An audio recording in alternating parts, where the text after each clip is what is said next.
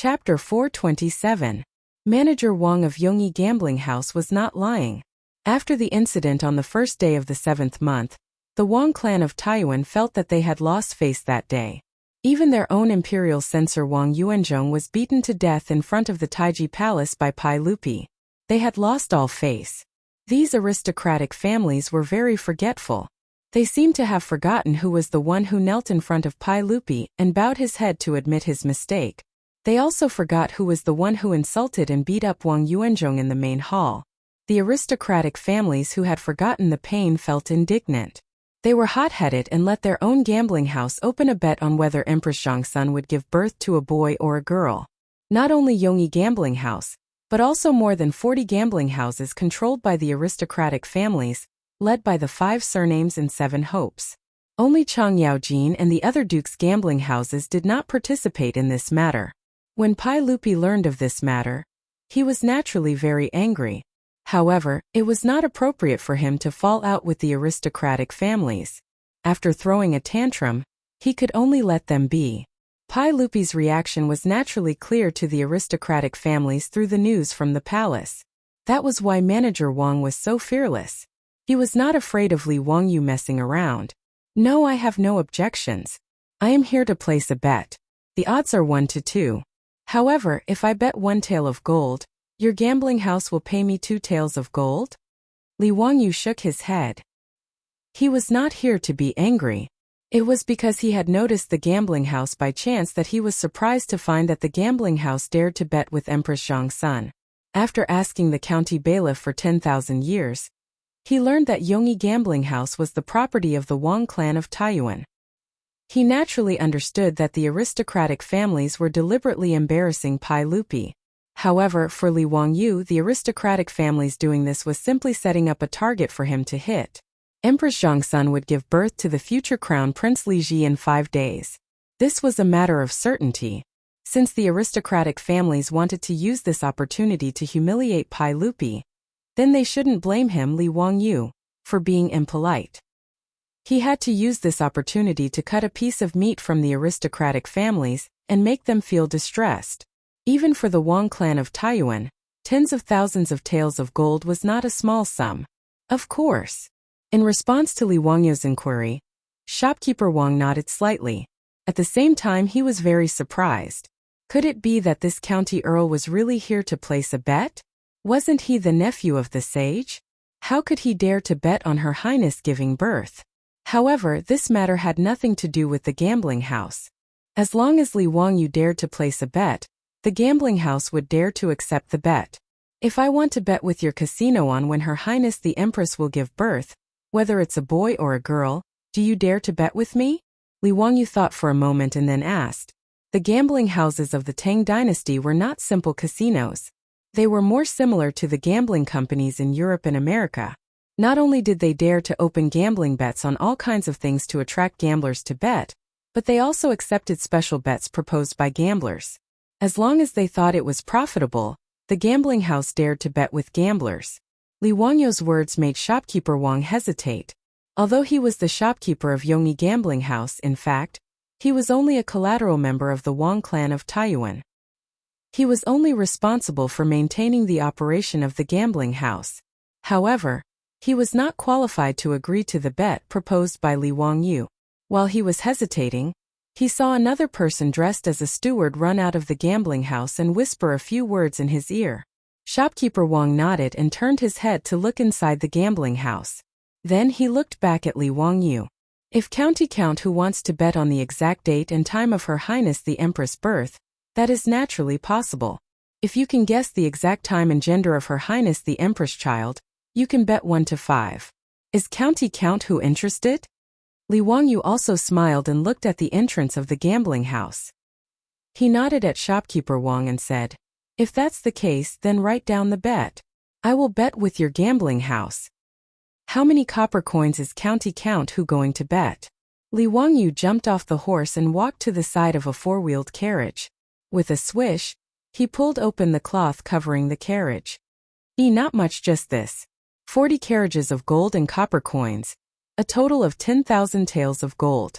Shopkeeper Wang, let someone count it. Shopkeeper Wang of Yongyi Gambling House was so shocked by the scene in front of him that he could not speak for a long time.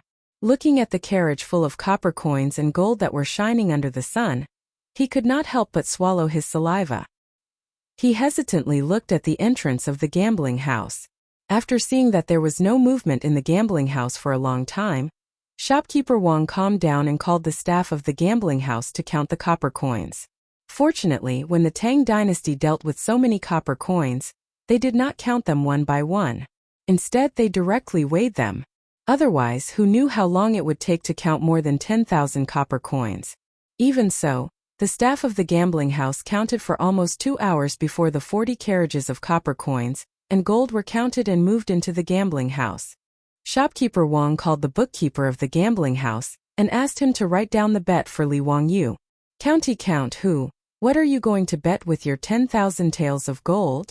I will bet that Her Highness the Empress will give birth to a prince on July 21st, the second year of Chang'an dynasty. Li Wangyu did not hesitate to say his bet. Shopkeeper Wang nodded and asked the bookkeeper to write down the bet, indicating the contents of the bet and the odds. After using the gambling house's special anti-counterfeiting seal, the bet between the two sides was officially established. Li Wangyu took the bet and carefully looked it over. After confirming that there were no mistakes, he carefully put it in his pocket. He bet 10,000 taels of gold. According to the gambling house, the odds were 1 to 5. That was 50,000 taels of gold. Even though Li Wangyu was not short on money, such a large sum of gold was still worth treating with caution. Shopkeeper Wang, prepare the gold in 5 days. If I win the bet, I will come to collect the money. Shopkeeper Wang sneered in his heart, but the smile on his face remained. Of course, as long as count who wins the bet, our gambling house will pay the full amount without any objections. Our Yongyi Gambling House is a golden signboard in Chang'an City. Li Wangyu did not say much and turned to leave. He still had to rush to Chang Yaojin's residence. Seeing Li Wangyu leave, Shopkeeper Wang, who had been polite just a moment ago, coldly snorted and turned to enter the gambling house. Clan head, the matter has been taken care of. The 10,000 taels of gold have been put into the treasury, and the bet has been issued to him. I think that Li guy is crazy. He actually used 10,000 taels of gold to bet with us. He really has too much money to spend. Shopkeeper Wang said as he handed over a copy of the bet. A middle-aged man stood behind the gates of Yongyi Gambling House. He was the clan head of Taiyuan Wang clan, Wang Renyu. Today, he had come to the gambling house to check the accounts. He had heard a servant report that Count Hu Li Wangyu had come to the gambling house and wanted to make a bet with the gambling house. Wang Renyu was curious and hid behind the gambling house's gates to eavesdrop. He wanted to see what Li Wangyu wanted to do. When Li Wangyu proposed that he not only wanted to bet on the gender of Empress Zhongxuan's child, but also the date of birth, Wang Renyu could not help but sneer in his heart. This kind of thing was difficult for even an immortal to decide. If someone dared to bet, then Wang Renyu dared to agree. Since Li Wangyu wanted to give him gold, there was no reason to refuse. While Shopkeeper Wang was hesitating, Wang Renyu immediately asked someone to pass a message to him, asking him to accept Li Wangyu's bet and personally set the odds to 1 to 5. Wang Renyu took the copy of the bet. After reading it, he ordered, "Send someone to Chang'an City to spread the news of that little bastard surnamed Li's bet with the gambling house." Shopkeeper Wang did not understand. Clan head, why? It's not in line with the rules of our gambling house. As a gambling house, it was natural to keep secrets for their customers. This was also the reputation of the gambling house. Wang Renyu sneered. "Humph, I just want the saint to see how his good nephew used the Empress to make a bet. Let the people of Chang'an City see how this little bastard surnamed Li is a wastrel." Shopkeeper Wang laughed sinisterly, as if they already had victory in their hands.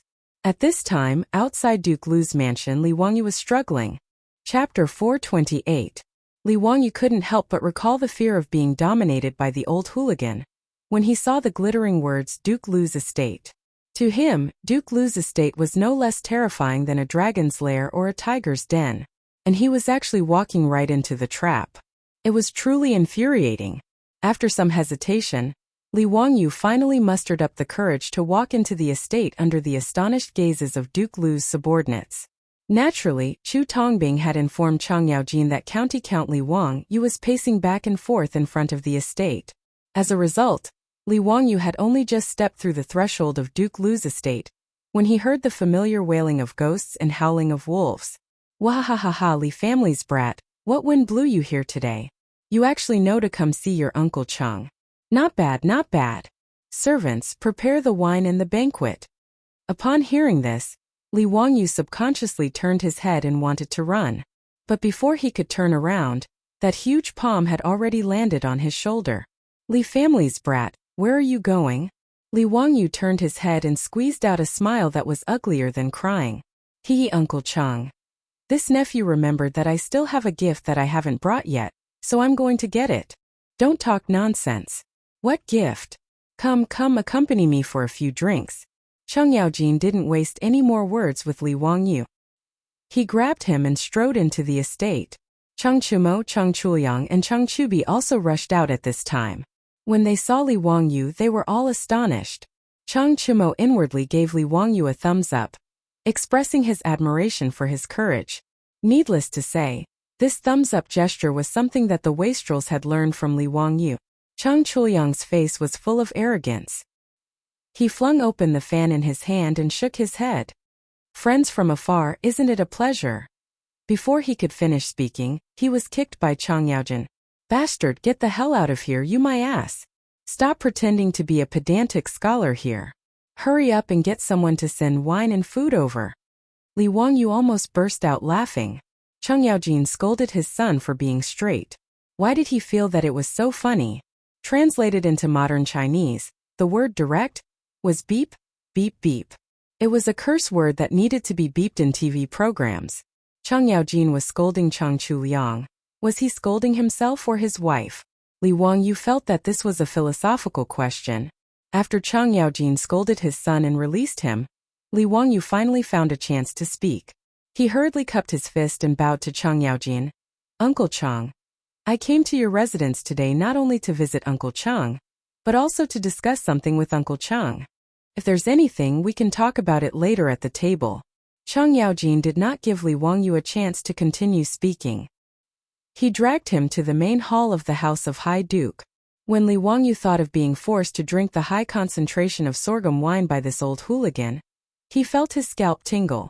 Out of a strong desire to survive, he quickly raised his voice and shouted, Uncle Chang, what this nephew wants to talk about is something that can earn tens of thousands of taels of gold. His words made Chang Yaojin stop in his tracks.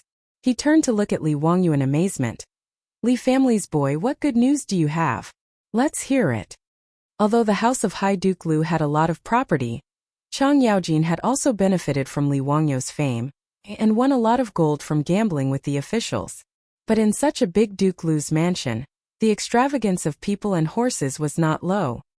Hearing Li Wangyu say that he could earn tens of thousands of taels of gold, the old hooligan was naturally interested. Even Chang Chumo and his two brothers gathered around, intending to listen to Li Wangyu's ideas. Li Wangyu did not say much. He directly took out the promissory note issued by Yongyi Casino and handed it to Chang Yaojin. Uncle Chang, this is your nephew's opportunity to make money. What is this? Huh? A promissory note from the casino? Chang Yaojin took the promissory note and carefully looked at the contents. He could not help but suck in a breath of cold air. Hey boy, you have big guts.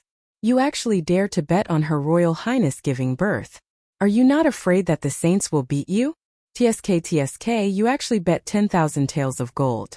Are you crazy? Not only was Chang Yaojin surprised, even Chang Chumo and his two brothers were also shocked by this promissory note. 10,000 taels of gold. Ziyu, what kind of stimulation did you receive? You actually dare to bet 10,000 taels of gold with the casino? Chang Chumo bitterly lamented. If you really want to die, why don't you take the gold and gamble with my family's casino? Li Wangyu rolled his eyes and directly raised his middle finger at Chang Chumo. It seems that before today, he did not know that Duke Lu's mansion also ran a casino. Bah, this was not the point. The point was that he wanted to make money through this matter, not give the casino gold for free. Li Wangyu took back the promissory note from Chang Yaojin and folded it back into the bayan. Hey Uncle Chang, a few days ago this nephew and son Simiao, old immortal son, saved a pregnant woman in Dingzhou village. Has Uncle Chang heard about this? Chang Yaojin nodded. I know about this matter. It is said that it was you who opened the altar and saved the pregnant woman who was already buried? It is said that the pregnant woman's grave cracked open, and the pregnant woman walked out by herself and smoothly gave birth to a child? I was just about to ask you, what kind of immortal method is this? Regarding their father's words, Chang Chumo and his brothers also nodded repeatedly and looked at Li Wangyu with curious expressions. The old hooligan's words made Li Wangyu speechless. He even wanted to look up and see if there would be a crow flying over his head at this time. Why is this rumor getting more and more exaggerated? When it came to Chang Yaojin, it had become the burial of Lu Dalong's wife after her death. Li Wangyu deeply admired the people of Chang'an's ability to gossip. It was comparable to the media of the future. He could only explain to Chang Yaojin and his brothers what a cesarean section was, and how he and son Simiao saved the pregnant woman. Chang Yaojin's eyes widened. Damn it, this woman can cut open her belly and take out the fetus? Tiske, this is indeed the magic of immortals. Li Wangyu was speechless. It was obviously a surgery, how did it become magic? However, magic was magic. He didn't want to correct Chang Yaojin's words, so he just continued with the old hooligan's words. Uncle Chang, old immortal son can not only perform a cesarean section on a pregnant woman, he can also predict when the pregnant woman will give birth and give birth to a child. It is very magical. Her Highness the Empress is pregnant and has also asked old immortal son to diagnose her. The reason why I dared to bet 10,000 taels of gold with the Wang clan of Taiyuan is because I am sure that I can predict when the Empress will give birth and give birth to a child. Otherwise, I am not crazy. How could I bet all the gold in the residence with the Wang clan of Taiyuan's gambling house? Using Sun Simiao's name to persuade Chang Yaojin was also a helpless move by Li Wangyu. After all, he couldn't tell Chang Yaojin that he could see 500 years in the past and 500 years in the future, and that he could predict the future. If he really said that, it would be strange if Chang Yaojin didn't beat him up. Therefore, using Sun Simiao's reputation as a miracle doctor was the best choice. Hearing this, Chang Yaojin was stunned and also jumped up. Chapter 429. Chang Yaojin stared at Li Wangyu. Kid, you can't joke about this. Are you sure? Of course. Uncle Chang, as you can see, I have already sent all the gold to Taiyuan Wang clan's Yongyi gambling house. I only have so much gold in my residence. Otherwise, I would have placed more bets. Actually, I came to Uncle Cheng's residence today to borrow some gold. I can use the four-wheeled carriage company and winery as collateral to borrow 10,000 taels of gold. I will return it in 5 days, and I will give Uncle Cheng interest according to the interest. Is that possible? Chang Yaojin laughed loudly, and his large palm landed on his shoulder again. Wahahaha kid, you are dreaming. I can win tens of thousands of taels of gold, and you want to give me 1,000 taels of gold? Since you dare to make this bet, I have nothing to be afraid of.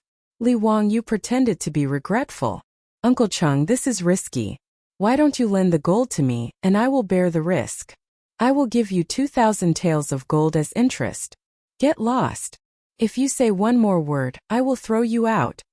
Chang Yaojin scolded with a smile. You scoundrel, you are talking so much nonsense. Aren't you just trying to persuade me to place a bet? Don't try to fool me. What are you thinking? Do you think I don't know? Seeing that his thoughts had been seen through by Chang Yaojin, Li Wangyu rubbed his nose awkwardly and said with an embarrassed smile, Uncle Cheng, isn't it because your nephew has a chance to get rich, and I'm thinking that you're old? Let's go and drink. Let's chat. Uncle Cheng, do you want to invite Uncle Yuchi and Uncle Qin to the residence? It is better to enjoy it together than to enjoy it alone. What Li Wangyu wanted was not only to earn some gold from the aristocratic families, but also to let the aristocratic families bleed. This way, it would not be just him and Chang Yaojin who would appear and pull the dukes together to place a bet. At that time, he would not be afraid that the aristocratic families would lose and turn against him. Chang Yaojin's eyes flashed.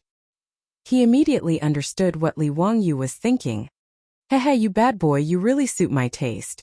After he finished speaking, he slapped Chang Chumo's head again. You three brothers should learn from your mother.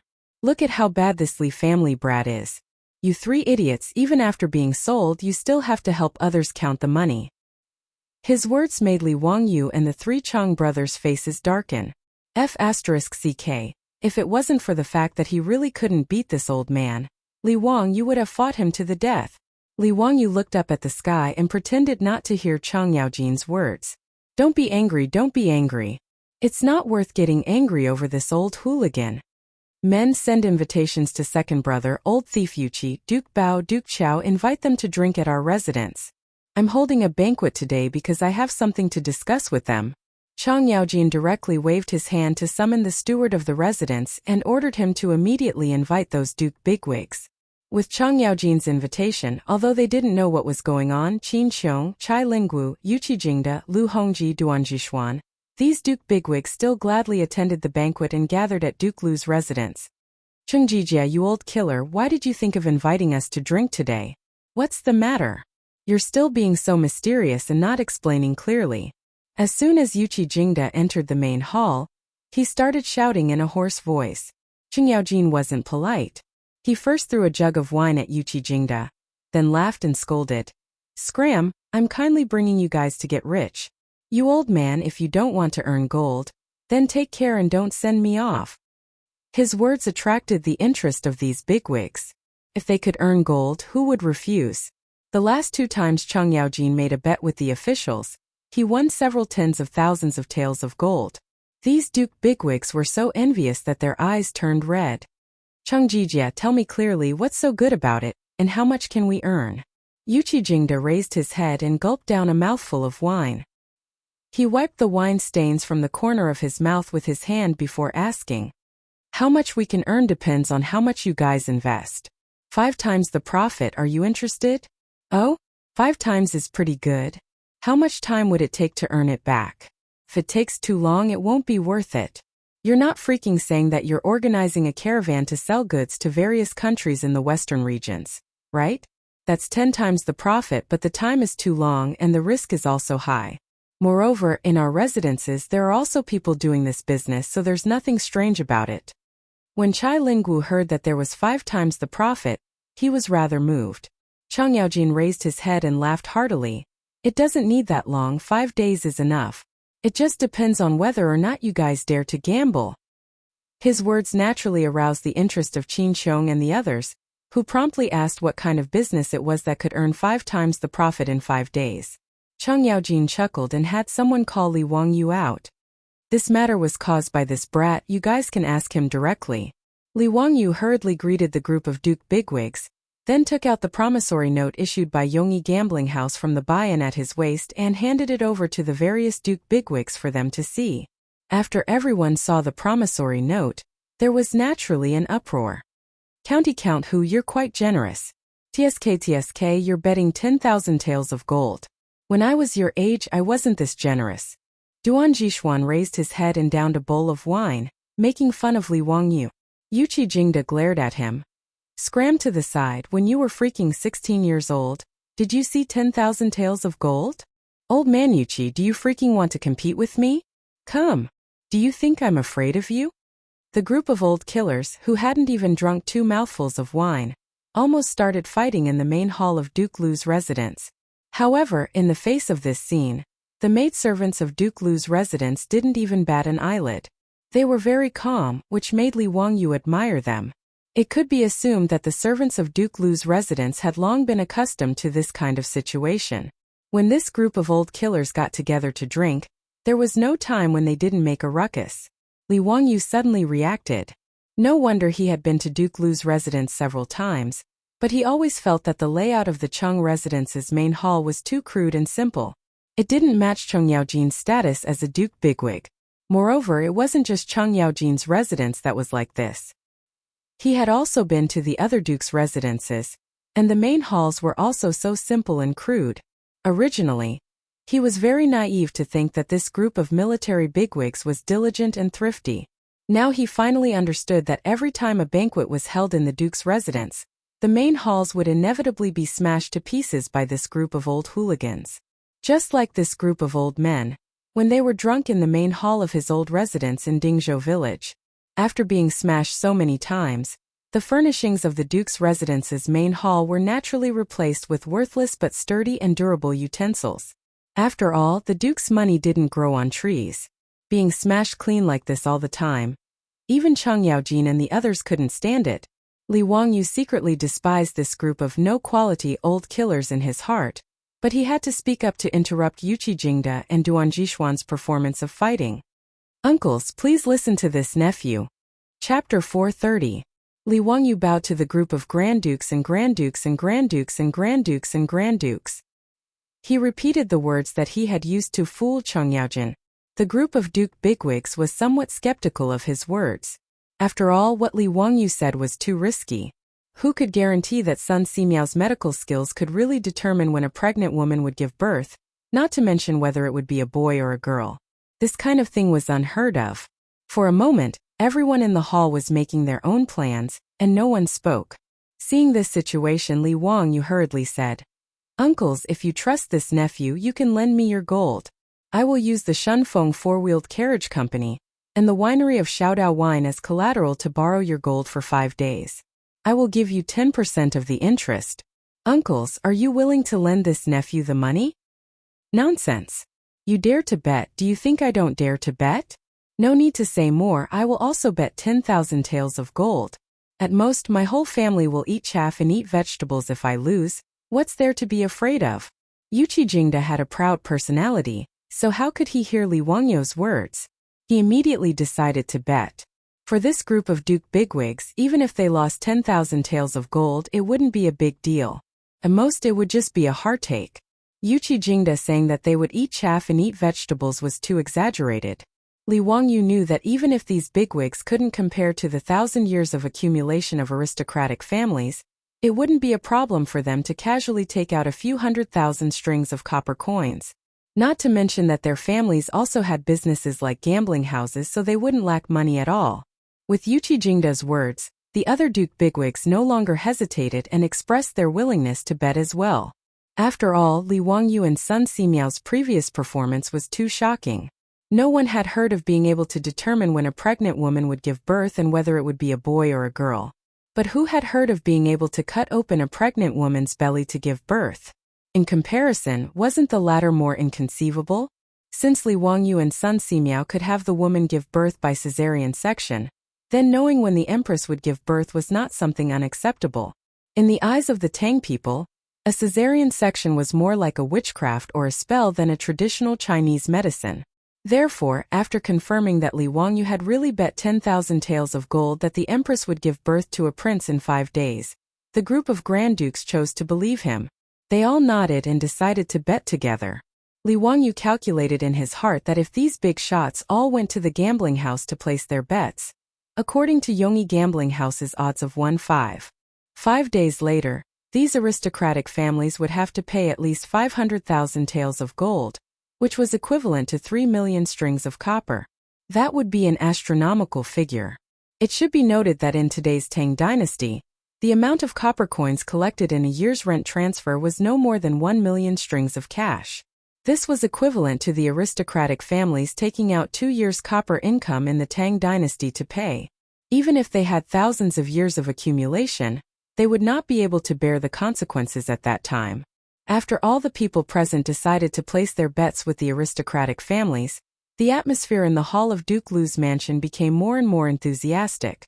Everyone began to discuss which gambling houses to place their bets.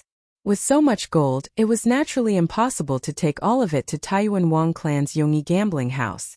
Not to mention whether Taiyuan Wang clan dared to accept it.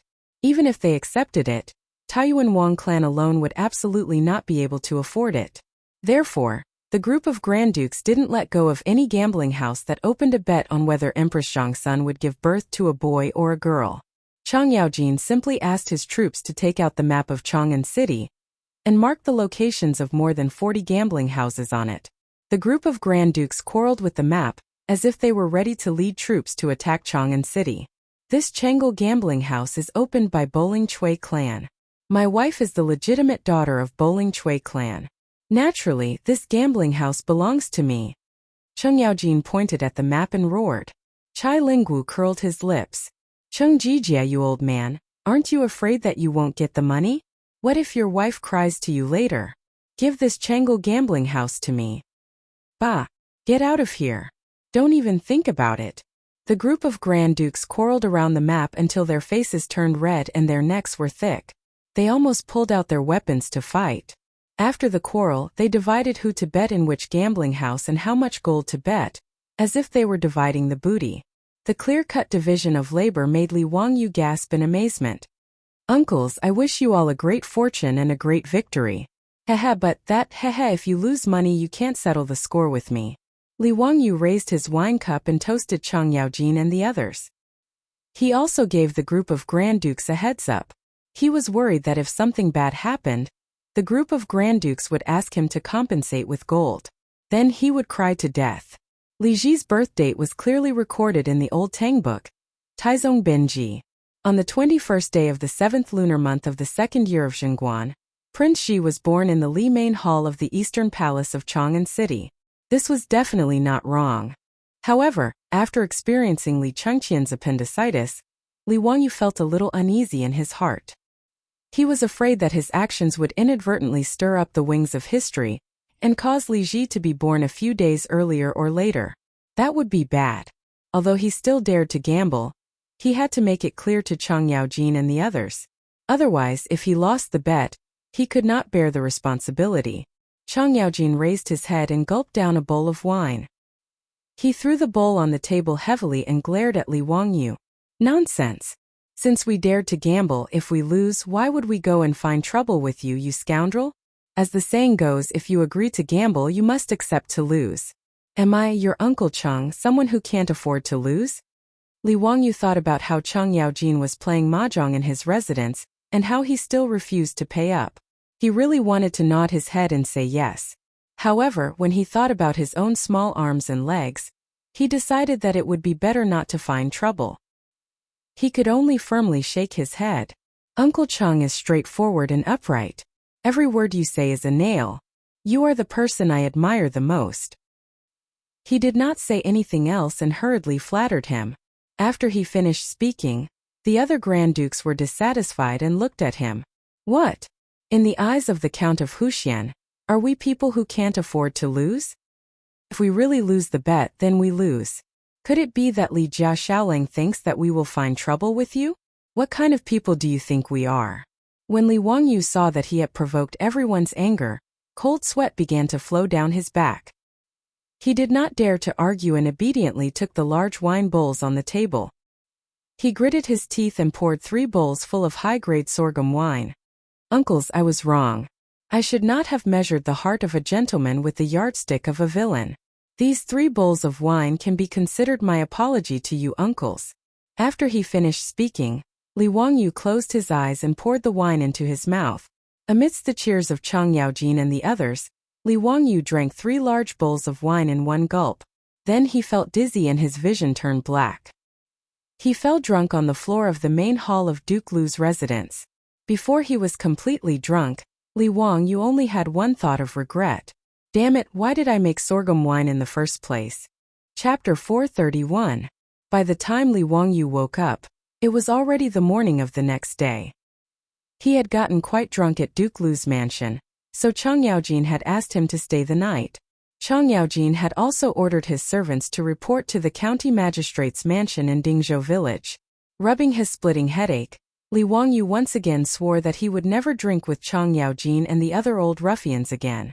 Today, he had to go to the palace, so after Li Wangyu got up, he quickly cleaned himself up with the help of the Chang mansion's maidservants and prepared to say goodbye to Chang Yaojin.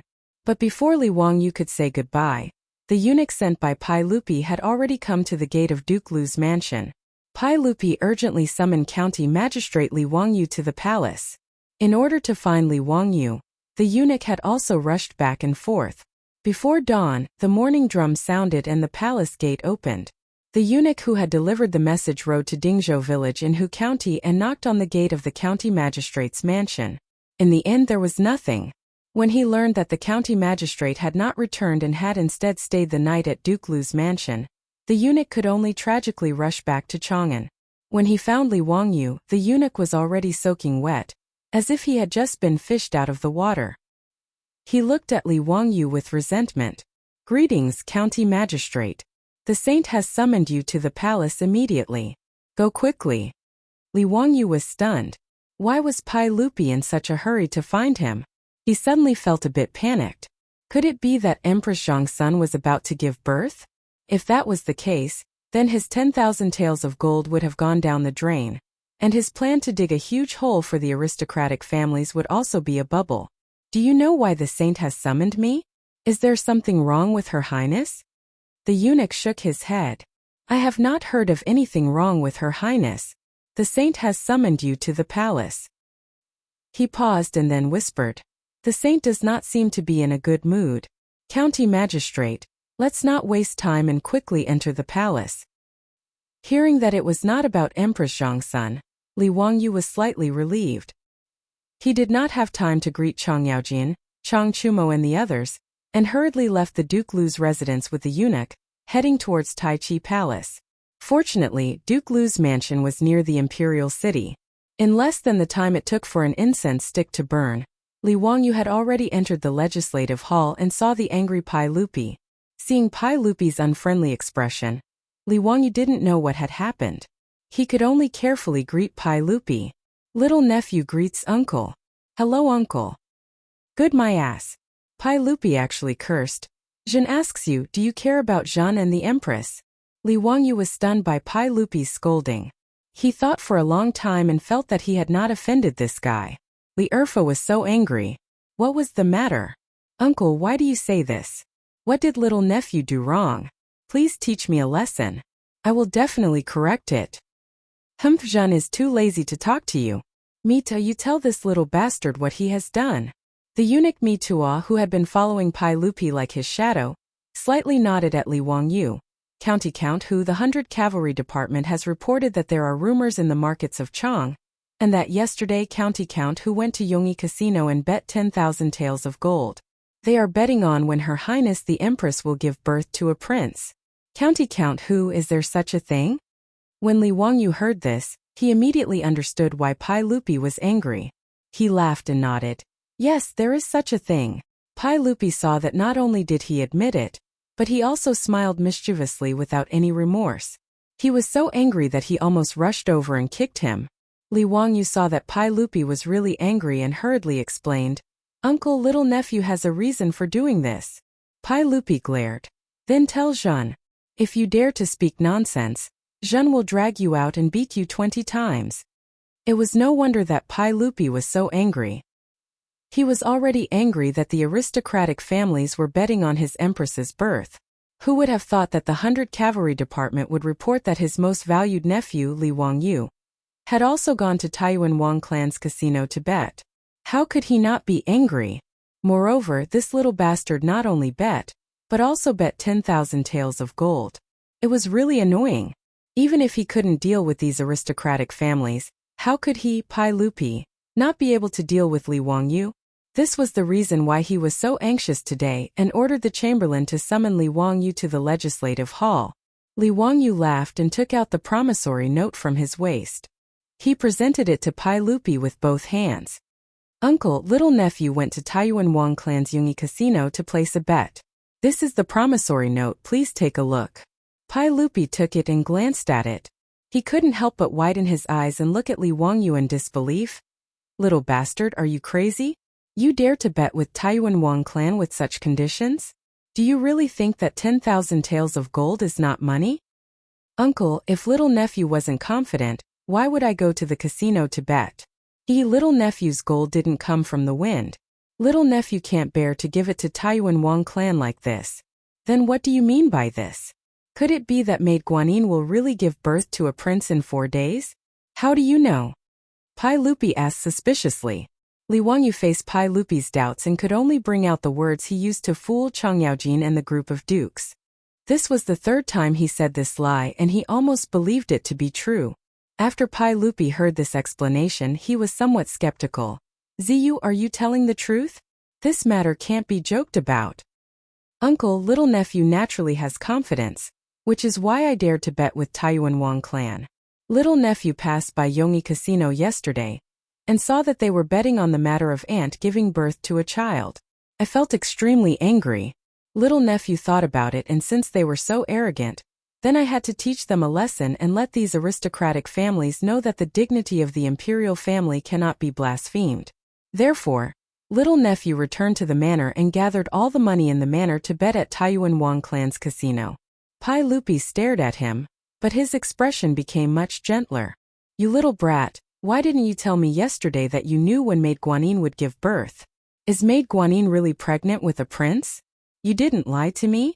Li Wangyu smiled and said, Uncle, I've used real money to gamble with the Wang family of Taiyuan. Even if I'm joking, I won't go so far as to squander money, right? Pai Lupi naturally couldn't not believe his words. Pai Lupi paced back and forth in the hall and suddenly raised his head to look at Mituo. How much gold does the empress have? The imperial family's assets were all managed by Empress Zhang's son. As the provincial supervisor of the Department of Internal Servants, Mito naturally knew. Replying to everyone, there are about 80,000 taels of gold that can be transferred at any time. Mito immediately understood Pai Lupi's thoughts and immediately replied, Does everyone want to transfer some of the gold to bet at those gambling houses? Before Pai Lupi nodded, Li Wangyu smiled embarrassedly and interrupted. That he, uncle, I'm afraid this is not appropriate. Oh, why is that? Pai Lupi didn't understand. That he, I'm afraid those gambling houses won't accept uncle's bet. Besides, I'm afraid they won't be able to pay for it. Li Wangyu touched his neck and was very embarrassed. Yesterday, little nephew that went to Duke Lu's manor. Uncle Cheng also wanted to bet. Pai Lupi couldn't help but snort coldly. Cheng Jijia wants to bet, why can't I bet? Yesterday Uncle Cheng also invited Duke Chao, Duke Bao, and them. Li Wangyu stammered and said the names of 8 or 9 dukes and prefectural dukes. They all want to bet at the gambling houses today. In total, they will bet about 100,000 taels of gold. He didn't finish speaking, but Pai Lupi already understood what he meant. In this way, if the aristocratic families lost the bet, they would have to pay at least 500,000 taels of gold. If he went to bet again, those aristocratic families wouldn't be able to pay for it even if they went bankrupt. Chapter 432. When Pai Lupi saw that he didn't have the chance to take advantage of the aristocratic families, he couldn't help but blow his beard and glare at Li Wangyu. His eyes were full of resentment. However, since things had already gotten to this point, he could only let it go. As a dignified emperor, he couldn't put down his face and compete with Cheng Yaojin and the others for a bet, right? However, when he thought about how in 4 days, his third son would be born, Pai Lupi couldn't help but smile. Ziyu, your literary talent is outstanding. Tell me about it. How should I name my son? You want me to name him again? Don't you know that you're bad at naming? Li Wangyu couldn't help but think about how Carpenter Lu had asked him to name his grandson, but he still hadn't done so. However, if it was someone else, then it wouldn't matter. What was there to think about when it came to naming Li Ji? Li Wangyu blurted out. Uncle, how about naming him Ji? Ji? The Ji? Not bad. This name suits me very well. Li Ji. This name is very good, this name is very appropriate. I like it very much. As Pai Lupi spoke, he quickly walked in front of the imperial desk and wrote the 2 words Li Ji on a piece of paper. The more he looked at it, the more satisfied he was. Ziyu, you are indeed talented. This name suits me very well. Li Wangyu laughed in his heart. Nonsense, if you're not satisfied, who's satisfied? Isn't this the name you gave your son? Pai Lupi excitedly paced around the hall and said. A few days ago, Guanyin maid told me that she dreamed of a bird catcher who caught a lot of pheasants. In the dream there was a child who bought all of those pheasants and set them all free. Perhaps that child is my son. I have to give him a pet name. Let's call him Ji Nu. Pai Lupi's words made Li Wangyu's heart calm down a bit. It seemed that he didn't affect history. Li Ji's pet name was still Ji Nu by Pai Lupi. It was fine as long as the butterfly's wings didn't affect Li Ji. He couldn't help but ridicule Pai Lupi's bad taste in his heart. What kind of thing was he giving his 3 most beloved sons and daughters pet names? Li Tai's nickname was Qing Kei, which was a kind of bird. Li Ji's nickname was Ji Nu, which meant a little pheasant. The little princess that Empress Zhang's son would give birth to in the future, Li Er's most beloved daughter, Princess Jinyang, was actually nicknamed Nuazi, which meant a rhinoceros. Although it was a tradition in China that it was easier to raise a child with a lowly name, Li Er, as the emperor of Great Tang, had given his 3 most beloved princes and princesses such pet names. After ridiculing Li Er's naming ability, Li Wangyu turned to Li Er and said seriously, "Uncle, I think it's best not to tell Aunt when she will give birth." "Oh, why is that?" "I'm afraid that after Zhe learns about this, she'll be agitated and it won't be good. It's better to wait for the flowers to bloom and let nature take its course." Pai Lupi nodded. "That's right. Zio, you're very thoughtful.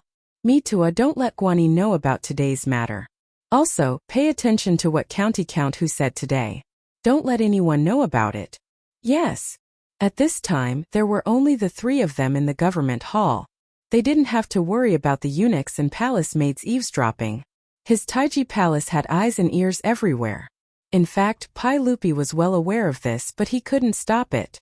In Noda's Taiji palace, after Pai Lupi had released the palace maids twice, there were still 9,000 palace maids and 6,000 eunuchs. Of these 15,000 people, no matter if it was Pai Lupi or his trusted eunuch Mitua, they didn't know how many of them communicated with the aristocratic families or were sent into the palace by the aristocratic families. There was no way to identify them. While Li Wangyu and Pai Lupi were talking in the palace, there were large numbers of horse carriages entering the gambling dens of Chang'an. Chang Yaojin and the other dukes had made their decision yesterday, and naturally wouldn't go back on it. Early in the morning, the various manors had gathered gold and copper coins. According to what everyone had discussed, they each transported gold and went to the gambling dens to place their bets. Wang Renyu of the Wang clan of Taiyuan also held a banquet last night and invited Zheng Yuanshou and the other aristocratic family heads. During the banquet, he naturally joked about Li Wangyu taking 10,000 taels of gold to place a bet, which made the aristocratic family heads laugh. If they were to place a bet on whether it would be a son or a daughter, there was a 50% chance that they would be able to bet on it. But if they were to add the exact date of the birth, then they would be giving money to the Wang clan of Taiyuan. Not to mention the odds of 1 to 5, even if it was 1 to 10, they would still dare to bet. These aristocratic family heads could only envy Wang Renyu's good luck to be able to win 10,000 taels of gold from Hu County. Who knew that early in the morning, the aristocratic family heads would unexpectedly receive a report from the manager of the gambling den. A certain duke wanted to come to the gambling den to bet that the empress would give birth to a prince in 4 days. He asked the family heads if they would accept the bet and what were the odds. For these aristocratic family heads, this was like someone giving them a pillow when they were sleepy. They didn't even think about it and immediately nodded in agreement. As for the odds, it was naturally the same as Yongyi gambling den, 1 to 5. The same scene was repeated in more than 40 gambling dens in Chang'an City. In these gambling dens, according to the strength of the gambling den and the aristocratic family behind it, they would place bets ranging from 1,000 taels of gold to 10,000 taels of gold. All the aristocratic family heads thought that they were as lucky as Wang Renyu, and were very proud of it. That night, after the evening drum was beaten, the Zheng family of Xingyang hosted a banquet to invite the aristocratic family heads. During the banquet, some aristocratic family heads proudly said that they were lucky today. A certain person went to their gambling den and bet 1,000 taels of gold that the empress would give birth to a prince in 4 days. As soon as he said this, the aristocratic family heads at the banquet said that their gambling dens were the same today. The aristocratic family heads who originally thought that they were lucky instantly stiffened their faces. At this moment, even a fool knew that there must be a problem. The aristocratic family heads who were sitting at the banquet calculated all the bets, and everyone was a little dumbfounded. Including the 10,000 taels of gold that Li Wangyu had bet, a total of 100,000 taels of gold were bet that the empress would give birth to a prince in 4 days. Lord Wang, what's going on? Is there something fishy about this? Some aristocratic family heads panicked and asked Wang Renyu. Wang Renyu's face was also uncertain at this time. He also couldn't figure out what the problem was. A trace of haze flashed through his heart. Did Li Wang you really know when the empress would give birth? Did he know whether the empress would give birth to a prince or a princess? If so, wouldn't their aristocratic families have to pay out 500,000 taels of gold? Thinking of this terrible possibility, Wang Renyu's body swayed and he almost fell down. No, it's impossible. How could he know this kind of thing? Wang Renyu roared. But what if it's true? Yes, Lord Wang, Chang Jijia and those people can't be crazy, right? There must be a problem. Heavens, if I really lose, I don't want to live anymore. Duke Qiao bet 5,000 taels of gold in my gambling den. If it's 1 to 5, won't I have to pay out 25,000 taels of gold? For a moment, the hall of the Zheng family of Xingyang was filled with wailing sounds as if the end of the world had come. Enough! Making such a racket, what a scandal! Wang Renyu roared and suppressed the aristocratic family heads. He then exchanged glances with Zheng Yuanshou and the other patriarchs of various clans. Their eyes were all filled with viciousness and ruthlessness. Everyone, please be at ease. As long as the Empress hasn't given birth, we haven't lost. What are you panicking for? The sky won't fall down. All right, today's banquet will end here. Everyone, please go back. Zheng Yuanshou also stood up and sent the aristocratic family heads away. After the crowd dispersed, the family heads of the aristocratic families with different surnames and 7 hopes stayed behind. Zheng Yuanshou invited them into an elegant room in the mansion, dismissed the attendants, closed the door, and secretly discussed in low voices what was going on. Chapter 433. 4 days passed quickly and the 21st day of the 7th month of the 2nd year of Zhenguan arrived. Before the morning drum sounded in Chang'an, Pai Lupi had already gotten up and summoned a servant to help him change his clothes. Everyone, it's still early before the morning court. Won't everyone rest for a while? No, I can't sleep today. Also, send someone to inform everyone that today's morning court is cancelled. Yes. If what Li Wangyu said was true, then today was the day his wife gave birth. How could Pai Lupi be in the mood to attend the morning court? After Pai Lupi got up, he seemed a little anxious and kept pacing back and forth in the hall. Mitua, send someone to ask if Maid Guanyin is feeling unwell. If there is any news, immediately send someone to report to me. Also, prepare a midwife and a wet nurse. Replying to everyone, this servant has already made the necessary arrangements. Everything is ready. However, should we prepare a wet nurse to feed the princess? Mitua asked carefully. Li Er hesitated for a moment before shaking his head. There's no need for that. I believe in Ziyu. Since he dares to pat his chest and say that today is the day of my child's birth, it shouldn't be wrong. Right, summon Ziyu and let him accompany me to wait for Maid Guanyin to give birth. The reason why Mitua asked this was because the wet nurses who fed the princes and princesses milk in the palace were not chosen randomly. The wet nurse who fed the princes could only be a woman who had given birth to a boy. On the other hand, the wet nurse who fed the princesses could only be a woman who had given birth to a girl. Moreover, there were many requirements to choose a wet nurse. She had to be above 15 years old and below 20 years old, have a husband and a son, and have a good appearance. Her third child was only 3 months old. These wet nurses had feelings for the princes and princesses because they had drunk their milk. Especially when the prince who was fed by the wet nurse ascended to the throne, their value would be 100 times higher. In history, many wet nurses were given high positions because of this. For example, Emperor Zhongzong of the Tang dynasty, Li Xian, gave his wet nurses the titles of County Lady and Lady of the State. Only the mother or wife of a third-rank official or above in the Tang dynasty could be conferred the title of Commandery Lady, while only the mother or wife of a first-rank official could be conferred the title of Madam of the State. However, these nannies had to leave their husbands and children to enter the palace at such a young age. Many of them could not leave the palace for the rest of their lives. Since Pai Lupi said so, Mito did not try to persuade him any further. He went to summon Li Wangyu to the legislative hall. Li Wangyu was actually a little nervous as well. After all, he was not the only one who had made a huge bet. All the other high dukes had been dragged down by him. If anything were to happen to her, it would be hard for him to explain himself. Although Cheng Yaojin and the others said that since they had placed a bet, winning or losing was their own business and had nothing to do with Li Wangyu. But out of human nature, if there really was an accident, even if Cheng Yaojin and the others did not blame Li Wangyu, how could they not have any grudges in their hearts? However, since it had already come to this, it was useless to think too much about it. He could only wait and see.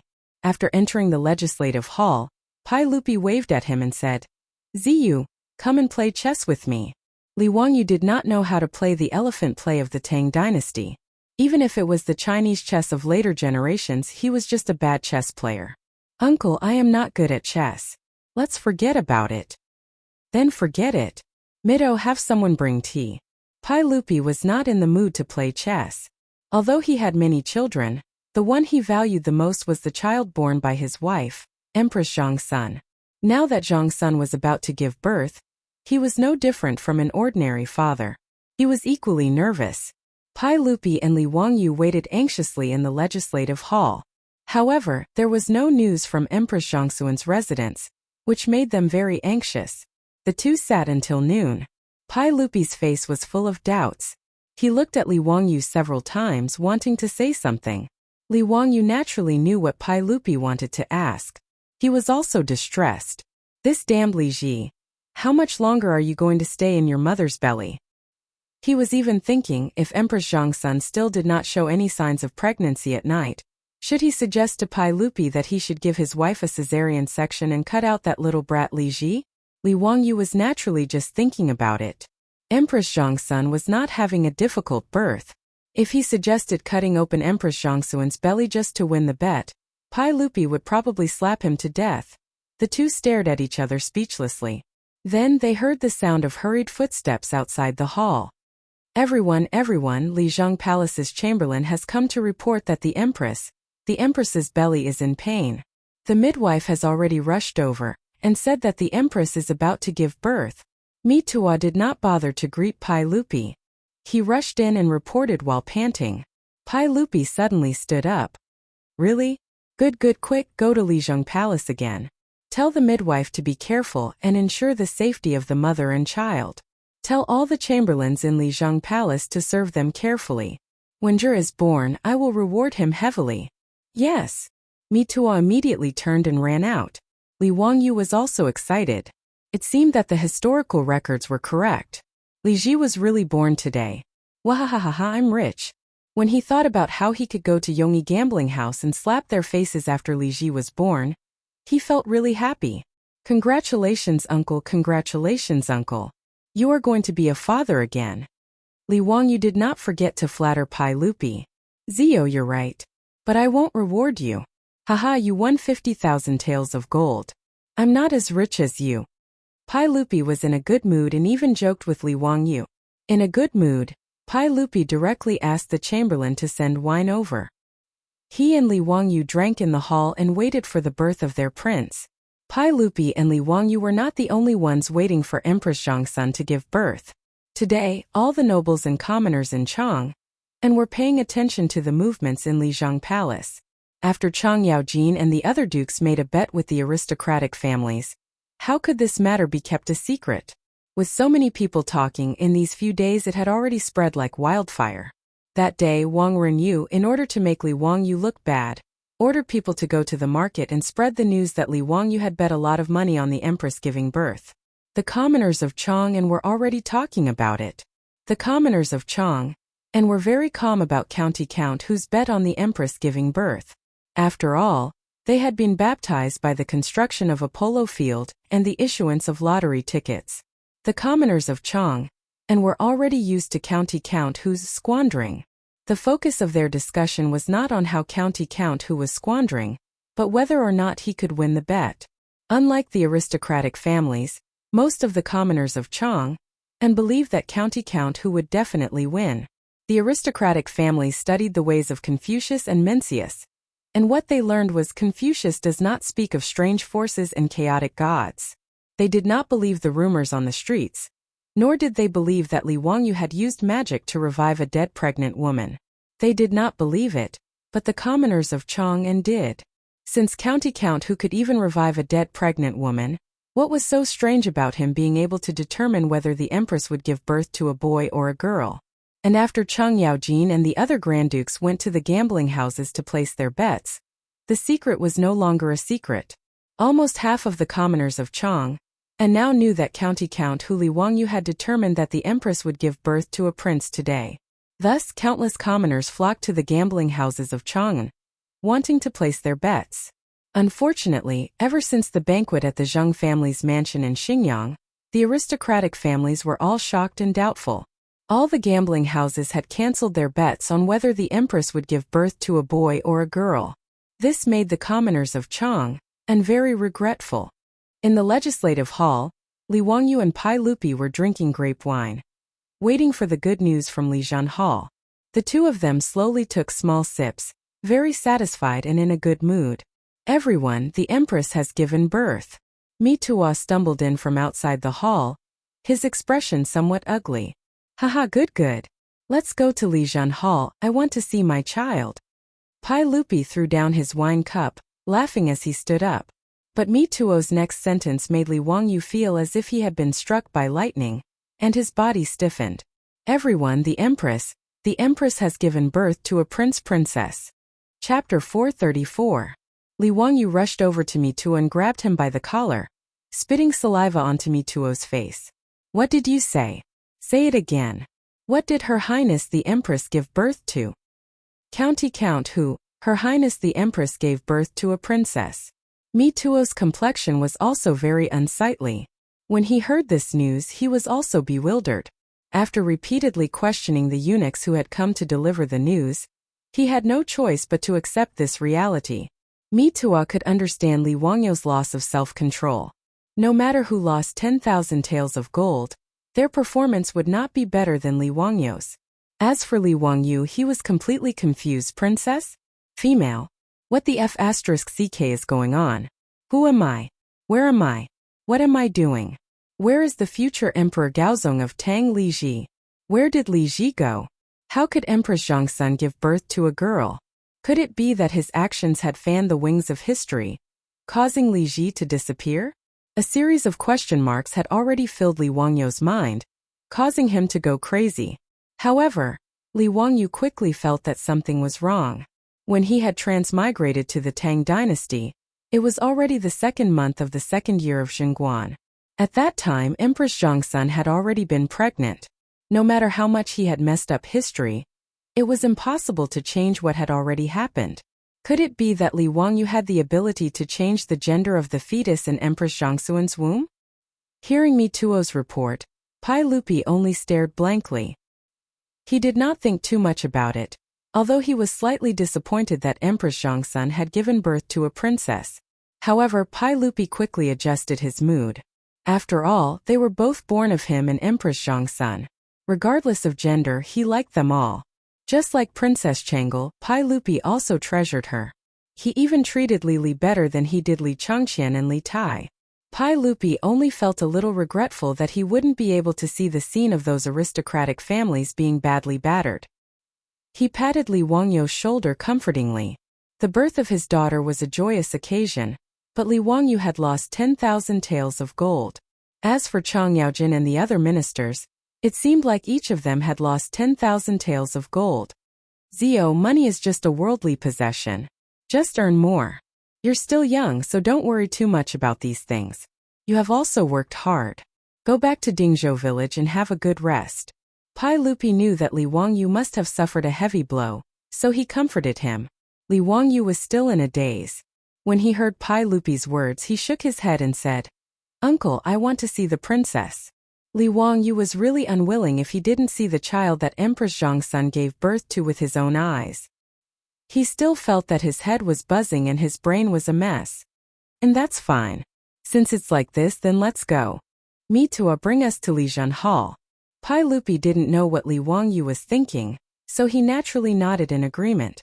Pai Lupi, under the escort of numerous eunuchs and palace guards, went to Lijian Hall.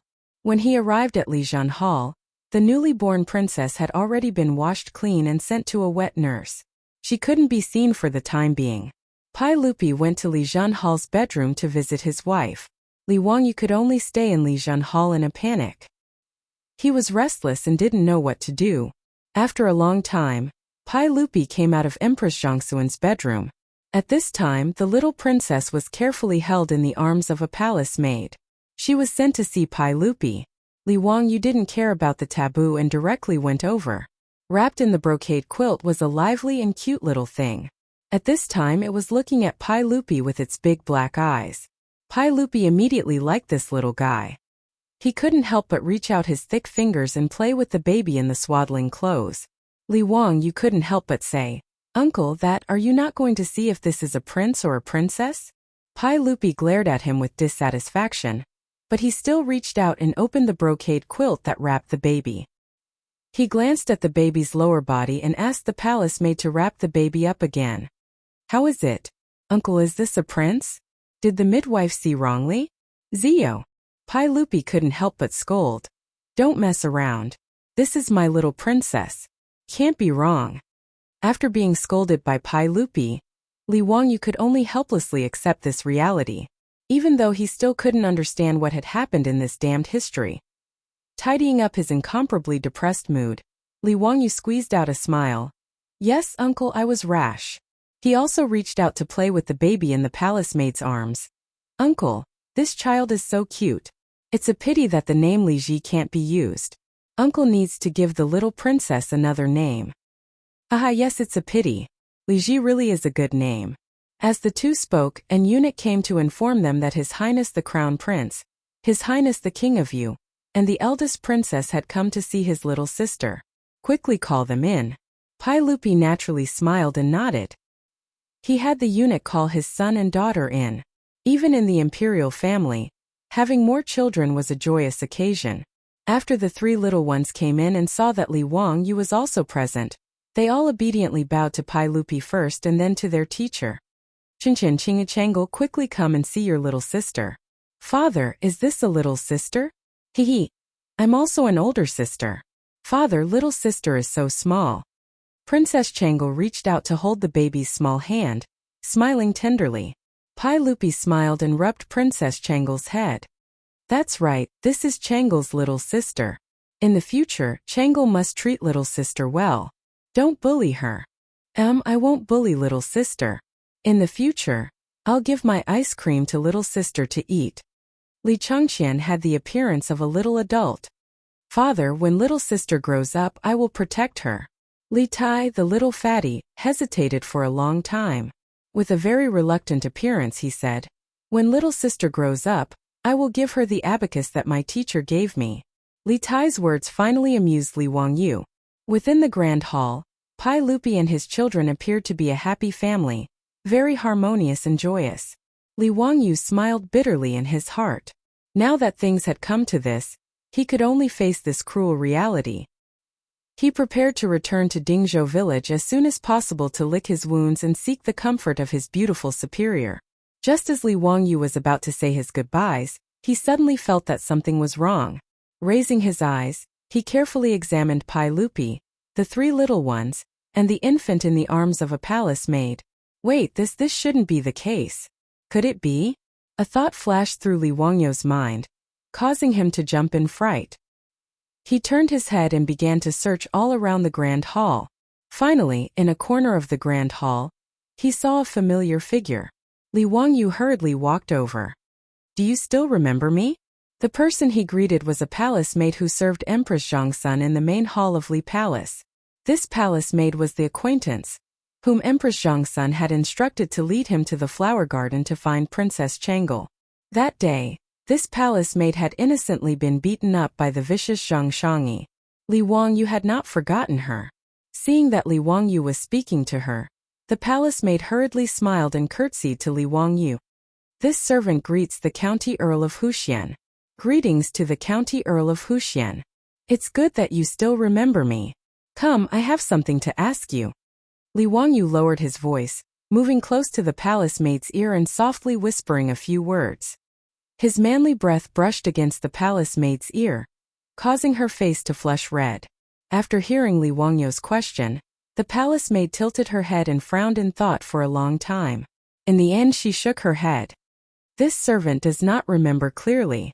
Normally, I do not pay attention. Then is it convenient for you to go take a look for me now? Yes, this servant will go immediately. Finished speaking, the palace maid lifted her skirt with both hands and trotted towards the inner chambers of Li Palace. Chapter 435. As Li Wangyu waited anxiously, it didn't take long for the little palace maid to trot back from the inner palace. How was it? Li Wangyu hurriedly asked. The young palace maid's face was flushed from running. After taking deep breaths and calming her breathing, she nodded at Li Wangyu and whispered something into his ear. Li Wangyu's expression suddenly changed. He clenched his fists so tightly that the veins on the back of his hands bulged.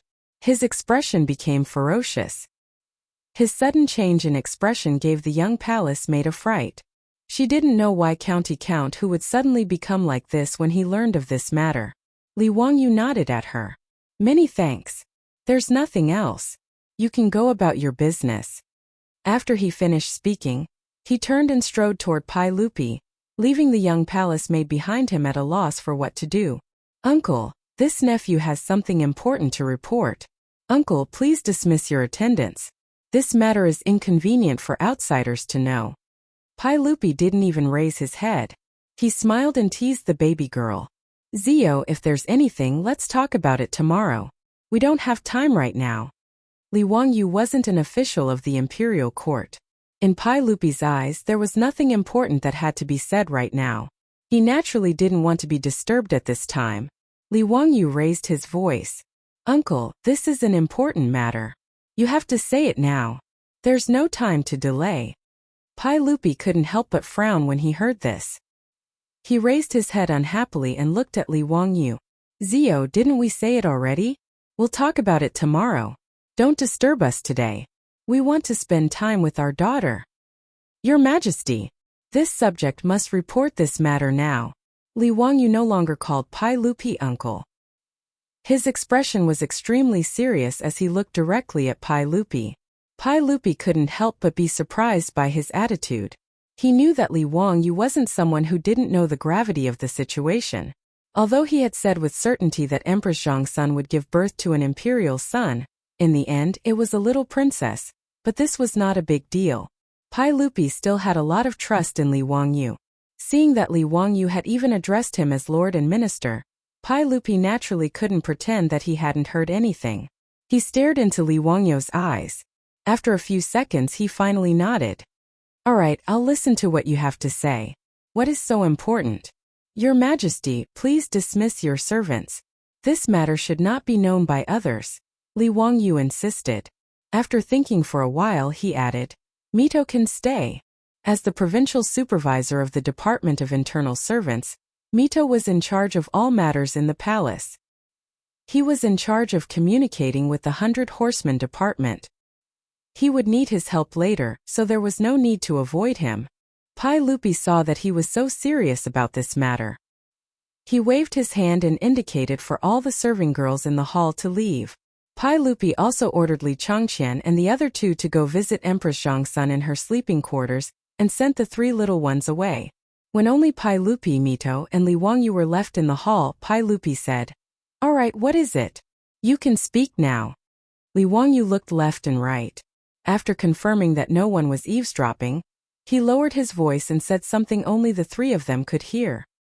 His voice was very soft, but in Pai Lupi and Mito's ears, it was like a clap of thunder. It shocked the 2 of them.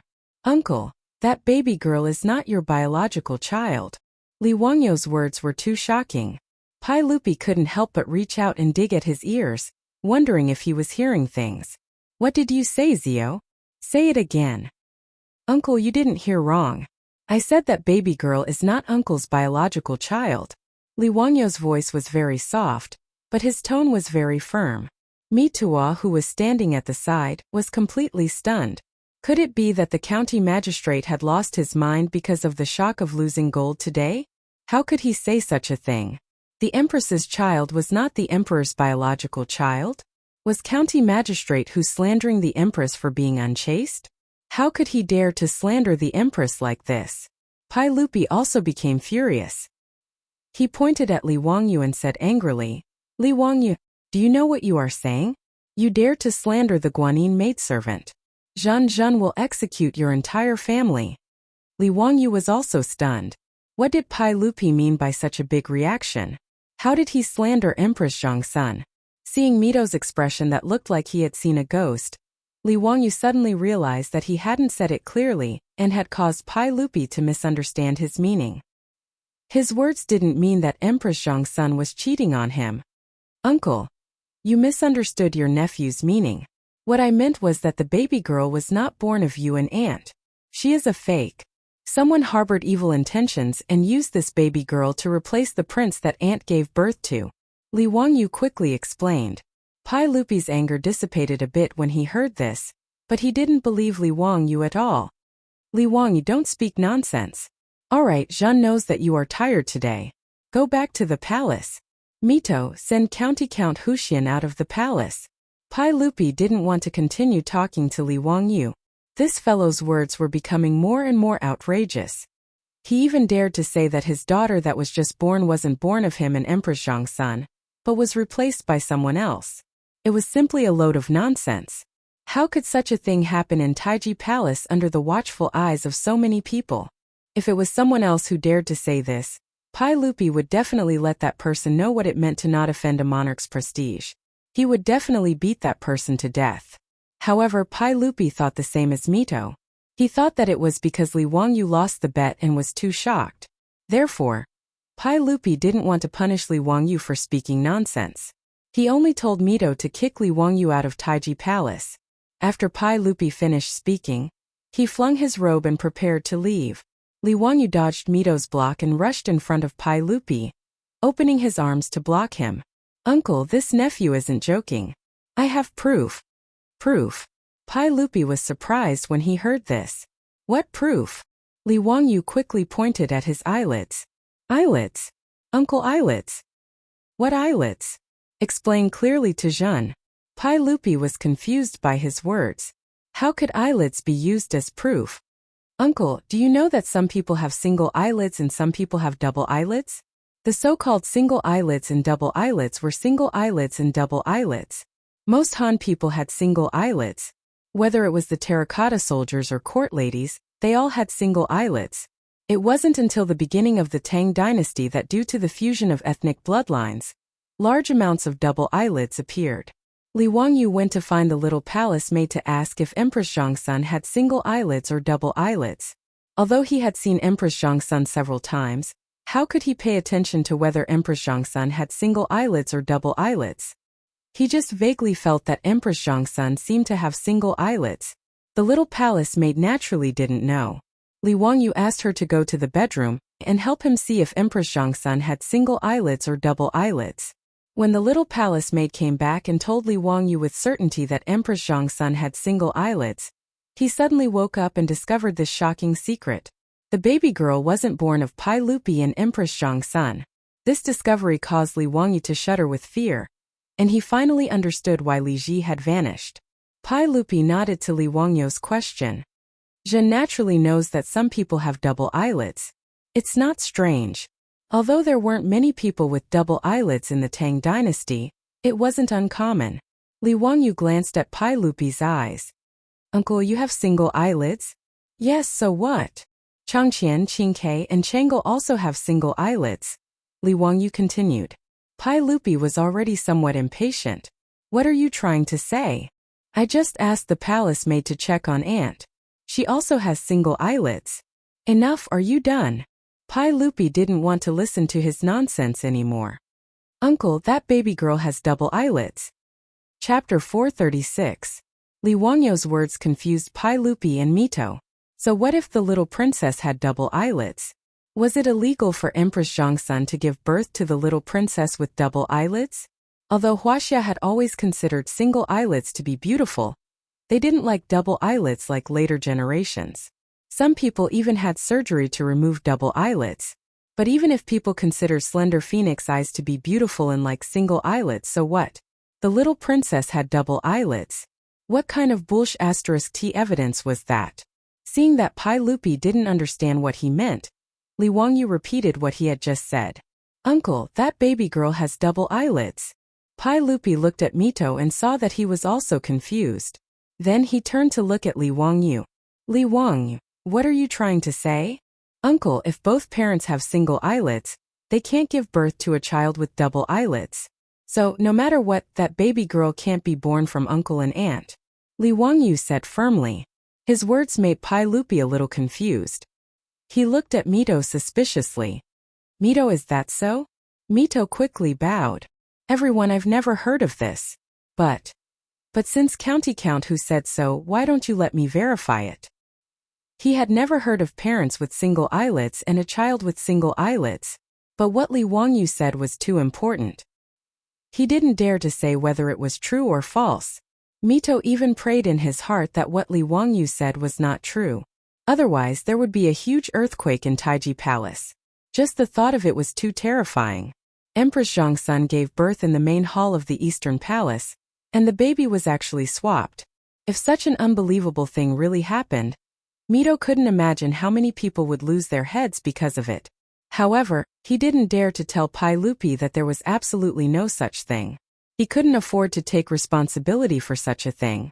Therefore, Mito could only tell Pai Lupi that he didn't know. But he was willing to verify what Li Wangyu said. Pai Lupi originally did not believe Li Wangyu's words, but now that he heard Li Wangyu's affirmation, his heart could not help but waver. Go and investigate. Let the 100 Cavalry Department go to Chang'an City and search for those with single eyelids and double eyelids. Find out if their children have single eyelids or double eyelids, and immediately verify the truth of Li Wangyu's words. Since he had doubts in his heart, Pai Lupi naturally couldn't ignore it. Yes, Mito received the order and hurriedly ran out of the hall to convey Pai Lupi's instructions to the 100 Horsemen Department. After Mito left, Pai Lupi looked at Li Wangyu again. After a long time he sighed. Zio, if what you said is true, then it's too scary. This kind of thing can also happen in my Taiji Palace? Li Wangyu was also silent. He still couldn't believe that this kind of thing could really happen. A leopard cat swapping the crown prince. He originally thought that this kind of thing was just a literary story in the novel, The 3 Heroes and 5 Gallants. He didn't expect this kind of thing to actually happen in Taiji Palace. Li Wangyu even felt a chill run down his spine. Who exactly was so audacious? If he didn't know in advance that Empress Zhongxuan's child was the future crown prince, Emperor Gaozong of Tang, Li Ji, he probably wouldn't have thought that Empress Zhongxuan's child would be swapped with a baby girl. In the era without paternity testing, perhaps no one would know the truth of the matter. Even Li Wangyu himself, if he didn't accidentally discover that the baby girl had double eyelids at this time, he would have thought that there was a problem somewhere in history. He definitely wouldn't have thought that Li Ji had been swapped. The reason why Li Wangyu knew that parents with single eyelids was because they couldn't have children with double eyelids was also a coincidence. When he was working in his previous life, he once had a colleague's wife who gave birth to a child. He and a group of colleagues went to visit. After everyone congratulated the colleague who was the father, in the midst of the hubbub, a colleague suddenly joked, "The two of you have single eyelids, but the child you gave birth to has double eyelids.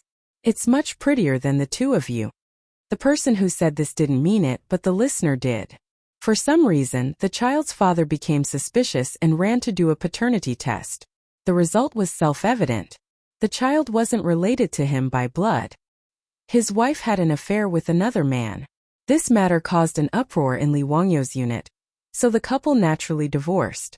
Li Wangyu also remembered that parents with single eyelids couldn't have children with double eyelids. He also specially went online to search and found out that single eyelids were recessive genes, while double eyelids were dominant genes. In a situation where both parents had recessive genes, it was impossible for the child to have a dominant gene. Thus, when he accidentally noticed that Pai Lupi and the 3 little ones all had single eyelids, while the baby girl had double eyelids, this matter immediately appeared in his mind. In addition, Li Wangyu was suspicious of Li Ji's disappearance, so he asked the palace maid to check Empress Zhongxuan's eyelids. This confirmed the chilling truth that Li Ji had been swapped out by someone else. It was a baby girl. Li Wangyu then remembered that Li Ji's whereabouts were unknown, so he hurriedly said to Pai Lupi, "Uncle, you have to trust this nephew. Please immediately have people seal the palace and prohibit anyone from leaving Taiji Palace. My aunt's son, Prince Ji, should still be in the palace and hasn't been smuggled out." When Pai Lupi heard this, he only hesitated for a few seconds before making up his mind. It was better to believe that this matter was true than not. Even if it was proven that Li Wangyu's words were wrong, it would at most be a false alarm. However, if the 100 Cavalry Department confirmed Li Wangyu's words, then it would be too frightening. "Come, pass down my orders. Close all the palace doors and seal the palace. No one is allowed to enter or leave the palace without my orders. In addition, all the servants in the palace are to return to their respective palaces and await my orders." Pai Lupi loudly called out to the head of the palace guards outside the hall. Yes. Immediately, a guard accepted the order and ran to pass it down. The officials on duty in the imperial city were shocked to find that the palace doors of Taiji Palace had been closed ahead of time. Taiji Palace had a total of 10 palace doors in the 4 directions of north, south, east, and west. Originally, these palace doors were the same as the city gates of Chang'an. They opened with the beating of the morning drum and closed with the beating of the evening drum. However, it was still early in the morning, so why were the palace doors closed? The officials couldn't help but discuss. Some even thought that today was the day that the empress would give birth. Could it be that something had happened to the empress? The officials didn't know what was going on. Even Feng Xianling, Du Ruhui, and Zhangsun Wuji were also confused. They didn't know what had happened in the palace. As the emperor's uncle, Zhangsun Wuji was worried about his sister's safety and wanted to enter the palace to visit Empress Zhangsun. He went to Shuntian Gate and handed over his waist token, but he was rejected by the guards at the palace doors and was forbidden from entering. This had never happened before. Even he was not allowed to enter the palace, which made Zhangsun Wuji even more anxious. He was afraid that something had happened to his sister. After all, in this era when a woman gave birth, even if she was as noble as Empress Zhangsun, it was still dangerous. The palace doors of Taiji Palace suddenly closed without any warning, causing an undercurrent to surge in Chang'an City. Chapter 437. In Limain Hall, Pai Lupi also started to get nervous. He paced back and forth restlessly, calling the servants to ask if Mitua had returned. Li Wangyu sat on the side, pondering how Li Ji had been replaced. He suddenly thought of something and scolded himself for being an idiot. Li Wangyu hurriedly got up and walked to Pai Lupi's side. He said in a low voice, "Uncle, we overlooked something. If Prince Ziji was replaced, it definitely has something to do with the midwife and the palace maids who were serving in Limain Hall when Aunt gave birth. Uncle, please immediately order people to arrest the midwife and the palace maids." Pai Lupi heard this and immediately reacted. If the 100 Cavalry Department really confirmed what Li Wangyu said, then it naturally had something to do with the midwife and the palace maids. He immediately ordered people to arrest the midwife who delivered Empress Zhangsun and the palace maids who were in Limain Hall. At this time, Pai Lupi also panicked. It was better to kill the wrong person than to let them go. More than 2 hours later, Mitua rushed back and knelt down in front of Pai Lupi. He didn't even have time to wipe the sweat off his body. Reporting to everyone, the 100 Cavalry Department has reported. They are already in Chang'an City. According to County Uncle Hu's instructions, they are cooperating with the various workshops. They have already found 147 families to verify. Both of these couples have single eyelids and all of their children are. What are they all? Don't stutter when you speak. Speak. Mitua heavily knocked his head on the floor of the hall. 147 families have 314 children. They all have single eyelids. Other than one child who has double eyelids, there are no exceptions. What? Pai Lupi and Li Wangyu both exclaimed. Pai Lupi felt that this ratio was very high, but Li Wangyu was surprised that there was an exception. Pai Lupi was surprised, but he immediately reacted. Since there was an exception, it meant that what Li Wangyu said was not an ironclad rule. Even if he and Empress Zhangsun both had single eyelids, it was still possible for them to have children with double eyelids. Zio, what else do you have to say?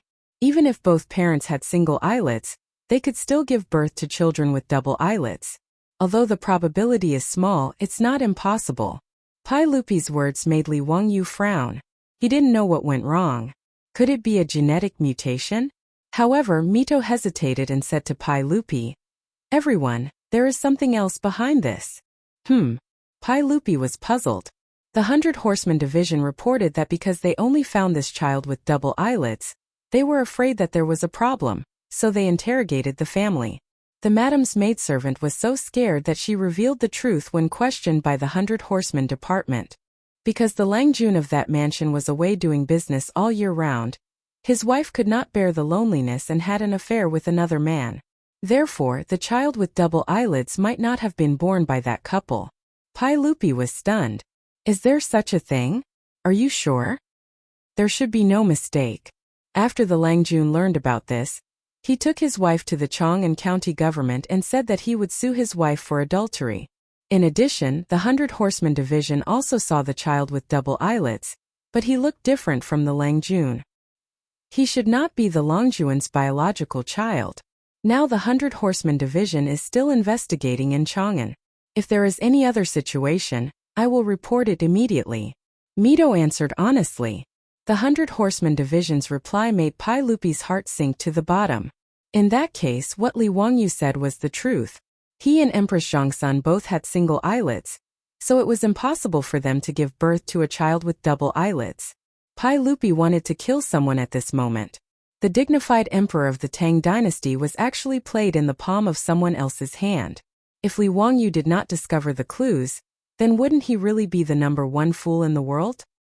His own prince had been stolen, but he had raised a fake as his own daughter. If this news were to spread out, he, Li Heir, would have no place to put his old face. Pai Lupi was so angry that he pulled out the sword at his waist and fiercely slashed it on a few tables in the hall. He used so much force that the wide table was cut into 2 halves. He turned his head to look at Mito with a murderous look.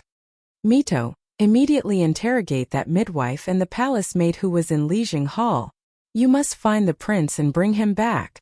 If you can't find the prince, I will skin you alive. He did not have time to find out who the mastermind was. The most important thing now was to find his own son. Yes, Mito also knew that this was a serious matter and did not dare to talk nonsense. He turned his head and rushed out of the hall again. Zio, who do you think would be so daring? If I find out who is plotting against my prince, I will exterminate their entire family. Li Wangyu smiled bitterly. Uncle, I am not speaking nonsense. I am afraid that even Uncle can't do anything to the mastermind behind this. Now he finally understood what was going on. In the original history, there was naturally no such thing as a leopard cat replacing the crown prince. Li Wangyu also guessed the reason why Li Zhihui was inexplicably replaced with a baby girl. Pai Lupi's face was ferocious as he glared at him. Why do you say that? Do you know who did this? Uncle, think about it. Who would benefit from replacing the prince? Uncle, have you forgotten that the birth of Aunt's son involves 500,000 taels of gold? Pai Lupi frowned and immediately looked at Li Wangyu. Zio, you mean those aristocratic families? How dare they do this? Uncle, it's 500,000 taels of gold. Why wouldn't they dare? Li Wangyu bowed to Pai Lupi again. The source of this matter is still your nephew. If it wasn't for your nephew being rash and taking the gold to bet with the Taiyuan Wang clan in a fit of anger and urging Lu Guogong and the others to bet, I am afraid that this storm would not have happened. Your nephew is really guilty. Please punish me. Li Wangyu was really regretting it now. He really did not think that those aristocratic families would be so crazy as to do such a thing. He had forgotten that Marx had already said that for a profit of 300%, capital dared to commit any crime, even risking the risk of being hanged. For aristocratic families, 500,000 taels of gold was enough for them to take the risk. Moreover, it was not necessarily less dangerous. Just as he had said to Pai Lupi, even if they knew that it was the aristocratic families who did it, what could they do? For such a shocking case, how could the aristocratic families personally make a move and hand the evidence to Pai Lupi? Needless to say, even if they pursued the matter, they would only catch a few scapegoats. Just like last time, when the Taiyuan Wang clan's legitimate son Wang Ziqiao and the others ordered the troops to kill and set fire, they could not obtain any evidence and could not do anything to them. Pai Lupi glared at Li Wangyu for a while before helplessly waving his hand. This matter has nothing to do with you. I will not take my anger out on you. The most important thing now is to find my prince and bring him back. Pai Lupi, who was in the prime of his life, was somewhat dispirited at this time. In an instant, Li Wangyu felt that he had aged a few years. Li Wangyu was right. Even if he knew that the mastermind behind the scenes was an aristocratic family, what could he do? Without any evidence, he, Pai Lupi, could not do anything to these aristocratic families. Uncle, the heavens help the prince.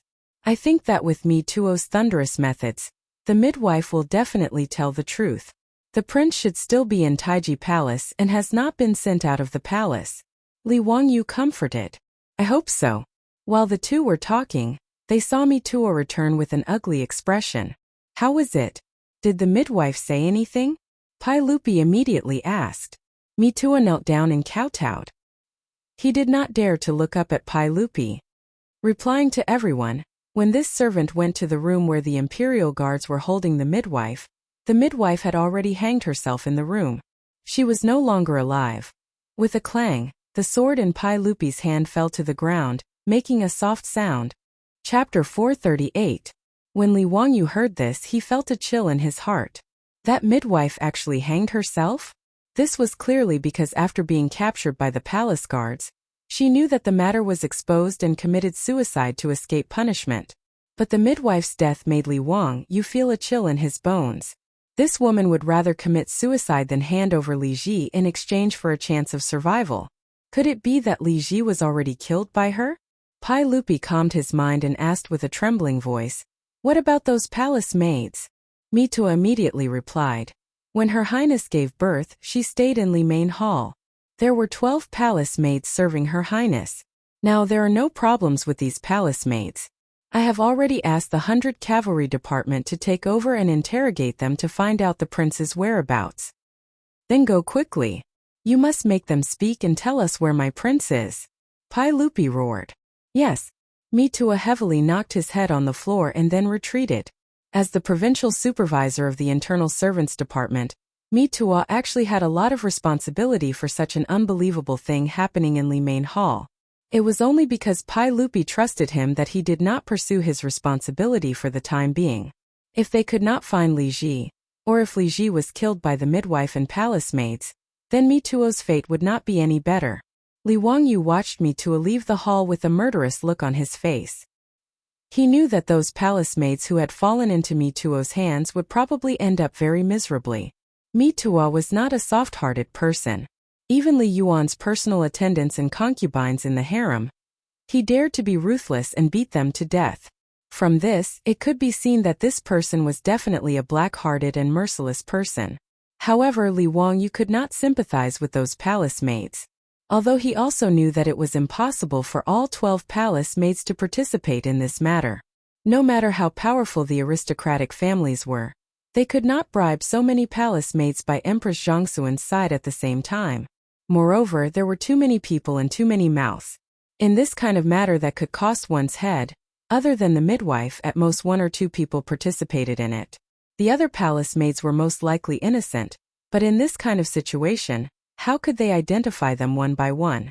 Now they could only wait for Mituo's thunderous methods. 2 hours passed, and the sky gradually darkened.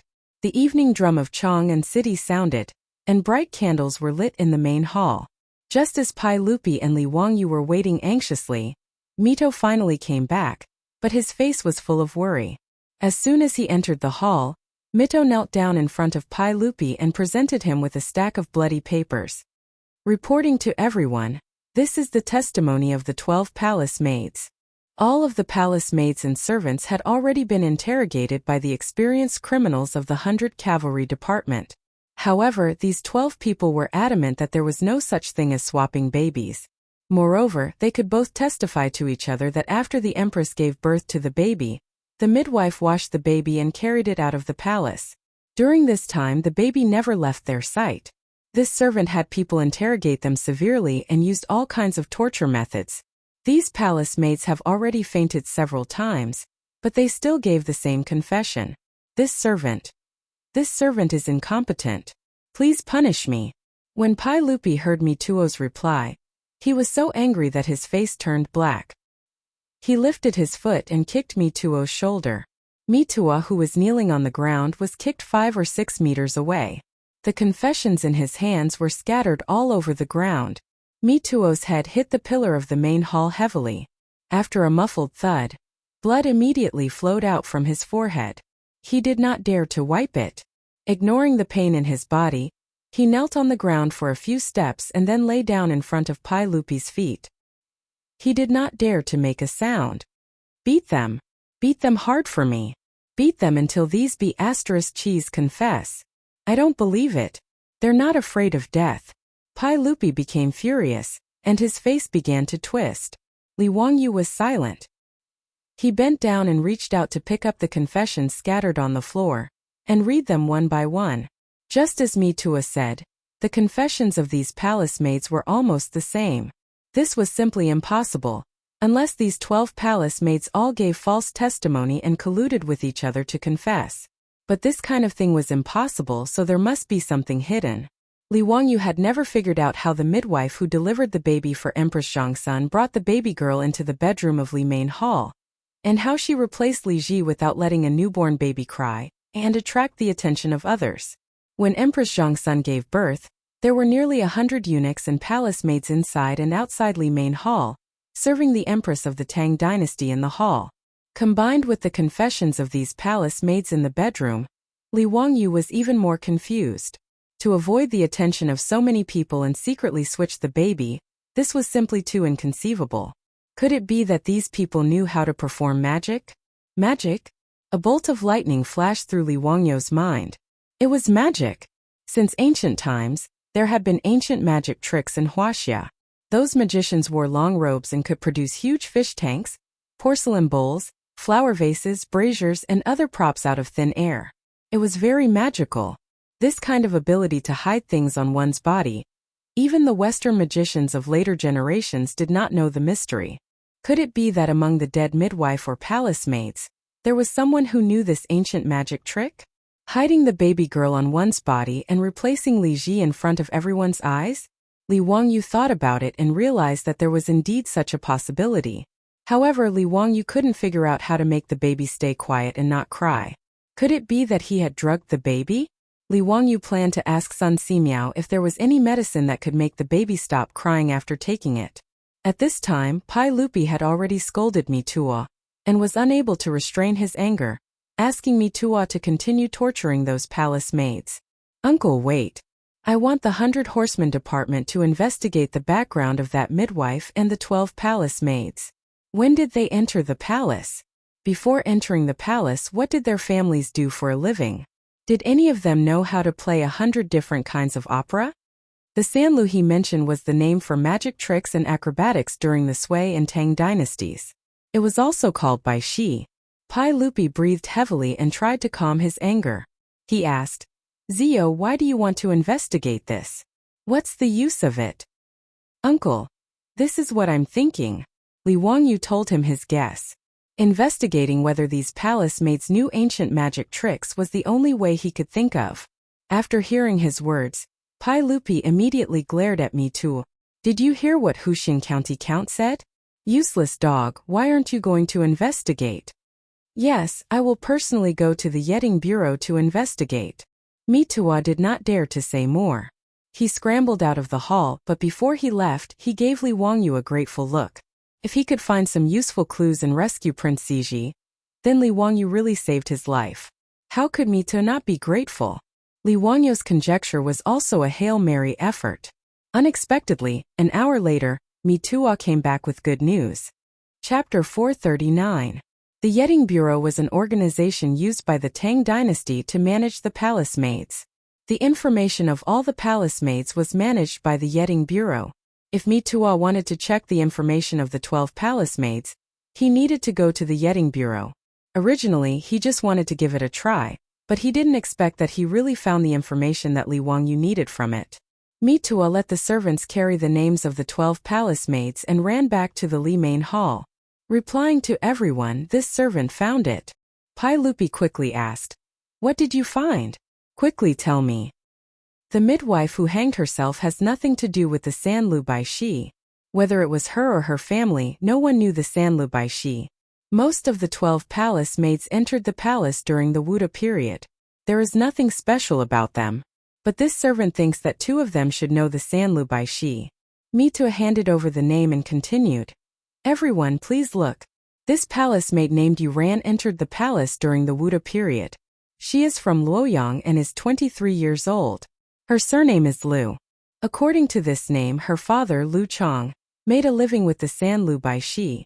This servant thinks that since Yuran entered the palace at 15, it is not strange that she learned the Sanlu Bai Shi from her father." Pai Lupi took the name and glanced at it. It was the same as what Mitua said. He nodded. "What about the other person?" "There is also this palace maid named Nian Tao. She was also selected during the Wuda period. No one in her family made a living with the Sanlu Bai Shi, but before she was transferred to the East Palace, She was sent to the Taichung Temple's Tai Lu Bai Shi. This servant thinks that it is possible that she knows the San Lu Bai Shi. Li Wangyu did not understand and looked at Mi Tuo in confusion. Why was it possible to learn magic in Taichung Temple? Mi Tuo saw that he did not understand and quickly explained. Hu Xinbo, the Taichung Temple's Tai Lu Bai Shi, in addition to teaching musical instruments and dancing, also teaches the San Lu Bai Shi. When he said this, Li Wangyu immediately understood. If the information of the palace maids in Yeding Bureau was correct, then the two palace maids named Yuran and Yen Tao were indeed suspected of committing a crime. Go, get someone to torture these two lowly servants. We must pry open their mouths and find out where my prince is. Pai Lupi didn't care about the life and death of these palace maids. He only cared about the whereabouts of his son. From the time Empress Zhongsun gave birth until now, it had already been 4 to 5 hours. Night had already fallen, and the sky was getting darker. Pai Lupi was burning with anxiety. He was furious at the thought of his son's unknown fate. Yes, Mito lowered his head and replied, but his feet did not move. What are you waiting for? You dog, what are you waiting for? Pai Lupi saw that he still hadn't left. He couldn't help but glare at him and was about to scold him again. Mitua looked embarrassed and explained hesitantly, replying to everyone, this servant is worried that those two palace maids will not survive if they continue to fight. This servant is afraid that if they are killed, there will be no clues about the prince. He wasn't speaking nonsense. Those delicate palace maids, how could they withstand the torture of the 100 Cavalry Department and the ruthless interrogation veterans? When he came to the Li Main Hall to report to Li Heir, most of the 12 palace maids were already on the verge of death from torture. If they continued to be interrogated by torture, they would probably die in a short period of time. If they were killed, where would Mitua go to find the prince? In Noda's Taiji Palace, where could one not hide? Not to mention such a small baby. Ever since he confirmed that his son had been switched, Pai Lupi had ordered the palace guards to search the palace, but they still found nothing. It was already late, but the vast Taiji Palace was filled with imperial guards holding torches as they searched for the crown prince. Pai Lupi heard Mitua say this and his face couldn't help but twitch. He knew that Mitua shouldn't be talking nonsense. If he didn't continue to torture these two people, he wouldn't know where to find his son. But if he continued to torture and beat these two palace maids to death, there would be no clues and he wouldn't be able to find his son. In a dilemma, Pai Lupi was also a little embarrassed, and his face became more and more ugly. Li Wangyu was also secretly anxious at the side. He kept recalling the detective movies he had watched in his mind, trying to find a way to break out of this situation. In Li Wangyu's mind, these two palace maids called Nian Tao and Yuran were likely to be accomplices. First of all, these two people knew magic and could cover each other. Second of all, they had entered the palace in the 3rd year of Wuda. They should have received palace training together, learning the palace etiquette and so on. It was very likely that they had known each other for a long time and had a close relationship. However, since Yuran and Nian Tao didn't commit suicide like the midwife after being controlled by the palace guards, it meant that they didn't want to die. They were still hoping for a fluke, trying to muddle through and find a chance to live. But how to pry open the mouths of these two suspects was a difficult problem. Even the veteran criminal of the 100 Cavalry Department couldn't succeed in making them confess after torture. Could it be that these two palace maids were expected to tell the truth about Li Ji's whereabouts without continuing to torture? If it was really Yuran and Nian Tao who did this, they would rather die than say half a word. Otherwise, what awaited the two of them was not only their own death, but also the 9 generations of Pai Lupi. This point, presumably, these two palace maids were also well aware. In this case, even if they were beaten to death, they wouldn't confess. Therefore, it was expected that the 100 Cavalry Department couldn't get a result from torture. Li Wangyu couldn't help but smile bitterly.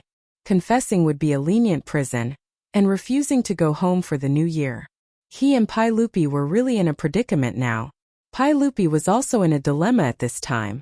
He couldn't continue to force a confession, but he also could not force a confession. He was so angry that he picked up the sword that had fallen before and slashed it in the hall to vent his anger.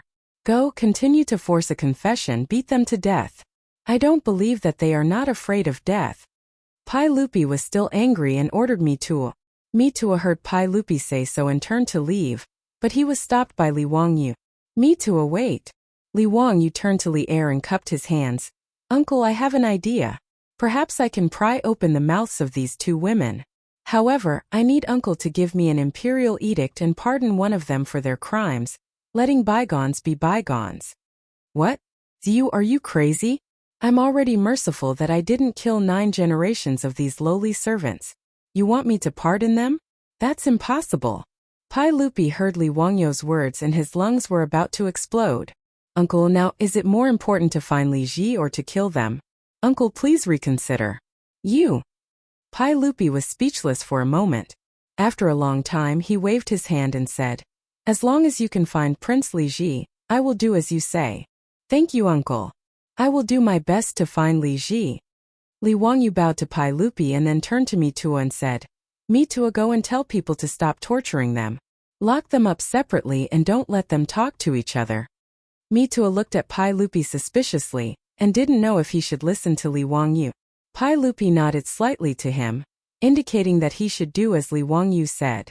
Pai Lupi could only place his hopes on Li Wangyu, and hoped that he could create a miracle. Chapter 440. After Pai Lupi nodded, Mito naturally did not hesitate and immediately followed Li Wangyu's orders. But in his heart, Mito scoffed at Li Wangyu's actions. Even the experienced criminal cases of the 100 Cavalry Department could not pry open the mouths of the palace maids. Li Wangyu wanted to rely on a pardon edict to find the missing prince? Mito did not believe this at all. In his heart, Mito even thought that Li Wangyu was a fool. At this time he still dared to cause trouble. He really did not know what was good for him, but of course he would not speak out against it. Because in Mito's view, Li Wangyu's fool behavior was very beneficial to him. Because of his incompetence, he had already lost a lot of points with Pai Lupi today. Whether it was Prince Ziji being replaced by someone or investigating the palace maid suspected of committing the crime, Mitua, as the provincial supervisor of the Department of Internal Servants, was slow to realize that he had let down Li Er's trust in him. Mito was now in a terrible situation and was at his wits' end. At this time, Li Wangyu said that he had a way to take over the interrogation of the 2 palace maids. How could Mito not be happy? No matter whether Li Wangyu succeeded or not, this hot potato was temporarily thrown away. This also allowed Mito to breathe a sigh of relief. Li Wangyu naturally did not know what Mito, the head eunuch of the Internal Servants Department, was thinking. The reason why he suddenly opened his mouth to take over this matter was not because he was afraid that Mito would beat the 2 palace maids to death. It was because he had just thought of a way. He remembered a classic problem in game theory, the prisoner's dilemma. 2 people committed the crime together and made an alliance. The police interrogated the 2 prisoners and gave the following conditions. Both of them lied and each of them was sentenced to 1 year. Both of them confessed and each of them was sentenced to 8 years. One of them lied and one of them denied. The liar was sentenced to 10 years and the confessor was acquitted. Then 2 prisoners separated from each other. When faced with interrogation, should they lie or confess? The prisoner's dilemma was the most representative example in game theory. The best choice for an individual was not the best choice for a group. This was a test of human nature. Anyone would have thoughts that were beneficial to themselves. Li Wangyu felt that the 2 palace maids, Yueran and Yin Tao, might not be so united. When facing the test of the prisoner's dilemma, they might not be able to resist the temptation of human weakness. Regardless of whether it worked or not, this was the only way to find Li Ji. Since torture didn't work, he might as well try the prisoner's dilemma. After Mitu ordered people to separate Yueran and Yin Tao, the 2 palace maids, Li Wangyu held the imperial edict that Pai Lupi had hurriedly written and entered the room where the palace maid called Yueran was imprisoned. These rooms were used to imprison palace maids under investigation. Other than a bench, there was nothing else inside. After Li Wangyu entered the room, he sat down on the bench and stared at Yueran, who was lying on the floor. He did not speak for a long time. This palace maid had already been beaten black and blue during the interrogation by the 100 Horsemen Department. Her face was full of bruises, and there was blood at the corner of her mouth. Her clothes were tattered and covered in blood. Obviously, this woman was beaten to her last gasp. At this time she was lying on the floor. If Li Wangyu didn't see that her chest was still moving up and down, He would have thought that she had been beaten to death. Li Wangyu was a little speechless. He rolled his eyes and looked at Mitu. Can she still speak like this? Don't worry, County Count Hu. She won't die for a while. If you have anything to ask, just ask. Li Wangyu was helpless. He felt that he was really unlucky. Ever since he transmigrated to the Tang dynasty, he had been forced to do things beyond his ability. Whether it was performing surgery for people or interrogating criminal suspects, it was all the same. However, Li Ji's disappearance was indeed related to him. In order to find Li Ji, Li Wangyu could only take a gamble. You're from Luoyang, right? Li Wangyu asked. Yuran struggled to raise her head. Yes, I'm from Luoyang. Your lord, LV Chang, makes a living in Luoyang by performing sangu, right? His words made Yuran's body stiffen. After a while she replied, yes. Haha, if I'm not wrong, before you entered the palace at the age of 15, you should have learned sangu from your lord, right? Yuran struggled to shake her head, but Li Wangyu didn't wait for her to speak. He continued, actually, I already know who replaced the prince. Yuran, you don't have to deny it. This must have been done by the midwife, you and Yen Tao. No, I'm innocent. I don't know anything. Yuran shook her head desperately to show that she was innocent. Li Wangyu ignored her and continued. The midwife has already hanged herself. Now only you and Yen Tao are left. I'll give the two of you 3 choices now. It's up to you to choose where you want to go. He stood up and walked in front of Yuran. He squatted down and stared into her eyes. He raised a finger. First, you and Yen Tao insist that you don't know about this matter.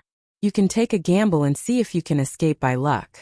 But I can tell you very responsibly that if you can't find the prince, the saint will be furious. You 12 palace maids will be beaten to death. There's no chance of luck. Li Wangyu raised a second finger. Second, you and Yen Tao tell me the truth. After we find the prince, I'll plead with the saint to leave your corpses intact and not harm your family.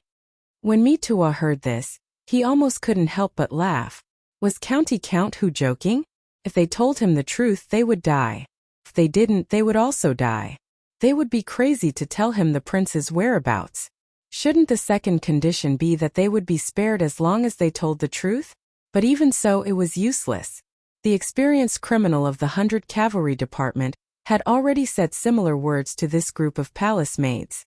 It was useless. Mitua didn't know what kind of drug Yuran and Yen Tao had eaten to be so stubborn. The 2 palace maids gritted their teeth. Even if they were beaten to the point of death, they still insisted that they didn't know anything.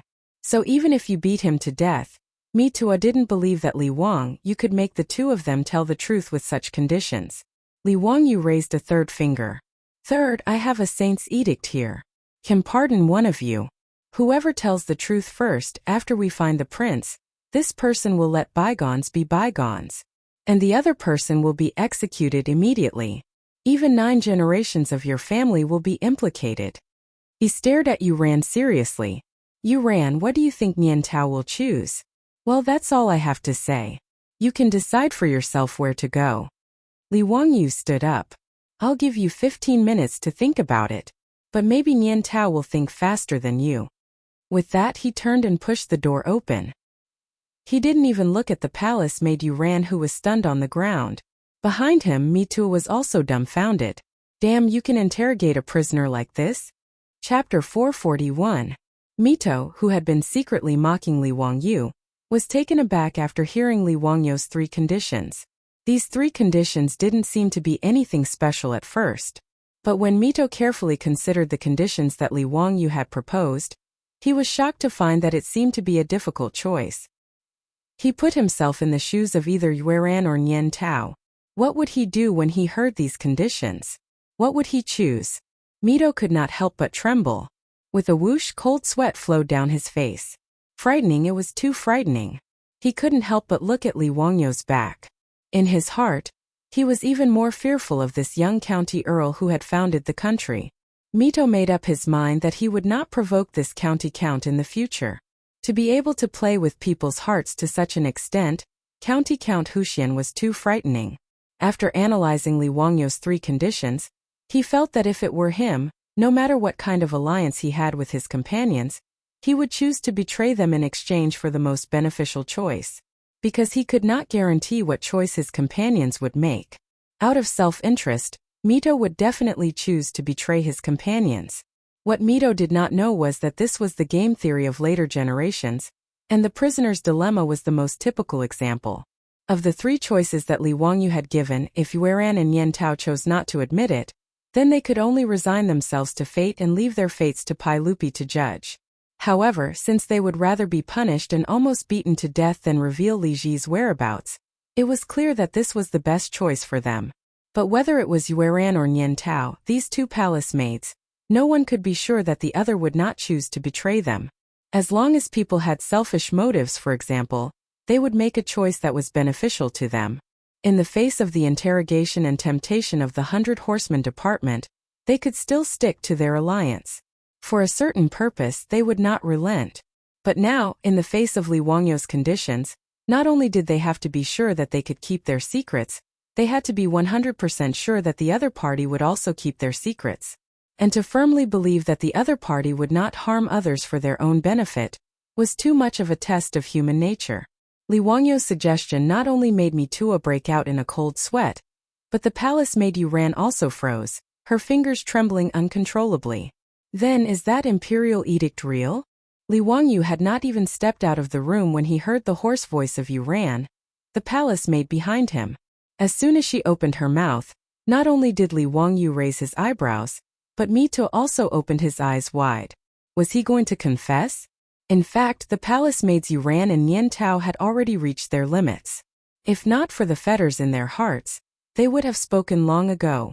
In the face of Li Wangyu's conditions, Yueran did not struggle too much and made her choice. Li Wangyu turned around and walked back. He squatted in front of the palace maid, Yueran, and unfolded the imperial edict for her to read. Did you see it clearly? This is an imperial edict written by the saint himself. As long as you confess and tell us the whereabouts of the prince, you will be pardoned. Originally, Pai Lupi was not willing to pardon the palace maid. In his heart, he wished he could tear them all into pieces to relieve his hatred. It was Li Wangyu who interceded with Pai Lupi about Li Ji's safety that made him reluctantly write this imperial edict. The palace maid Yueran stared at the imperial edict in Li Wangyu's hands. After a long time she finally said, "I am willing to confess." As soon as she said that, Li Wangyu and Mitua felt as if a huge rock had been lifted from their hearts. In fact, Li Wangyu was also very nervous. He had never interrogated a criminal before. It was also the first time for him to do this. He let out a long breath, stood up, and waved at Mitua, indicating for him to ask. Mitua gratefully saluted Li Wangyu and squatted in front of Yueran. "Tell me first, did the empress give birth to a prince?" Mitua asked very nervously. Since the palace maid Yueran had asked, she was very straightforward. She nodded. "Yes, it is." Mituo's heart almost jumped to his throat. "Is the prince okay now? Where is he?" Yueran hesitated for a few seconds. Finally, she bit her lower lip and said, "After we replaced the prince in Li Main Hall, Fan Yu asked me and Yen Tao to throw the prince into the well and drown him." When she said this, she coughed violently because of the pain from her wound. Mitua was so anxious that he wanted to strangle her. Mitua knew that the Fan Yu that Yueran mentioned was the name of the midwife who had hanged herself. "Tell me what happened after that. You didn't put the prince." Mituo's body began to tremble. He didn't dare to continue halfway, for fear of hearing the terrifying answer. These two palace maids, if they really threw the prince into the well and drowned him, it would really be a disaster. Yueran finally stopped coughing and shook her head gently. "Yen Tao and I took the prince out of Li Main Hall and found a well, but no one dared to throw him in. In the end, we found a secret place and hid the prince.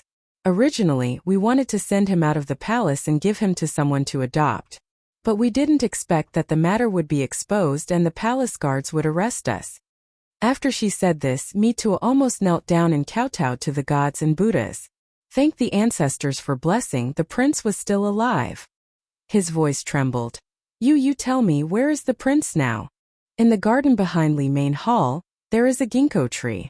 There is a big hole in the branch of the ginkgo tree. I found it when I was picking ginkgo. Together with Yen Tao, we hid the prince in the hollow of the ginkgo tree."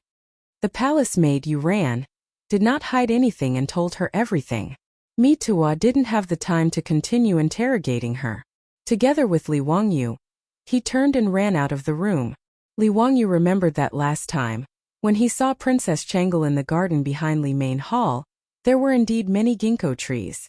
The two led a group of palace guards and men from the 100 Cavalry Department, raising torches and heading towards the garden. Search. Don't let go of a single ginkgo tree.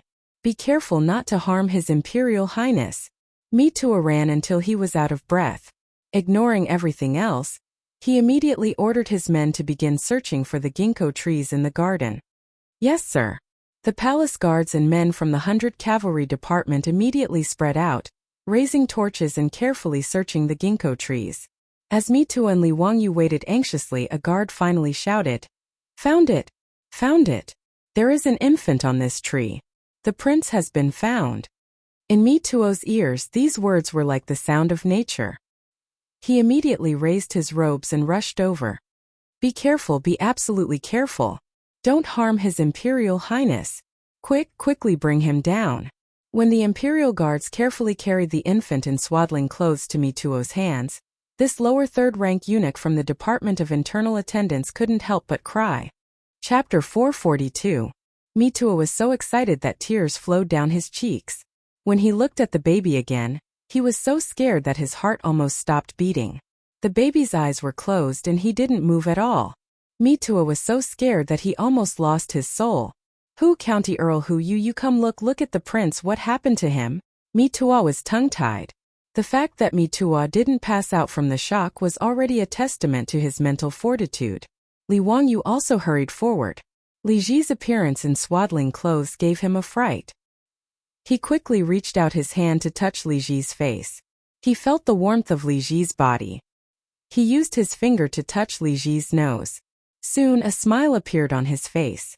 "It's okay. Maybe the two palace maids fed the prince some medicine. Quick, old immortal's son is still in the Eastern Palace. Send him over for a diagnosis. Also, send someone to inform His Majesty so that he won't be worried." Hearing Li Wangyu's words, Mi Tuo's heart that was in his throat finally relaxed a little. Empress Zhongxuan's delivery today was too much of a shock for him. Even Mi Tuo, who was only in his 30s, felt that if this continued, he would age prematurely. Under the protection of a large group of palace guards, the two of them rushed to Sun Simiao's temporary residence in the Eastern Palace. In the Eastern Palace there were palace guards searching everywhere. Even Sun Simiao's residence was searched by several groups of palace guards. Now that things had escalated to this point, Sun Simiao naturally had a rough idea of what happened today. When he saw Mi Tuo and Li Wangyu rushing over with a baby, he understood everything. Without saying a word, he took the swaddled Li Ji and began to treat him. "Old immortal's son, how is it? What's wrong with the prince?" "Well, the prince is fine. Someone fed him eggplant flowers. It's not a big problem. I'll give the prince a few needles and he'll wake up." Sun Simiao's medical skills were naturally trustworthy. After a round of diagnosis, he came to a conclusion. Li Wangyu immediately relaxed. As long as Li Ji was fine, it was fine. He couldn't imagine how chaotic the history of China would be if Li Ji was gone. While Sun Simiao was treating baby Li Ji, Pai Lupi, who had received the news, also rushed over. "Zio, did you really find Zhan's pheasant slave?" Pai Lupi was so excited that his beard trembled. "Yes, uncle. We've found the prince. Old immortal's son is treating him now." Li Wangyu had just finished speaking when he heard a loud baby cry. Her cries caused everyone present to loosen up a little. Mito held the crying baby tightly in his arms and knelt in front of Pai Lupi. He sobbed and said, "Everyone, we found Prince Ziji. This servant deserves 10,000 deaths." Pai Lupi didn't care about anything else. He directly reached out and took his son from Mito's hands. He looked at him carefully. He subconsciously looked at the baby's eyelids. Single eyelids. Just like him and Empress Zhongxuan. "It's my slave. Zhen's Prince Ziji." "Congratulations, uncle. You finally found Prince Ziji. With uncle's great achievements, wisdom and martial prowess, there are no demons and monsters that can hide. No scheme or trick will succeed." Li Wangyu did not forget to flatter Li Heir. By now, he had already reached the point of perfection in flatteringly air. Ha ha ha, Zio, it's all thanks to you today. Otherwise, I'm afraid I'll never see my slave again. Pai Lupi also remembered Li Wangyo's contribution. At the same time, he felt a lingering fear. If Li Wangyu hadn't found the clue of the double eyelids, his Prince Ziji would have been stranded among the common people, and he would have raised a Shibei as a princess. This is what I should do. I don't deserve uncle's praise. Pai Lupi's heart was filled with emotions. He looked at his crying son in his arms and raised his head to Li Wangyu. When slave Ziji is a little older, I'll ask Zio to open his eyes for him. He'll still be your disciple like Chang'an and Qingke. Zio, are you willing? F***ck. He wants me to help take care of the child again. Li Wangyu cursed in his heart, but he was actually a little proud. Being the teacher of the future emperor of the Tang dynasty, this feeling seems pretty good. Since your majesty doesn't abandon me, how can I not be diligent? Haha, that's good. Speaking of which, you also saved slave Ziji's life. But since you're slave Ziji's teacher, then I won't reward you otherwise. Saving your own disciple is also a teacher's duty. Haha. Li Wangyu hurriedly bowed. Uncle, you're too serious. Pai Lupi found his son and was in a good mood. However, the baby Li Ji in his arms kept crying. What's wrong with slave Ziji? Why does he keep crying? Minister Sun has checked his body. Are you sure there's no problem? Pai Lupi couldn't help but frown. Uncle, maybe the prince is hungry. It's already been more than 10 hours since he was born, but he hasn't drunk milk yet. Li Wangyu reminded him in a low voice. Pai Lupi finally reacted. His son had just been born and had been swapped away. Thinking of his son who hadn't drunk a sip of milk since he was born, Pai Lupi's heart ached terribly. Quick, call the wet nurse. Yes.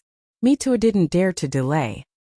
He personally lifted his robe and jogged all the way to call for the wet nurse. Empress Zhongsun still didn't know anything about what happened today. However, she also faintly felt that something seemed to have happened in the palace. The palace maids who were originally serving her in the palace were all swapped out. Moreover, it had been so long since she gave birth, but no one had brought her child back. Empress Zhongsun ignored the weakness after giving birth and summoned the servants and palace maids to ask where her child was. But no matter how she asked, the palace maids and servants in Li Main Hall didn't say a word. They just knelt and kowtowed. This made Empress Zhongsun anxious. It wasn't until Pai Lupi strode into the palace with a baby in his arms that Empress Zhongsun felt a little relieved. Erlang, what's wrong today? Why are the palace maids in my palace all swapped out? I asked them to bring the child to me, but no one did. This is my child? Pai Lupi's face was full of affection. He gently placed the baby Li Ji beside Empress Zhongsun. Guanyin maid, this is our prince. His name is Ji. Haha, this is the name Zi you gave me. His nickname is Slave Ziji. Do you like it? It's a boy? Empress Zhongsun was puzzled. She clearly remembered that after she gave birth, the midwife had cleaned the child. The palace maids beside her, Yuran and Yen Tao, had held the child for her to see. They had said very clearly that it was a little princess. Why did it suddenly become a prince? When Pai Lupi heard her words, the smile on his face couldn't help but disappear. His face was full of murderous intent. Thinking of today's matter, Pai Lupi really wanted to kill someone to vent his anger. There's another mystery in this matter. When Guanyin maid's body recovers, Zhen will tell you slowly. While Pai Lupi and Empress Zhongsun were talking, Mitua and Li Wangyu were still busy interrogating the palace maid Yuran. Now that Li Ji had been found, the matter hadn't been investigated clearly. Chapter 443. As the heart of the Tang dynasty, Taiji Palace's every move affected every nerve of this powerful empire. Especially in Chang'an. When the news of Empress Zhongsun's labor and her impending delivery reached Pai Lupi's ears, it had already been leaked to the outside world through various channels in the palace. This made the aristocratic families whose gambling houses had accepted large amounts of bets from Chang Yaojin feel as if their parents had died. They felt as if the sky was falling and the earth was collapsing. These aristocratic families couldn't believe that Count Huxian really knew when the empress would give birth. Could it be that this young man really had immortal spells? Many of the family heads who had received the news hurriedly ran to the Wang clan of Taiji, the Zhang clan of Xingyang, and the Chui clan of bowling to ask what they should do now. Could they just watch as they lost 500,000 taels of gold? Contrary to the expectations of these family heads, whether it was Wang Renyu or Zheng Yuanshou, they didn't seem to be worried about losing the bet at all. Everyone, the sky hasn't fallen yet. It's true that the Empress gave birth today, but who can be sure that the Empress will give birth to a prince? Wang Renyu comforted the family heads who had come to complain tearfully, but a contemptuous smile appeared at the corner of his mouth. Lord Wang, that County Count Huxian can even predict when the Empress will give birth. How can he be wrong about whether the baby is a boy or a girl? I can only blame myself for being too greedy and accepting Duke Qiao's 6,000 taels of gold. If I lose 30,000 taels of gold, I can't live anymore. Well, what's the use of saying this now? Didn't my Wang clan of Taiji also have that bastard Li who bet 10,000 taels of gold? If I lose, I'll have to pay 50,000 taels of gold. I haven't said anything yet, so why are you all so flustered? Wang Renyou's unhappy rebuke made the family heads speechless for a moment. They could only sit and wait anxiously for news. When the gates of Taiji Palace suddenly closed and the palace was locked down, everyone was surprised and didn't know what had happened. But the news of Empress Zhongsun giving birth to a baby girl still spread before Pai Lupi ordered the palace to be locked down. The news quickly spread throughout Chang'an. The aristocratic families with casinos couldn't help but celebrate. They felt that County Count Hu, as well as the dukes and prefectural dukes, had gone for wool and come home shorn. Previously he had been worried for nothing for a few days. Now he could finally put his hanging heart down. The patriarchs of the aristocratic families who found Wang Renyu, Zheng Yuanshou, and the others were even more relieved. They didn't care about what happened in Taiji Palace. As long as they didn't lose their gold, it was a good thing.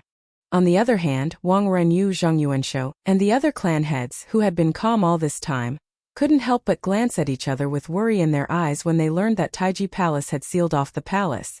Li Wangyou's guess was not wrong at all. It was Wang Renyu, Zheng Yuanshou, and a few other masters of the aristocratic families who played the game of swapping the crown prince in the main hall of the Taiji Palace. In their gambling houses, at least 10,000 taels of gold had been betting that Empress Zhongsun would give birth to a prince today. If they lost, each family would have to pay 50 to 60,000 gold taels. 50,000 gold taels was equivalent to 300,000 strings of cash. 300 million was not a small amount. Even with the thousands of years of accumulation of the 5 families and 7 hopes, to take out so much gold would have to be exhausted. They might even have to sell some land. These aristocratic families naturally had many properties in their family. All kinds of real estate, land, jewelry, antiques, calligraphy, and paintings were worth at least tens of millions of strings of cash. They could be said to be as rich as a country. But in terms of gold and copper coins, it was like those super rich people on the Forbes list in the future. Although they were worth tens of billions of dollars, they might not have much cash in their accounts. How could Wang Renyu and the others be willing to give away their shiny copper coins and gold for nothing? After realizing that something was wrong, the few of them secretly plotted and decided on this trick of swapping the crown prince with the leopard cat. They bribed the midwives in the palace and mobilized the spies buried in Taiji Palace. After careful planning, they really almost succeeded. If not for the fact that Li Wangyu knew the history and that the baby girl they had sent into the palace to replace the prince had double eyelids, perhaps this matter would have been done without anyone noticing and without anyone noticing. Originally, when news came from the palace that Empress Zhongsun had given birth to a princess, Wang Renyu and the others could not help but feel delighted. So what if Li Shimin was the emperor of the Tang dynasty? Wasn't he still being played by the aristocratic families? Thinking about how Li Shimin was going to raise a fake and treat her as his own daughter, Wang Renyu and the others nearly laughed out loud. But then the Taiji Palace closed in advance and locked down the palace. Not only did they cut off contact with the palace and could not send out any news, but it also cast a shadow over their hearts. Was the matter exposed? Did Pai Lupi find out about the matter of swapping the prince? Zheng Yuanshou lowered his voice and whispered into Wang Renyou's ear. Lord Wang, have you dealt with that matter cleanly? Don't worry, Duke Zheng. That baby girl was bought from the outskirts of Xianying yesterday from a farmer's family, who had just given birth. After that, this old man had already sent people to silence that family. As for the midwife in the palace, Not only did she accept Lady Chui's gold, but her family has also been transferred and controlled by Lady Chui. She knows the stakes and how to choose. As for the two maids in the Empress's palace, they don't matter. They don't even know who they are working for. Wang Renyu said with a ruthless expression. That's good. It took me a lot of effort to send that baby girl into the palace. Because of this, I sent people to kill her after she was sent into the palace. What a pity. We spent a lot of gold to buy that colonel from Wing Chun sect. Zhang Yuanshou said that it was a pity, but his face was full of pride. Daring to do such a thing in Taiji Palace made the heads of the 5 families and 7 families very proud. For this matter, the aristocratic families also cooperated with each other. The midwife in the palace was bought by Lady Chui of Bowling. Her family was also controlled. Therefore, the midwife didn't dare to betray them in the end. She would rather hang herself to protect her family. Lady Zheng of Xingyang was responsible for sending the baby girl to the Eastern Palace. The baby girl came from the Wang clan of Taiyuan. The 2 maids beside Empress Zhongsun were spies that Lady Lu of Fanyang had planted in the palace. Just as Li Wangyu said for gold, these aristocratic families could do anything. Demons and chariots couldn't meet. Let's wait and see. I hope there won't be any accidents. Wang Renyu sighed. They weren't worried that this matter would implicate them. Even if Pai Lupi was suspicious, it didn't matter. In short, there wouldn't be any conclusive evidence, and Pai Lupi couldn't do anything to them. But if the matter was really exposed, their painstaking planning would be in vain. Those glittering gold would still have to be compensated. This was what the aristocratic families were most worried about. That night, many people in Chang'an City were in no mood to sleep. They were all waiting for the news to come out of Taiji Palace at dawn the next day. Chapter 444. Wang Renyu and the other aristocratic families worried for an entire night, but there was no more news from the Taiji Palace. After Pai Lupi became ruthless, the Taiji Palace became like an iron wall. Those spies that were bribed by the aristocratic families or buried in the Taiji Palace all became well-behaved. No one dared to offend the heavens at this moment. The next morning, the morning drum sounded in Chang'an City, and the city gates opened. It was time for the officials to go to court. Yesterday, Pai Lupi was not on a day off, so he had to go to court today. After a complicated ceremony, Pai Lupi sat on the throne and looked at the officials in the hall expressionlessly. His appearance made many people in the hall uneasy. They did not know what happened in the Taiji Palace yesterday. Zhongsun Wuji could not help but stand up. Your Majesty, did the Empress give birth yesterday? What's the situation now? Is the mother and child safe? The aristocratic families knew about the news that came out of the Taiji Palace. Zhongsun Wuji, Fang Xianling, and Chang Yaojin, Pai Lupi's trusted officials, knew nothing. After all, they could not be as bold as the aristocratic families to plant spies in the palace. Yesterday, the Taiji Palace suddenly closed and locked down. Zhongsun Wuji and Fang Xianling had offered their tokens to meet Pai Lupi, but they were all rejected. At that time, Pai Lupi was anxiously looking for his missing prince, so he did not have the time to explain things to them. Zhongsun Wuji, who did not understand the situation, was anxious for an entire night. To Zhongsun Wuji, he was worried about his sister. On the other hand, he was worried that if anything happened to Empress Zhongsun, the Zhongsun family would be neglected by Pai Lupi. What Zhongsun Wuji did not know was that in history, after Empress Zhongsun died, Pai Lupi did not neglect the Zhongsun family. Instead, he took care of the Zhongsun family even more. However, this was not a good thing. After Zhongsun Wuji became an official, things would move in the opposite direction. After Li Ji ascended the throne, Wu Meinyang instructed Su Jingzong to accuse Zhongsun Wuji of treason. Zhongsun Wuji was removed from his position, stripped of his title, exiled, and forced to commit suicide. After his death, his family's property was confiscated, and his family members were exiled to Lingnan as slaves. The Zhongsun clan suffered a calamity, but now in Zhongsun Wuji's eyes, the Zhongsun clan's glory and wealth were all tied to Empress Zhongsun. Naturally, he was extremely nervous and concerned. After Zhongsun Wuji asked this question, the hall instantly quietened down. All the officials turned their gazes towards Pai Lupi, who was on the royal stairs. When the family heads heard Zhongsun Wuji's question, they couldn't help but smile. Looking at Chang Yaojin, Qin Qiong, Yuqi Jingde, Chai Lingwu and the other dukes' eyes, there was also a bit of ridicule. From their point of view, they would be able to earn a huge sum of money this time. As for the 100,000 taels of gold that Chang Yaojin had bet, they would be safe. Hearing Zhang Sun Wuji's question, Pai Lupi looked at the officials in the hall and suddenly laughed. Haha, auxiliary machine, don't worry. Yesterday, the empress gave birth to a son. Now both mother and son are safe. Zhang Sun Wuji's courtesy name was Zhang Sun Wuji. When Zhang Sun Wuji heard Pai Lupi's words, he couldn't help but reveal a smile on his face. After worrying for an entire night, his heart was finally at ease. Congratulations, Your Majesty. I wonder if the empress gave birth to a prince or a princess. Zhang Sun Wuji asked again. When he asked this question, Chang Yaojin, who couldn't help but want to know if he had one or not, couldn't help but stand out and agree. That's right, Your Majesty. Did the empress give birth to a boy or a girl? Pai Lupi didn't answer directly. He smiled and looked at the officials. Haha, since all of you want to know, then I will order people to carry the child to the hall and let all of you see for yourselves. I will also be happy with all of you. After speaking, he gestured to Mituo, and Mituo immediately turned and left Taiji Palace.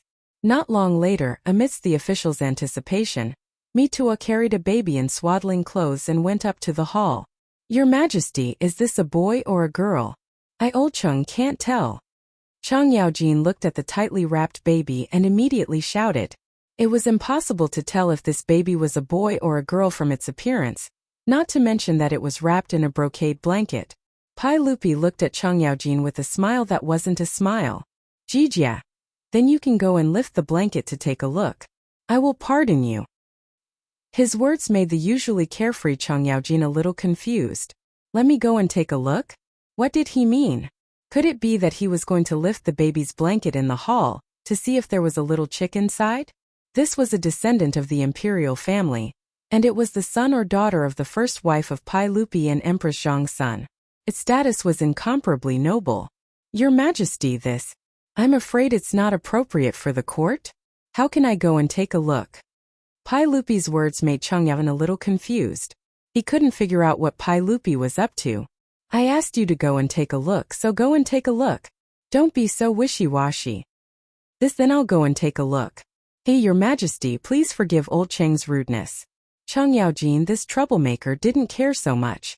Since Pai Lupi told him to take a look, he wouldn't be polite. He directly strode over to Mituo and reached out to lift the brocade blanket on the baby. His actions caused many officials in the hall to cry out in surprise. Chang Yaojin's actions were truly too rude. Cheng Jijia, don't be rude. Wei Zheng was very anxious and hurriedly stepped out to shout.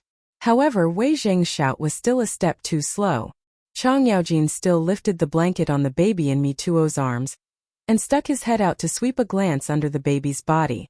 With this one glance, even Chang Yaojin, this crude and boorish fellow, couldn't help but be stunned. Seeing that he didn't speak for a long time, Yuqi Jingde and the others were also anxious. Was this Her Highness the Empress a boy or a girl? This was related to their wager of 10,000 taels of gold. After a long time, this old fellow finally squeezed out an extremely ugly smile from his face and bowed towards Pai Lupi, saying, This official congratulates Your Majesty on the birth of a princess. When Chang Yaojin's words came out, Qin Qiong, Yuqi Jingde, Chai Lingwu and the others were all stunned. How was this possible? That day, Li Wangyu, that brat, had said with certainty that Empress Zhang Sun would give birth to a prince yesterday. How did it become a princess? Cheng Jijia, could it be that you're seeing things? Look carefully. Yuqi Jingde didn't have time to worry about losing decorum in front of the hall and shouted. Nonsense. This elder isn't blind. How could I be wrong?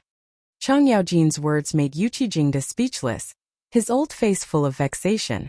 And in the hall, the smiles on the faces of those aristocratic family heads became even brighter. They looked at Chang Yaojin and the others with ridicule and pride. Wang Renyu, Zhang Yuanshou, and the other aristocratic family heads couldn't help but look at each other, their hearts relaxing somewhat. An aristocratic family official stepped out and bowed towards Pai Lupi. Congratulations to Your Majesty on the birth of a princess. We ask that Your Majesty confer the title of princess today and announce it to the world. Let the common people of the world know and congratulate your majesty. When he said confer the title of princess, he was referring to the title of princess. Pai Lupi didn't respond. Instead, he stood up and walked down the royal steps to Mi Tuo's side. Haha, yesterday the empress gave birth to a princess. We were actually very happy. However, that damned Wuxia county count actually told us something that made us very angry. We would like to ask all the officials to help us judge. See if that Li Wangyu is speaking nonsense. He pointed at his eyelids and continued. Wuxia county count said that we have single eyelids. The empress also has single eyelids. Do all the officials think this is the case? Li Er's words, which came out of nowhere, confused all the officials in the hall. Everything was perfectly fine. Why was he talking about single eyelids? At this moment, which of the officials in the hall cared whether or not Pai Lupi and Empress Zhongsun had single eyelids? Chapter 445. Pai Lupi saw that the officials in the hall were silent, so he continued. I and the Empress both have single eyelids, so there is nothing strange about that. However, County Count who told me that the children born to parents with single eyelids will also have single eyelids. They will not be able to give birth to children with double eyelids. Do all of you think this is the case? The officials in the hall were still baffled by his words. However, Wang Ringyu and the others couldn't help but feel their hearts skip a beat. They suddenly looked at the baby girl in Mi Tuo's arms. However, they were so far away that they couldn't clearly see whether the baby girl had single eyelids or double eyelids. Cheng Yaojin was standing in front of the baby girl. When he heard this, he couldn't help but look at the baby girl in Mi Tuo's arms. When he saw the baby girl's eyes, even Cheng Yaojin couldn't help but be dumbfounded. Although he was called a troublemaker, he was actually terrifyingly shrewd. Pai Lupi's seemingly brainless words, coupled with the baby girl's eyes, allowed Cheng Yaojin to instantly guess something. That fake smile that was as ugly as crying immediately melted like ice. Cheng Yaojin's dark face was now filled with a brilliant smile. Your Majesty, since County Count who said this, old Cheng thinks that there should be some truth to it, Cheng Yaojin said to Pai Lupi. Pai Lupi nodded at him, then looked at the officials. Do all of you think that County Count whose words make sense? Who the hell would know about this? The officials in the hall all looked at each other, not knowing how to answer. Who would have the time to care about this? Did they have nothing better to do? Seeing that no one spoke, Pai Lupi continued. I also don't believe this, but to verify it, I ordered the 100 Cavalry Department to investigate in Chang'an. What do all of you think the results are? He didn't wait for the officials to answer. He looked at Mi Tuo. Mi Tuo, tell all of you the results of the 100 Cavalry Department's investigation. Yes. This servant ordered the 100 Cavalry Department to investigate a total of 1367 families in Chang'an. Their parents all have single eyelids. Altogether, they had 3,749 children. All of them had single eyelids without exception. Mi Tuo's words caused the ministers in the hall to whisper among themselves. No one usually paid attention to this kind of thing. Hearing Mi Tuo's words, many officials who had single eyelids began to wonder if their children had single eyelids or double eyelids when they returned from court. But why did Pai Lupi bring this up? The officials were still confused. Pai Lupi looked at the ministers in the hall. He suddenly pointed at the baby girl in Mi Tuo's arms and raised his voice. I find it weird why the Empress and I both have single eyelids. But yesterday the Empress gave birth to a son in Lijian Hall. When the palace maid carried her to Zhan, the baby girl had double eyelids. After Pai Lupi finished speaking, the Taiji Palace fell silent for a few seconds before a commotion broke out. At this time, all of the ministers no longer cared about the etiquette of the imperial court. They all whispered to each other and began to discuss. As the imperial censor, Wei Zheng naturally had to correct the etiquette of the imperial court. Seeing the chaos in the hall, the old man was so angry that he kept scolding loudly. Silence! Stop the noise! Silence! Wei Zheng scolded with a dark face for a long time before the ministers finally shut up. They all looked at Pai Lupi again, wanting to get an explanation from him. What did Pai Lupi mean? Was he implying that the Empress was unfaithful? Or was he implying that the baby girl was not born of the Empress? Regardless of which possibility it was, this was undoubtedly a bomb that could take people's lives. Thinking of the consequences, Many people began to tremble. Only Wang Renyu and the other heads of the aristocratic families had ugly expressions. Zheng Yuanshou could not help but glare at Wang Renyu. The baby girl was found by the Wang clan of Taiyuan. There were so many babies to choose from. Why did they choose a child with double eyelids? Wang Renyu could only smile bitterly at this. If Pai Lupi did not say this today, who would know what double eyelids and single eyelids were? This was unheard of. Cheng Yaojin Yuqi and the other generals reacted the fastest. All the dukes and prefectural dukes stepped out and bowed to Pai Lupi. Your Majesty, are there any demons and chariots trying to cause trouble in the palace?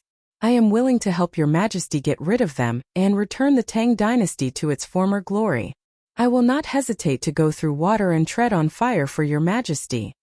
Pai Lupi looked at Cheng Yaojin and the others with gratification. He waved his hands, indicating for them to stand up. What a coincidence! Yesterday, another baby was found in the palace. As Li Er spoke, he turned his head to look at Mi Tuo. Go, bring that child to the main hall and let him meet everyone.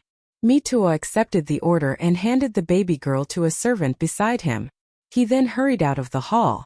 Not long after, Mi Tuo carefully carried a baby in his arms and returned to the main hall. 2 babies? What did this mean? Could it be that Her Highness gave birth to twins yesterday? In the hall, the officials did not know what was going on. The noise that was suppressed by Wei Zheng just now rose again. Wang Renyu, Zheng Yuanshou, and the others' faces instantly turned ashen, and their bodies trembled. Had the matter been exposed? Could it be that their painstaking plan had turned into nothing because of that bastardly Wang Yu? Thinking of this, Wang Renyu could not help but clench his fists so hard that his fingernails dug into his flesh. Cheng Yaojin's eyes lit up when he saw the baby. Your Majesty, this child has single eyelids. It's single eyelids. Is this a boy? Pai Lupi smiled and nodded. I named him Ji. When he said this, how could Cheng Yaojin and the others not understand Pai Lupi's meaning? This baby boy was obviously the prince born by Empress Zhang's son. Cheng Yaojin Yuqi and the others all knelt down again. Congratulations, Your Majesty, you have a Prince Ji. Haha, everyone get up. Pai Lupi was in a good mood. He helped Cheng Yaojin and the others up and turned to look at Mi Tuo. Announced the imperial edict. Yes. Mi Tuo carefully handed the baby Li Ji in his arms to the eunuch beside him. He took a yellow silk and walked to the front of the imperial stairs. There is a system. As soon as Mi Tuo's words came out, all the officials in the hall knelt down again to listen to the imperial edict. Prince Ji, Mother Empress Zhang's Zhen's 9th son.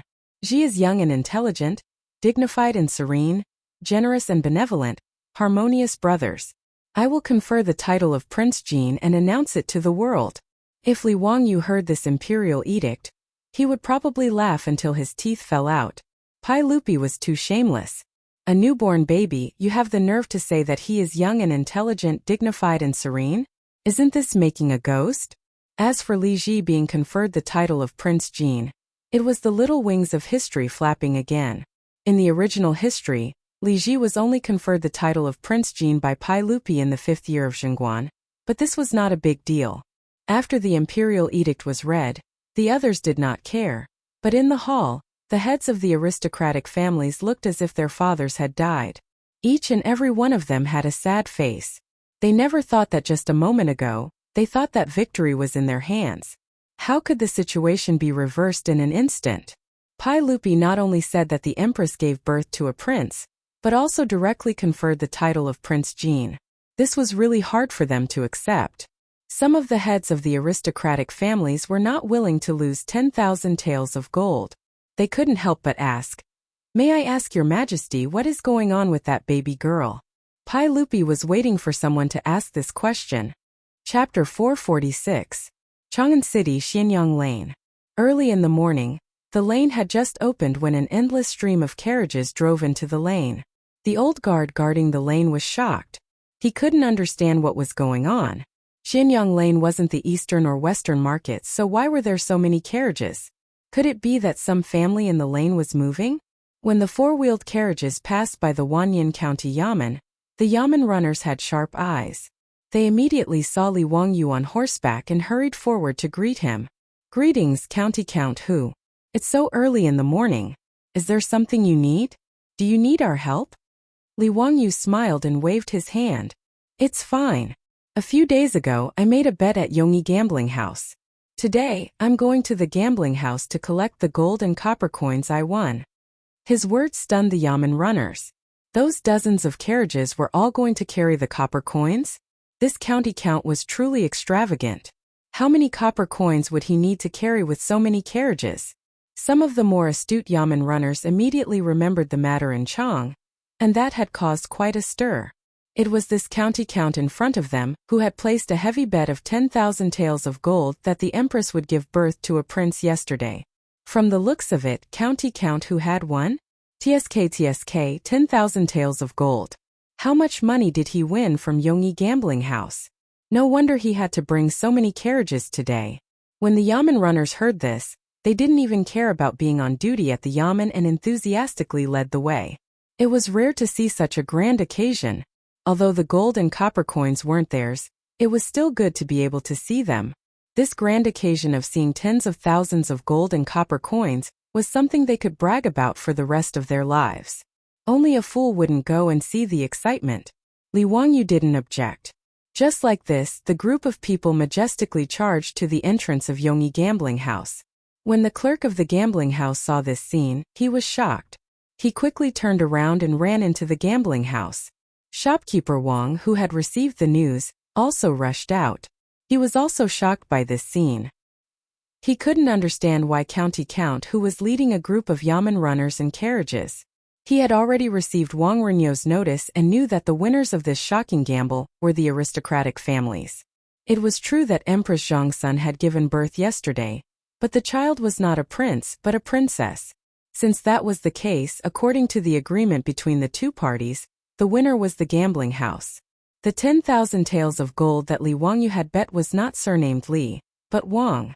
Then what was the meaning of this county magistrate bringing people here? Could it be that after losing such a large sum of gold, he became angry out of humiliation and wanted to cause trouble? Shopkeeper Wang calmed himself down and cupped his hands towards Li Wangyu. May I ask what brings you here today? Is there anything I can do for you? Do you want to bet a few more rounds? Li Wangyu smiled and shook his head. No, I'm here to collect the gold today. That day, I bet 10,000 taels of gold that Her Highness the Empress gave birth to a prince yesterday. Your gambling house bet won 5, so you should have lost 50,000 taels of gold to someone. Quickly go and check. I still have matters to attend to, so I can't afford to delay. Nanny? Shopkeeper Wang looked at Li Wangyu as if he was looking at a madman. Her Highness the Empress gave birth to a princess, so how dare you say it was a prince? Why would County Magistrate Wang say that? Her Highness the Empress gave birth to a princess yesterday, so our gambling house won the bet. Shopkeeper Wang hurriedly argued. Li Wangyu looked at him with interest. Oh? How did you know about this? This. His rhetorical question left Shopkeeper Wang speechless. Yesterday, Pai Lupi sealed off the palace and did not reveal the news to the outside world. Logically speaking, as the shopkeeper of a gambling house, he should not know about this kind of extremely secretive imperial affair. This is just my guess. Shopkeeper Wang could only make up a random excuse. He could not say that the family head told him. Li Wangyu raised his head and laughed. Unfortunately, you guessed wrong. Yesterday, Her Highness the Empress gave birth to a prince. Therefore, according to the bet, your gambling house needs to pay a certain someone 50,000 taels of gold. His words made Shopkeeper Wang's face darken. He increasingly felt that Li Wangyu was here to cause trouble today. Where did County Magistrate Wang find out? Li Wangyu stretched out his hand and snapped his fingers. It's very simple. Because I was in Taiji Palace yesterday, so how could I not know? Yesterday, Her Highness the Empress gave birth to a prince. This cannot be wrong. Shopkeeper Wang, quickly get someone to bring out the gold and count it. I do not have time to argue with you. Or does your Yongyi gambling house not want to admit your loss? Humph, if that is the case, then I will go to Taiji Palace and ask the saint to make the decision. His words almost choked Shopkeeper Wang's anger. In Shopkeeper Wang's opinion, this County Magistrate Wang was going too far. However, he had no way to refute Li Wangyu's words. After all, Li Wangyu said that he was in Taiji Palace yesterday. He had no way to refute this. Shopkeeper Wang reacted quickly and rolled his eyes. What is County Magistrate Wang saying? If our gambling house lost, we naturally have to pay according to the bet. However, whether Her Highness the Empress gave birth to a prince or a princess, there is no proof. Let's wait for the official's news. When Li Wangyu heard this, he raised his head to look at the sky and nodded. Yes, Shopkeeper Wang, what you said makes sense. Since that is the case, I am not an unreasonable person. Let's wait and see. I believe there will be news soon. County Magistrate Wang, how about you wait for the official's news to come out before you exchange the gold? Look at how strong the sun is. It will not be beautiful if it shines on a noble person like you. Shopkeeper Wang did not want Li Wangyu to continue blocking the entrance of the gambling house and could only persuade him. Li Wangyu chuckled. No matter. I can rest under the shade of this tree. As soon as he finished speaking, he flipped over and dismounted from his horse. He also had Niu Wu lead his men to the boiled water shop in Xianyang Lane to buy iced drinks for the farmers driving the carriages, as well as the bailiffs of Wanyan County. Li Wangyu sat under a large tree in front of the gambling house and waited leisurely. With the shade of a tree above his head and iced drinks to drink, he was very comfortable. Shopkeeper Wang was in a difficult position.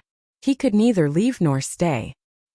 He could only accompany Li Wangyu and wait in front of the gambling house. He cursed in his heart, but there was nothing he could do.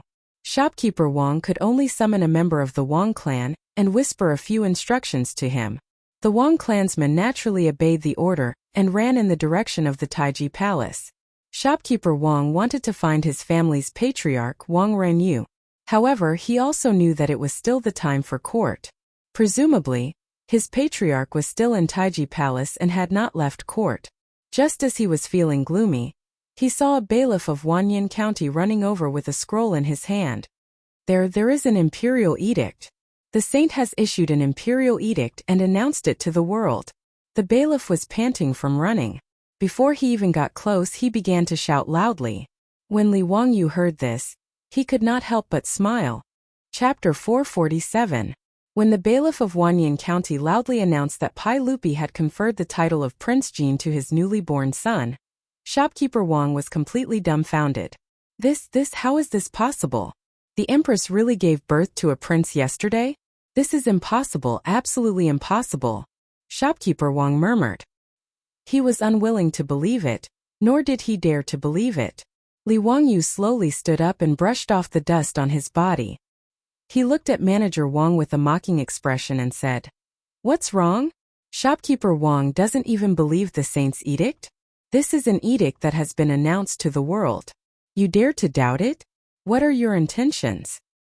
No, I don't dare. Shopkeeper Wang didn't know what to say for a moment. Shopkeeper Wang, now that the official's news has arrived, isn't it time for me to honor my bet? Your Yongyi gambling house isn't going to renege on the debt, right? Li Wangyu pressed. Shopkeeper Wang repeatedly waved his hand, but he didn't know how to answer. If they really had to pay 50,000 taels of gold to Huxiannan, their Yongyi gambling house really didn't need to open. Even the gambling house didn't have that much money.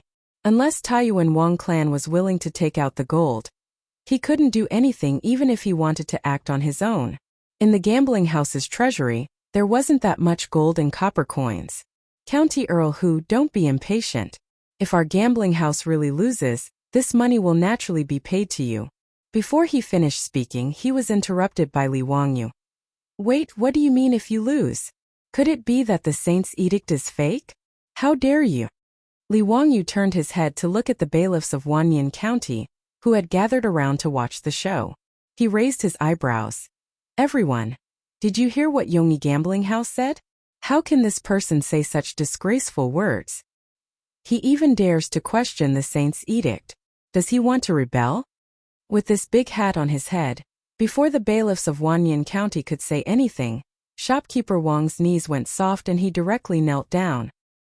County Earl Hu, it's a misunderstanding. It's all a misunderstanding. That's not what I meant. How would I dare to question the saint's edict? Then tell me, did I win the bet or not? Shopkeeper Wang forcefully suppressed the panic in his heart. He swallowed his saliva and said with difficulty, Yes, it was County Count who won the bet. According to the agreement, our Yongyi gambling house should pay you 50,000 taels of gold. But what? If you lose, take out the money to compensate me. That day, I brought over 40 carriages full of money to place my bet. What? Does your gambling house still want to deny it? Li Wangyu said unhurriedly. No, it's just that we don't have that much gold at the moment. Manager Wang's forehead was already covered in sweat. The more he spoke, the softer his voice became. He was about to faint. This gambling house was built on credibility. Otherwise, how could it attract gamblers? There were 72 gambling houses in Chang'an. Which gambler couldn't go to gamble? But today, if their Yongyi gambling house couldn't take out the gold, then they would lose all credibility.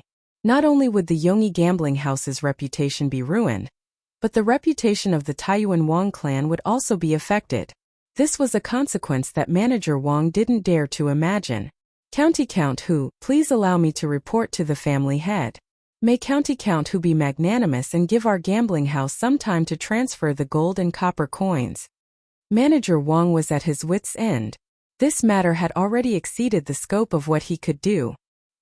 He could only wait for Wang Renyu to deal with it. When Li Wangyu ran to the Yongyi gambling house to ask for the gold, the scene in Taiji Palace was completely different. Li Er sat back down on the throne and recounted what had happened in the Eastern Palace yesterday, as if he was narrating a story in a book. In the main hall, the officials heard that someone was so daring as to collude with the midwife and 2 palace maids to smuggle a drugged baby girl into the palace. In the emperor's bedroom in Lijiang Palace, they used the Sanyu by Shi as a smokescreen to replace Prince Shi with the baby girl that everyone had just seen. What was even more deranged was that Prince Shi and the others actually wanted to drown in the well. If it weren't for the fact that the 2 palace maids didn't have the guts to kill Prince Shi, Li Ji would have already lost his life. When Chang Yaojin and the others heard that someone was so arrogant, they were so angry that they started cursing loudly in the main hall. This group of old scoundrels cursed with the vulgar language of the army, which was very unpleasant to hear. Wang Renyu, Zheng Yuanshou, and the others were so angry that they clenched their teeth, but they still had to pretend to be distressed, as if Chang Yaojin, Yuqi Jingda, and the others were right to curse, and they were very sullen. Wei Zheng's face was also as black as the bottom of a pot. His eagle-like eyes scanned the officials in the main hall, as if he wanted to find the mastermind behind the scenes.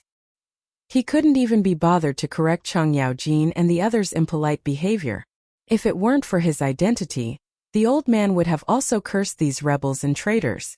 When Zhang Sun Wuji found out that his nephew was almost replaced and almost killed, his face was also ashen.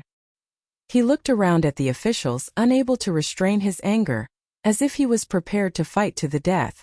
Their attitude made Wang Renyu, Zhang Yuanshou, and the other aristocratic family heads even more nervous. Fortunately, they were all old foxes. No matter how turbulent their hearts were, they didn't show it on their faces. Moreover, they were also confident that they would clean up the mess. Even if Pai Lupi discovered the truth, he couldn't do anything to them. Actually, there was no lack of smart people in the main hall. Many people guessed that this matter had something to do with the aristocratic families, especially when they thought about the matter of the bet that had caused a huge uproar in the streets. They even suspected that the masterminds behind this matter were the aristocratic families that currently stood in the imperial court. But no one dared to say such words. How would they dare to offend these aristocratic families for no reason? Actually, the reason why Pai Lupi exposed this matter in front of the civil and military officials was just to discuss these aristocratic families. The 100 Cavalry Division investigated the Eastern Palace matter overnight, but as Li Wangyu expected, they found nothing. The midwife had died, and there was no evidence. Palace maids Yuran and Yin Tao had no idea who ordered them. The person who gave the mission to the 2 girls and passed the message was a direct eunuch of the Eastern Palace. Direct eunuch, a lower official of the 9th grade. An inconspicuous small official. But when the 100 Cavalry Division rushed to the room of the direct eunuch, they found that he had been poisoned to death. He had been murdered. Obviously, this was another attempt to silence the witnesses. The clues to trace the palace maids Yuran and Yin Tao online were cut off. When the 100 Cavalry Division was investigating how the baby girl entered the palace, they also encountered such a situation. The 100 Cavalry Division finally found a colonel guarding the Eastern Palace Wing Chun sect, and there seemed to be some problems. After interrogating the Wing Chun sect guards, they learned that yesterday their colonel had rushed into the palace with a package, and when he left the palace, the package was gone. Therefore, the 100 Cavalry Department rushed to the colonel's residence. When they broke in, they found that the colonel had been stabbed several times and was lying in a pool of blood. He could not be more dead than he already was. One by one, the clues were cut off, and the 100 Cavalry Division had no clue. Pai Lupi was well aware of this, but he could only sigh. The aristocratic families were indeed ruthless. In order to keep it a secret, they did not leave any future trouble. Because there was no other way, Pai Lupi could only use this method to make the matter of the Eastern Palace public. He scolded and humiliated the aristocratic families to vent the anger in his heart. In the main hall, Chang Yaojin's mouth was like a river, endlessly cursing for a long time. Indescribable things had already happened with the 18 generations of ancestors of the mastermind. Wang Gong, Zheng Gong, Lu Gong, the two Chui Gong, do you think I am right? Shouldn't this kind of treacherous traitor be executed by his mother? Chang Yaojin scolded for a long time, and even asked the family heads if he was right. Wang Renyu. Chang Yaojin suddenly changed the topic. Chui Gong, can I honor my bet? As soon as he said this, there was no need to mention how ugly the clan head's complexion was. Chapter 448. The family head of the Chui family, Chui Xian, had an ugly expression on his face. This damnable Chang Jijia as his son-in-law didn't give the Chui clan any face at all. He regretted even more. Why was he so blind that he agreed to let his daughter marry this old man? However, Chui Xian was just thinking about it. Chang Yaojin's first wife was only 30 years old and passed away due to illness. Only then did Chang'an remarry Chui. Although people were proud to marry a girl with 5 surnames, Chui Xian's daughter was not a virgin. When she married Chang Yaojin, Chui was already 30 years old and was considered a second marriage. The Tang dynasty was open and women remarrying was nothing new. Although Chang Yaojin and Chui Shi were not the first wives, their relationship was not bad. However, towards Chui Xian, this cheap father-in-law, he did not have much respect. There was a reason why Chang Yaojin and Chui Xian did not like each other. The 5 surnames and 7 hopes were proud of their family's prestige and were ashamed to marry another family. When they married their daughter to another family, they would ask for a large number of betrothal gifts. Even Pai Lupi could not tolerate the arrogance of the 5 surnames and 7 hopes. He once said, Chui, Lu, Li, Zheng and Wang, the 5 surnames are proud and arrogant. Every time a girl marries into another family, they will ask for a large number of betrothal gifts. They are like merchants and have bad customs. Since the weight is not appropriate, we need to change it. Chang Yaojin was a duke, but he was still forced to send a lot of betrothal gifts to the Chui family to marry Chui. This made Chang Yaojin furious, but he could not do anything about it. Therefore, when everyone was fighting over the gambling house in Duke Lu's residence, Chang Yaojin shamelessly snatched the right to bet on the Chui clan's Chang'an gambling house in Qinghe and went to bet 5,000 gold taels. Actually, Chang Yaojin gave face to his wife and only bet 5,000 gold. Otherwise, if he bet 10,000 gold, the Chui family would lose even more. However, Chui Xian would not let Chang Yaojin off because of this. He was already in a bad mood. Now that he saw Chang Yaojin shamelessly asking him for the bet in front of the saints and officials, he was so angry that his nose almost became crooked. However, in the main hall, Chang Yaojin could shamelessly ask for the bet in front of everyone, but Chui Xian could not fall out with him. He could only pinch his nose and accept it. What are you saying, Hai Duke Lu? Do you think the Chui clan of Qinghe River is someone who would renege on a debt? The 25,000 taels of gold that should be paid to you will naturally not be missing a single coin. I will pay you in full. After Chui Xian finished speaking, he put on a straight face and no longer looked at Chang Yaojin. He was afraid that he wouldn't be able to hold himself back and would get angry. That's great. Thank you, Mr. Chui. Chang'an gambling house is really good. I will go there often to take care of business in the future. Chang Yaojin's words made Chui Xian so angry that he almost had a heart attack.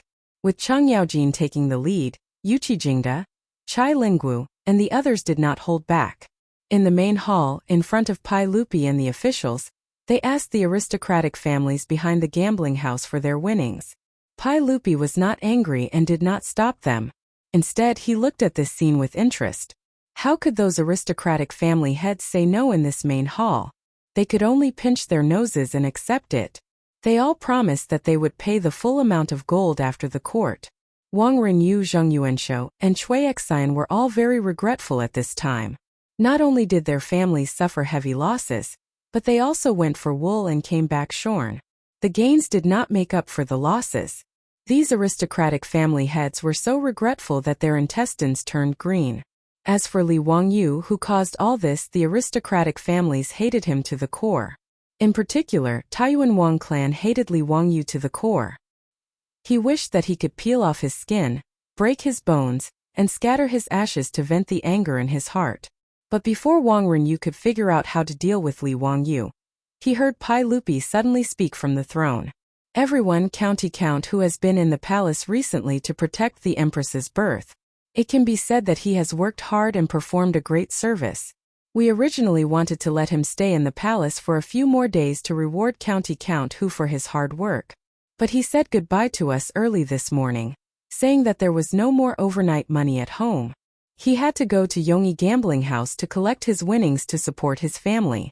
This Count who is only 16 years old and has no parents. He is very pitiful. You uncles cannot bully him for being young. When Wang Renyu heard Pai Lupi's words, he was so angry that he almost jumped up and cursed. What kind of nonsense was this? Pai Lupi, how could you say such nonsense?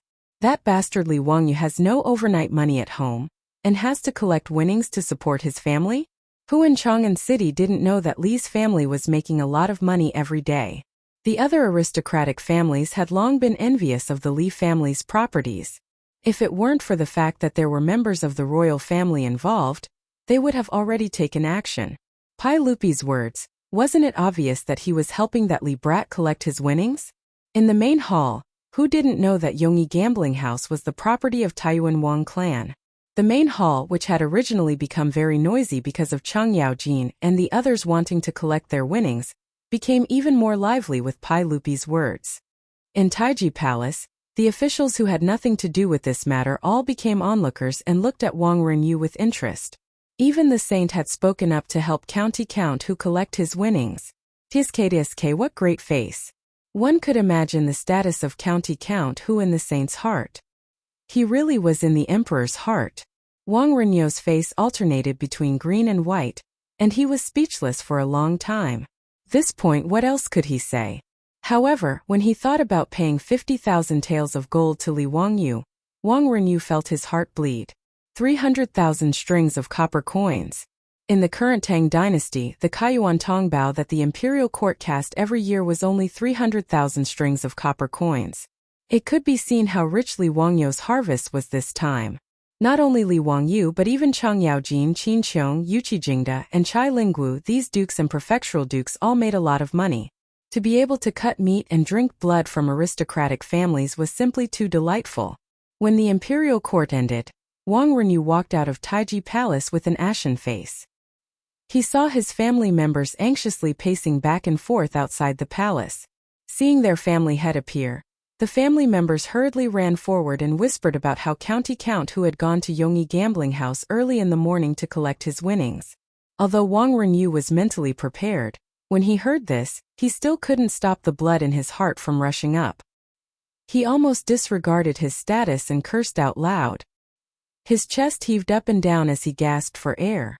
After a long time, he suppressed the evil fire in his heart and ordered in a hoarse voice, "Let the treasury of the manor count the gold and copper coins and compensate him. This old man will definitely take revenge in the future. My Taiji Wang clan cannot live under the same sky as this bastard." While Wang Renyu was cursing, Li Wangyu couldn't help but sneeze a few times. He rubbed his nose and looked at shopkeeper Wang. "It's almost noon. How long will it take for you to compensate me with your gold? I don't have the time to grind my teeth with you here." Yes. Count who, please calm down. 50,000 taels of gold is truly a huge amount. Please be magnanimous. Shopkeeper Wang was already on the verge of tears. He already foresaw that his end wouldn't be good. Although it was family head Wang Renyu who hinted for him to accept this bet, he was still a scapegoat. He would definitely be treated as a scapegoat and severely punished by his family. Chapter 449. After Wang Renyu spoke, Taiyuan Wang clan naturally did not waste any more time. Soon, an endless stream of carriages drove into Xianyang Lane's Yongyi Casino, and unloaded carriage after carriage of copper coins and silk. Taiyuan Wang clan also deliberately disgusted Li Wangyu. He clearly had enough gold in his treasury, but he deliberately did not take it out. Instead, he brought in carriage after carriage of copper coins and silk. Even these copper coins had been stored in Taiyuan Wang clan's treasury for too long. Many of the ropes that connected the copper coins had rotted and broken, and the scattered copper coins were piled up in baskets. Many of the copper coins were even rusted and looked very old and shabby. Li Wangyu did not dislike them. As long as he gave enough money, copper coins were copper coins. He even planned to accept silk, which he had always disliked. Silk was also used as a currency in the Tang dynasty. 2 bolts of silk were equal to 1 copper coin. China had been short of copper since ancient times. Although copper coins were legal tender, they had always been in a state of shortage. Therefore, even in the Tang dynasty, silk was still one of the currencies used for transactions. During the Tang dynasty, Yang Guozhong ruled the world. In the history books, it was recorded that his family had accumulated 30 million bolts of silk. From this, one could see the status of silk as a currency. If Taiyuan Wang clan only used silk to exchange for copper coins, Li Wangyu would have accepted it. In any case, he had already made preparations. Previously, he had asked Pai Lupi for a favor and planned to transport all the copper coins and silk that he had won from Taiyuan Wang clan into the palace to exchange for gold. However, when Li Wangyu grabbed a handful of scattered copper coins from the basket containing the copper coins, he was so angry that he almost threw the copper coins at shopkeeper Wang's face. The copper coins that he had grabbed were obviously not Kaiyuan Tongbao. Not only were the coins smaller, but they were also thin and light. Li Wangyu immediately reacted. This was private money. The Tang dynasty had been short of copper coins for a long time. The Kaiyuan Tongbao that Wu De started to cast in the 4th year could only cast 300,000 strings of coins a year. He had been in Zhengguan for 2 years, but in only 7 years, he had only made 2 million copper coins. Even if half of these copper coins were in Chang, and it was still a drop in the bucket. Therefore, it was normal to barter and use silk as currency. If there was a shortage of money, the aristocratic families would forge private coins within their own sphere of influence to make up for the shortage of copper coins. Naturally, this money could not be compared to Kaiyuan Tongbao. Although the material and workmanship were not bad, compared to Kaiyuan Tongbao, it was much lighter. Private money could be circulated, but most of the time 2 or 3 pieces of private money could be exchanged for 1 Kaiyuan Tongbao. Now, the Taiyuan Wang clan had actually moved so much private money. Obviously, they were planning to use shoddy goods to cheat their way through. How could Li Wangyu not be angry? Shopkeeper Wang, what is the meaning of your Taiyuan Wang clan's actions? Using so much private money to offset the official's salary, do you think I'm a fool? This perhaps the new servants made a mistake. I'll have them exchange it for county count who.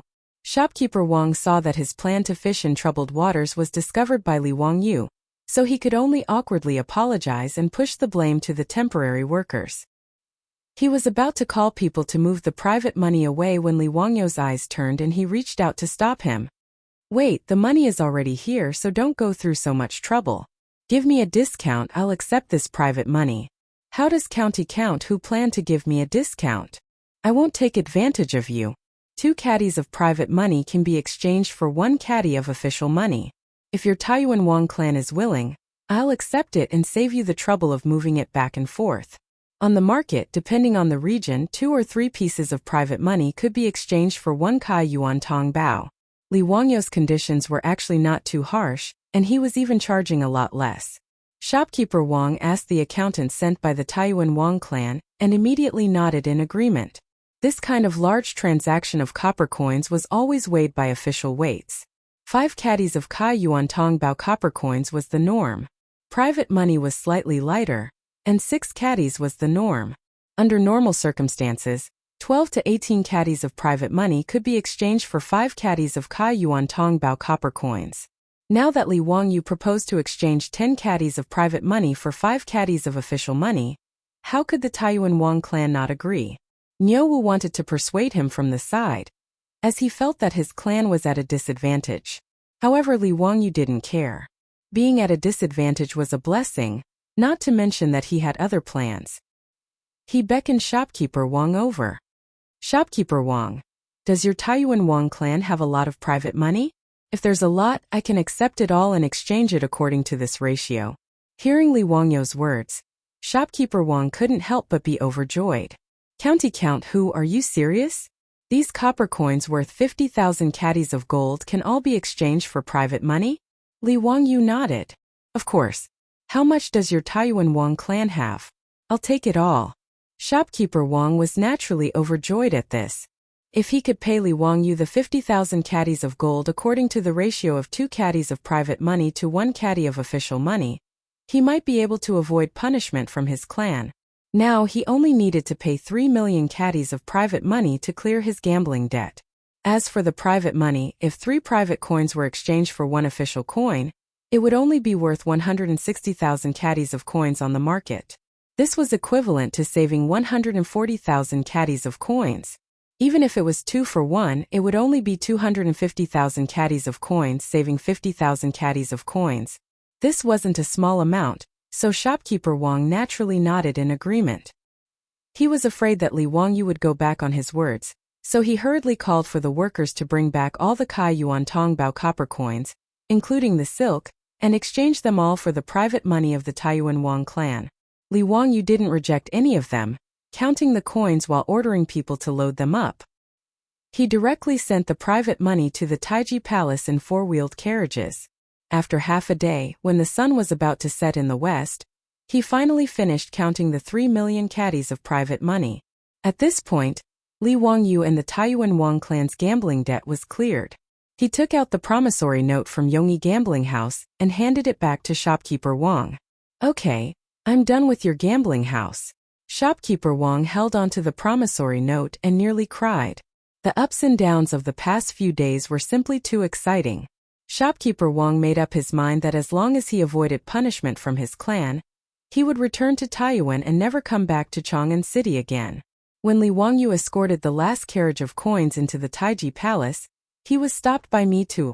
County Earl, why did you order people to transport all your private money? How am I supposed to exchange it for gold? The eunuchs of the Tang dynasty usually called themselves miscellaneous scholars. As for Me Too, he was the highest-ranked eunuch in the Taiji Palace. He only called himself a servant in front of Pai Lupi and Empress Zhang's son. He originally called himself a certain someone in front of Li Wangyu. Until this incident in the Eastern Palace, Me Too was in awe of Li Wangyu. Furthermore, Li Wangyu was Pai Lupi's nephew, so Me Too lowered his status and started to call himself a servant in front of Li Wangyu. Li Wangyu and Pai Lupi had agreed that the copper coins he transported from the Wang clan in Taiyuan would be exchanged for gold. Pai Lupi naturally left this matter to Me Too, the provincial supervisor of the Internal Affairs Department. However, when the copper coins were transported into the palace today, Me Too was stunned. What was transported into the palace was not Kaiyuan Tongbao, but carriage after carriage of private money. He really did not understand what the county earl was doing. How could such private money be exchanged for gold? Chapter 450. In response to Mito's question, Li Wangyu chuckled and said, Mito, I won't exchange this money for gold. I'll keep it in the palace for the time being, and I'll explain it to the saint. It's getting late today, and I'll go to the palace another day to explain it to the saint. Mito naturally had no objection to Li Wangyu's words. Otherwise, Mito wouldn't be able to explain it to Pai Lupi and Empress Zhang's son if he exchanged this money for gold. It was getting late, and the drum of dusk had already sounded in Chang'an City.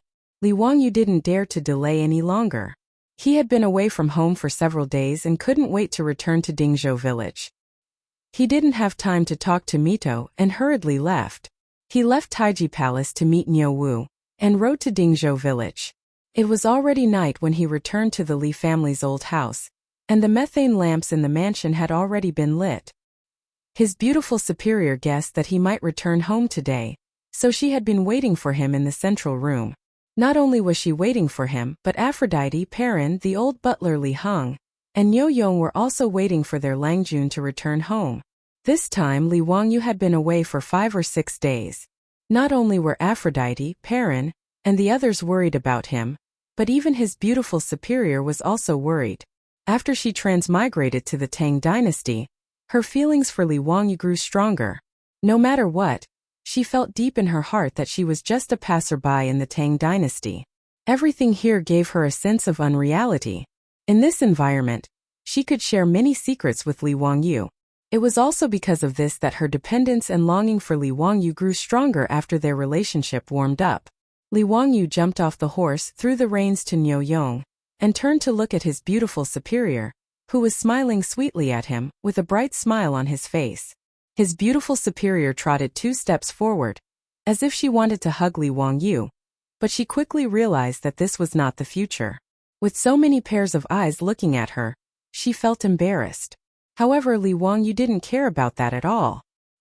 He walked directly to his beautiful boss and hugged her tightly. Not only did Nyo Yong and Nyo Wu widen their eyes, even the old butler Li Heng was dumbfounded. On the other hand, Aphrodite and Perrin almost cried out in surprise at their Longjuan's bold move and covered their eyes with their hands shyly. However, between the gaps of his fingers, there were 2 pairs of eyes that were rolling around. They stared at Li Wangyu and his beautiful boss, unwilling to even blink. After the old man Li Heng reacted, he hurriedly gestured to the Nyo brothers, indicating for them to leave quickly. They had to avoid their Longjuan's actions.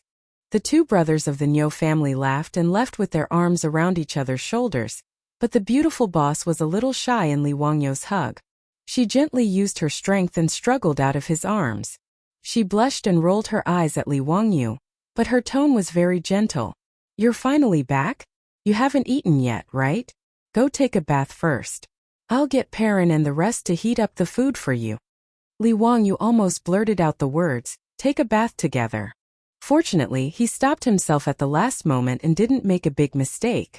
Otherwise, Nyo Wu would have to go to the Temple of Nature to find Sun Simiao to save his life. Lying in his own bathtub and drinking 2 cups of rice wine that his beautiful superior prepared for him, Li Wangyu felt that this was life.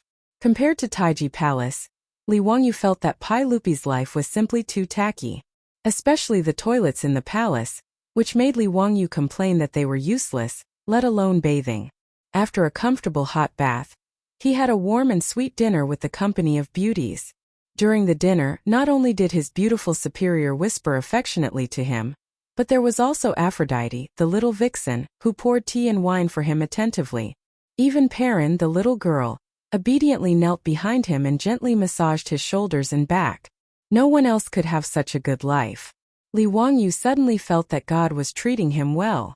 As a small white-collar loser in the future, he could also live such a spurned, rotten life. It was really his ancestors' graves that were smoking. As Li Wangyu ate and drank, he vividly described what had happened in the Eastern Palace to the group of beauties, young and old. His beautiful superior also had a rough idea of what had happened in Chang'an City from the rumors in the streets.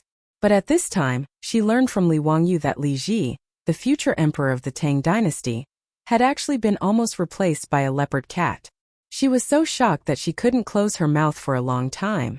She also never expected that those aristocratic families would be so daring. "Wangyu, then you have to be more careful in the future. This time you have offended those aristocratic families. Be careful that they will take revenge on you by hook or by crook," his beautiful superior said worriedly. In response, Li Wangyu casually waved his hand. "Why should I be afraid of them? I am not an official in the imperial court, so there is nothing they can use against me. Besides, don't I have Li Shimin to back me up? Those aristocratic families can't do anything." Although he said so, his beautiful superior was obviously still a little worried, but now was not the time to talk about this, so she didn't say much. Dinner lasted until the moon was high in the sky before everyone dispersed and went back to their rooms to rest. When he woke up the next day, Li Wangyu was too lazy to pay attention to the 3 million pounds of private money that was now piled up in the Taiji Palace's treasury. After breakfast, he leisurely strolled around the village. "Greetings, Lang Jun." "Hello, Lang Jun." "Hello, Lang Jun." You are back from Chang'an City? I heard that you have been living in the palace during this time. What is it like in the Taiji Palace? The villagers who didn't go to work, as well as the aunties in the village, hurriedly greeted Li Wangyu when they saw him. Some gossipy people even asked Li Wangyu what the Taiji Palace was like. In response, Li Wangyu cheerfully nodded and greeted everyone. He was bored, so he also described the palace's scenery to everyone in a gossipy manner. The villagers and aunties who heard him exclaimed from time to time. More and more villagers and aunties gathered around Li Wangyu. Everyone was happy to listen to their own Mr. Xiao Lang talk about these new things. Just as Li Wangyu was speaking eloquently, his saliva flying everywhere, he saw Carpenter Lu squeeze into the crowd and greet him with his hands clasped. Hello Lang Jun. Dare I ask Lang Jun about the name you gave my grandson? Did you come up with a good one? Carpenter Lu's words stunned Li Wangyu. Damn it, I completely forgot about this. He also didn't ask Ma Zhou and Yin Libin about the surname Lu. Now that Carpenter Lu asked him that, he couldn't help but feel a little awkward. Li Wangyu's mind raced. Surname Lu, what name should I give him? Looking at Carpenter Lu's expectant gaze, Li Wangyu blurted out. Lu Dehua. Yes, I gave your grandson the name Lu Dehua. Virtue is morality and virtue is Tao. This child was born in a Taoist temple, so he is fated with Tao. Huawei is glorious, and it means that your grandson will have a bright future. Carpenter Lu muttered. Lu Dehua? Good. That's really great. Lang Jun is a great talent. Thank you, Lang Jun, thank you. The surrounding villagers were also envious of the name Li Wangyu gave Carpenter Lu's grandson. They looked at Carpenter Lu with burning eyes. TSK. This child of the Lu family was given a name by Lang Jun himself. What a blessing! Li Wangyu secretly wiped the cold sweat off his forehead. If anyone wanted to give him a name in the future, he would fight it out with that person. It was really too difficult. While the crowd was bustling, Niu Wu came over. Lang Jun, Yang Mingfu is here to visit. Hearing that Yang Quan was here, Li Wangyu quickly cupped his fists and bid farewell to the villagers. He then went back to his old residence. Chapter 451. When Li Wangyu returned to the residence, Yang Quan had already been waiting in the main room for a long time. Brother Xuqing, how have you been? We haven't seen each other for a long time and I've missed you. What brings you to my residence today? Li Wangyu and Yang Quan greeted each other with a smile. Now that he had been conferred the title of County Earl, there was a big difference between his status and Yang Quan's. However, he firmly disagreed with Yang Quan calling him by his title. Thus, he and Yang Quan simply called each other by their courtesy names and called each other brothers. This made it easier for them to get along. In fact, there was a big age difference between the two of them. Yang Quan's son was only a few years younger than Li Wangyu. However, the ancient people didn't care much about the age difference. That old man Yu Shernan was already 70 years old, but he was still willing to be friends with Li Wangyu despite the difference in age. Brother Zio, I'm here today to give you an invitation.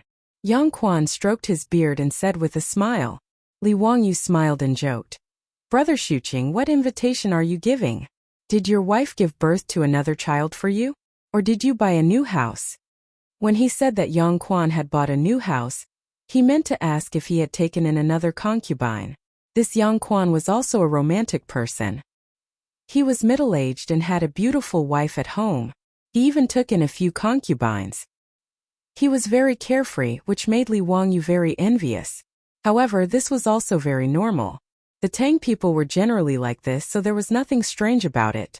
On the contrary, people like Fang Yai's father, Fang Xianling, who only had one wife and no concubines, were more unique. Thus, the story of Lady Fang being jealous was passed down through the ages. Being teased by Li Wangyu like this, Yang Quan couldn't help but blush. He hurriedly waved his hands and said, Brother Li Wangyu, don't speak nonsense. Cough cough, I'm just sending the invitation on behalf of my teacher.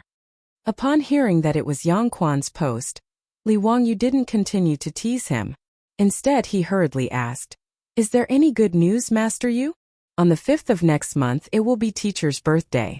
As disciples, we naturally have to properly host a birthday banquet for our masters. That's why I'm here today to deliver an invitation to Brother Zio, inviting you to attend the banquet. Yang Quan's words made Li Wangyu clap his hands and laugh out loud. Of course, I have to go to Lord Yu's 70th birthday. Duke Yu treats me like a nephew. It's his birthday, how could he dare to miss it? Aha, of course. Teacher really values Brother Zio. Even I am envious of you. The birthday banquet will be held at Buzhengfang, at teacher's residence. At that time we will be waiting respectfully for Brother Zio. Birthday banquets were considered a very grand event in the Tang dynasty. Longevity was the most important of the 5 blessings, and birthday banquets were the most important. Therefore, Yu Shernan's 70th birthday was naturally a big event. Not to mention, Yu Shernan was a great scholar and a high official in the imperial court. He had countless disciples. For his birthday banquet, even Pai Lupi would send an eunuch to announce the imperial edict and present gifts as a sign of congratulation. After sending off Yang Quan, Li Wangyu began to ponder what he should give Yu Shernan as a gift. If he were to give him some gold or jewelry, the old man would definitely not like it. Last time he didn't have the money to buy that piece of land facing the sun, so he borrowed 1,000 strings of copper coins from Yu Shernan. But when he had the money, the old man didn't want him to pay him back. It was clear that Yu Shernan didn't care about these things at all. But if he were to give him some poems, calligraphy and paintings, it would be too light on the gift but heavy on the thought. Although the old man would definitely like it, he didn't know how many influential people in Chang'an City would be there to give him their birthday banquets. If he were to just give away his own poems, it would be too embarrassing. If things didn't go well, people would say that he, the dignified county earl who founded the country, was so stingy and stingy. That wouldn't be good. For a moment Li Wangyu was a bit worried. Gifting was indeed a skill. His beautiful superior came out and saw him frowning. She curiously asked what was wrong. Li Wangyu told her about Yu Shernan's 70th birthday banquet in a few days. He was also worried about what gift to give. His beautiful superior smiled with her beautiful eyes. Isn't that simple? Give him a birthday cake. It's delicious and has a good taste. Besides, no one in the Tang dynasty has ever seen a cream cake, right? It's a rare thing. Li Wangyu was stunned. You know how to make a cream cake? Aha! The beautiful superior raised her proud neck, looking like a little princess who didn't know who she was. Li Wangyu was overjoyed. He stepped forward and hugged his beautiful superior, giving her a big peck on her pink face. His sudden attack startled the beautiful superior, who couldn't help but cry out in surprise. Bashful, her soft fist suddenly fell on Li Wangyu's chest like raindrops. This was the so-called flirting. Since his beautiful superior knew how to make a cream cake, Li Wangyu didn't bother to think about giving a gift. He planned to sit back and enjoy the fruits of others' labor with a clear conscience. Something like a cream cake was used as a birthday gift. In the future, it would be better to give some calligraphy and paintings. But in the Tang dynasty, it couldn't be more appropriate. Sure enough, a virtuous wife at home was better than 10,000 acres of fertile land. Hihi Chongqing, then I'll leave the gift to you. Yugong's birthday is on the 5th of next month. You can arrange it according to the schedule. After Li Wangyu settled the matter of the congratulatory gift, he crossed his legs and leisurely drank his tea while humming a little tune. He looked like the foolish son of a landlord. Needless to say, it was extremely hateful. Seeing him like this, the beautiful superior couldn't help but gnash her teeth in hatred. She couldn't help but reach out her slender white fingers, quickly and accurately clamped Li Wangyu's ear, and gently twisted it. Ouch, it hurts, let go, let go. Chongqing, what are you doing? Li Wangyu cried out in pain. Humph, you want to sit back and enjoy the fruits of others' labor? In your dreams. That birthday cake was my gift. What gift do you want to give Yugong? Go prepare it yourself. The beautiful superior snorted discontentedly. When Li Wangyu heard her words, he couldn't help but be dumbfounded. Chongqing, what are you saying? You don't even know Yugong, why are you giving him a gift? Be good, leave the cake to me. Li Wangyu only thought that the beautiful superior was joking with him. Su Chongqing glanced at him. Yugong has a son, do you know? I know. Yu Chong, courtesy name Jingming. I saw him when I went to Yugong's residence.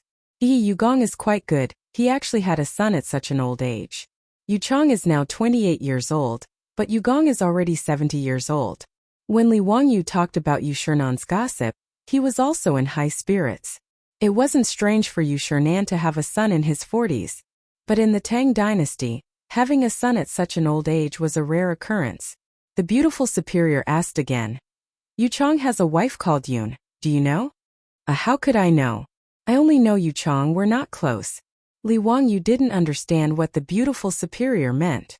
That Yun is very close to me now, and we can be considered best friends. She already invited me to Yu Gong's birthday yesterday. Did you know? The beautiful superior laughed proudly, but Li Wangyu was dumbfounded. Xiaodo Sak.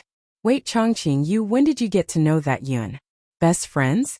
Are you kidding me? Li Wangyu was so anxious that he even blurted out the Japanese language. But he didn't know that Su Chongqing really didn't lie to him. Chapter 452. His beautiful boss had to travel between Chang'an City and Dingzhou village almost every day. Plus, after she came to the Tang dynasty, she was addicted to riding horses and did not want to ride anymore.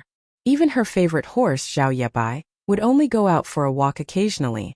Now that it was summer, his beautiful boss did not want her delicate white skin to be tanned by riding back and forth every day. Li Wangyu's heart ached for her. So he asked Carpenter Lu to help his beautiful boss build a special four-wheeled carriage for her to ride. Although Li Wangyu could not make springs and rubber in the Tang dynasty, the wisdom of the ancients was not to be underestimated. Wuxia had carriages since ancient times. Although they were two-wheeled carriages, how could the carriages of the high officials and nobles endure the pain of the bumpy ride? Therefore, all kinds of shock absorption measures were exhausted. For example, leather was wrapped around the wheels, which was the same principle as rubber tires. It increased the cushioning by increasing the softness. Thick cushions were placed on the seats to make the buttocks more comfortable. There was also a device called rabbit concealing device, which was installed between the axle and the carriage and had a spring-like shock absorption effect. In Shiming, this device was described as like human clogs, which meant that it was as comfortable as wearing shoes. Li Wangyu was not short of money now, so he did not hesitate to use a lot of money to build the carriage for his beautiful boss. He used whatever was useful and did not care about the cost. Li Wangyu also followed the layout of carriages in the future, and had people use leather, soft fur, and cotton to build comfortable seats. There was even a bed for lying down to rest. Even the 4 horses that pulled the carriage were fine horses that he had specially bought from Shi City. The only regret was that he could not make glass. The windows of the carriage could not be made to be transparent. The four-wheeled carriage for his beautiful boss was built. When it was driven on the road, it was as eye-catching as the Bentley, Rolls-Royce, and other luxury cars in the future. His beautiful boss naturally liked the spacious and comfortable four-wheeled carriage. After trying it again, she was so excited that she even took the initiative to give Li Wangyu a kiss, which made Li Wangyu feel that it was worth it. Since the unique luxurious carriage of the Tang dynasty was built, his beautiful boss had been riding it between Dingzhou village and Chang'an City every day. She did not feel tired at all. Coincidentally, a few days ago, on the way to Chang'an in a carriage, his beautiful superior ran into a broken carriage by the roadside. The axle of the carriage was broken, and one of the wheels fell off. The coachman was so anxious that he stomped his feet, but it was useless. The beautiful boss immediately asked Niu Yong to stop the carriage and asked if he needed help. After asking around, he learned that there were women in the broken carriage who were on their way back to Chang'an City to visit their relatives in Hu County. They were worried about the broken carriage when it broke down. The beautiful boss warmly invited the young woman to get on her carriage and sent her back to Chang'an City. The young woman led her maidservant and thanked her beautiful superior repeatedly before boarding the carriage. This wide four-wheeled carriage, which she had never seen before, made the young woman very surprised. After asking carefully, she learned that the carriage was personally built by County Count Hu, which made her even more surprised. The two chatted along the way and realized that they were actually close. This young woman was Yu Shernan's daughter-in-law Yun. Of course, Madame Yun knew Li Wangyu, the County Count of Huxian. Not only was the County Count of Huxian famous in Chang'an, but her father-in-law often talked about him at home. This made her very curious about this young county count who founded the country. After learning that his beautiful superior was a relative of County Count Hu, he became even closer and even warmly invited her to his home. His beautiful superior had transmigrated to the Tang dynasty and did not have many friends. Seeing Yun's enthusiasm, she did not refuse. The two of them became closer and closer as time went by. When his beautiful superior went to Chang'an City to take care of the underwear workshop and carriage business, she would often send people to invite Yun. Therefore, Yun naturally invited her to Shernan's 70th birthday celebration. As a relative of County Count Hu, she would go to Yu Mansion to celebrate. In response, his beautiful superior naturally nodded happily. Therefore, his beautiful superior naturally wanted to give the birthday cake to Shernan as a birthday gift. After understanding all of this, Li Wangyu couldn't help but be dumbfounded. How could this work? Hehe Chongqing. Let's consider the cake as a gift from both of us. Okay? Li Wangyu asked with a cheeky grin. No way. We women are not here to celebrate our birthdays with you stinky men. If you take it and give it to Buddha, I'll be empty-handed. You're dreaming. His beautiful superior mercilessly rejected Li Wangyu's suggestion, making him very sad. He knew that his beautiful superior was right. Although the Tang dynasty was liberal, the nobles still strictly followed Confucian etiquette. This was especially true for the birthday banquet of a grand scholar like Yu Shernan. Therefore, during the banquet, the madams and young ladies of the noble families who came to celebrate would sit alone in a hall. At that time Yu Shernan the birthday boy would go and receive their blessings and gifts. What's so great about that? It's not like I can't think of a gift. Just you wait. The gift I've prepared will definitely be much better than that birthday cake. Li Wangyu said stubbornly, refusing to back down. How could the beautiful superior not see through his stubbornness? She couldn't help but cover her mouth and chuckle. Hehe. Then take your time to think about it. Be careful or else your gift won't be as good as my birthday cake. That would be too embarrassing. After she finished speaking, she turned and left. She waved her hand and didn't take a single cloud with her. Li Wangyu stretched out his hand wanting to stop her, but he put it down disappointedly. If he begged his beautiful superior again, he would lose face. He was still a bit of a male chauvinist. How could he be willing to lose face and beg his beautiful superior again at this time? He propped his head up with one hand and subconsciously tapped the table with the other. He was thinking hard about what gift he could give Yu Shernan. If he wanted to build a four-wheeled carriage, it would be quite suitable as a gift. He still remembered the first time he saw Yu Shernan, that old man. Yu Shernan had an old servant by his side and was sitting in a creaky old ox cart. Building a comfortable carriage for the old man would be the most suitable. But this carriage was completely handmade. It wasn't something that could be built in just a few days. He couldn't give the beautiful superior's carriage to Yu Shernan, right? Thinking of this, Li Wangyu patted his head in annoyance. When he was building the carriage, why didn't he think of building more? This was a good gift. Yu Shernan Kong Ingda Lu Quan these big shots, he should have given one to them as a token of his sincerity. He decided to make a note of this matter and ask Carpenter Lu to build him more carriages to use as a gift. But it was too late to talk about this now. It was obviously not in time. If he wanted to give Yu Shernan a gift, he would have to think of another way. Li Wangyu racked his brains for a long time and finally slapped the table. Wahahaha, I really am a genius.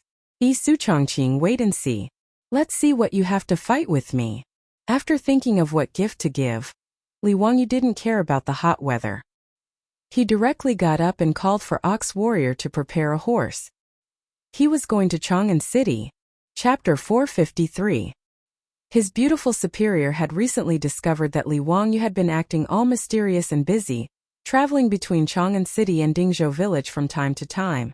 She asked out of curiosity, but Li Wangyu refused to answer and only said that he was preparing a gift for Yu Shernan. Hehe, it's a secret.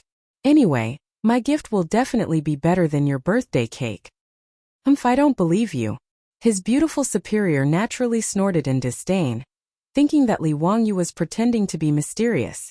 She didn't believe that Li Wangyu could have come up with anything good in such a short time. Time flew by and it was already the 5th day of the 8th lunar month.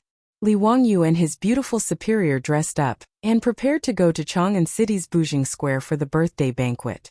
With the help of Aphrodite and Perrin, his beautiful superior had already prepared a huge cream cake. She put it in a box and asked Niu Wu and Niu Yong to carefully carry the cake onto the carriage. Natural cream made from milk was the most resistant to heat. Once the temperature was too high, it would melt like ice cream. In order to prevent the cream from melting, She carefully found a lot of ice cubes and piled them around the cake box to cool it down. Li Wangyu, on the other hand, was only holding a slender wooden box in his hand. Riding on the jade flower horse, he was very relaxed. His beautiful superior had already seen that the wooden box contained a painting scroll. If it wasn't Li Wangyu's sketch, then it must have been something that Yen Liban had drawn on his behalf. His beautiful superior made a funny face at him and stuck out her pink tongue. "Hey, this is the birthday gift you prepared? Just a painting? Hee, who was the one who said that his gift would definitely be better than mine? Hee, what's the rush? Just wait and see. If I say that my gift is better than yours, then it's definitely better. When have I ever spoken without thinking?" "Oh, is that so? I heard that someone named Carpenter Lu's grandson Lu Dehua Lu? Does that count as speaking without thinking?" His beautiful superior winked at Li Wangyu mischievously. Her words made Li Wangyu's face turn red. F***ck, didn't I blurt it out because of Carpenter Lu's questions that day? The fact that he didn't name Carpenter Lu's grandson Lu Jin was already very kind to him. Let's go. It's getting late. Take the carriage. Be careful of the cake. We have to let Nyo Yong walk slower." Li Wangyu quickly changed the topic. The beautiful boss raised her head smugly and beckoned Aphrodite and Perrin to get into the car. Today, the two of them, as the personal attendants of their beautiful superior, were brought along to the Yu residence to have some fun. Avro and Perrin often went to work in Chang'an, and with their beautiful boss, so they naturally knew Madame Yun. The two brothers, Nyo Wu and Nyo Yong, escorted Li Wangyu and the three women and set off for Chang'an City. When they arrived at Buzhongfang, the place was already filled with all kinds of carriages and horses. It was Yu Shernan's 70th birthday, and the guests who came to wish him well were as numerous as the clouds. The beautiful superior's four-wheeled carriage could hardly move, so she had no choice but to get off and walk. As for the huge cake box, it was carefully carried by the Nyo brothers to the Yu residence. Today, the gates of the Yu residence were all open to welcome the guests. Li Wangyu immediately saw Yang Quan and Yu Chang standing at the entrance to welcome the guests. "Haha, younger brother Zio, you're finally here. Teacher has asked several times if you've arrived." Yang Quan immediately cupped his hands in greeting when he saw Li Wangyu. Yu Chang also bowed to Li Wangyu. "Thank you, County Count Hu, for coming to celebrate my lord's birthday. Please take a seat in the central room. Brother Jingming is too polite. These are the women of my residence. They were invited by Brother Jingming's wife to celebrate Duke Yu's birthday." Li Wangyu hurriedly introduced his beautiful superior to Yu Chang. The two sides exchanged greetings for a while before they were welcomed into the residence. The beautiful superior, Aphrodite, and Perrin were naturally received by Madame Yun, who led them to a small sitting room at the side of the main hall. The small sitting room was separated from the main hall by a curtain, so it was actually very transparent. Meanwhile, Li Wangyu was politely invited into the main hall of Yu Mansion by Yu Chang. "Brat, why are you so late? Come and drink." As soon as Li Wangyu entered the main hall, he heard Chang Yaojin's hoarse voice and subconsciously wanted to turn and run. Fortunately, he immediately reacted. This was not Duke Lu's residence, but Yu Shernan's birthday banquet. Chang Yaojin wouldn't be too presumptuous, right? This nephew greets Uncle Chang. Li Wangyu hurriedly bowed to Chang Yaojin and winked at the three brothers beside him as a greeting. "Brat, why don't you come to my residence to drink? I haven't thanked you for winning the gold yet." Chang Yaojin laughed. Li Wangyu was speechless. "Damn, are you going to thank me? You're clearly planning to repay kindness with enmity." If he went to Duke Lu's residence to drink, Li Wangyu suspected that he would die of alcohol poisoning sooner or later. Li Wangyu didn't dare to say anything. He hurriedly used the excuse of going to greet the others and stayed far away from Chang Yaojin. Today, Yu Chang's main hall was filled with familiar faces. Li Wangyu even had an illusion that Chang Chao from Taiji Palace had been brought here. A room full of big shots, all of them high-ranking officials of the imperial court. As one of the 18 scholars of the Duke of Qin's residence, Yu Shernan was very familiar with Pai Lupi's trusted ministers. They had all been officials of the imperial court for many years. Today was Yu Shernan's 70th birthday, so how could these big shots not personally come to congratulate him? Li Wangyu's status wasn't low, but he was the youngest. He could only hurry forward and greet these big shots one by one. After a round of greetings, Li Wangyu felt that he couldn't straighten his back. Not only were almost all of the big shots of the imperial court present, but even Li Wangyu's group of bad friends were present. They had all followed their fathers to Yu Chang's residence to give birthday greetings. When they saw Li Wangyu, they all winked at each other. It was very lively. What surprised Li Wangyu was that the patriarchs of the 5 surnames and 7 looks had also come today. He didn't know that Yu Yao's Yu clan was also one of the aristocratic families. However, Yu Shernan was more politically inclined towards Pai Lupi. He was Pai Lupi's trusted minister and one of the future 24 meritorious officials of Lingyan Pavilion. When Wang Renyu saw Li Wangyu, his expression turned cold. However, it wasn't good for him to flare up. He snorted coldly and no longer looked at him. On the other hand, a young man beside Wang Renyu was glaring at Li Wangyu provocatively. "Brother Yai, who's the one glaring at me?" Li Wangyu curiously asked Fang Yai. "He's the second son of Taiyuan Wang clan's Wang Ziyu. His elder brother is that bastard Wang Ziqiao. He's not much different from his elder brother. He's also a bastard. Zio, it seems that he's very unhappy with you after you won so much money from Taiyuan Wang clan." Li Wangyu curled his lips in disdain. "So what if he's unhappy?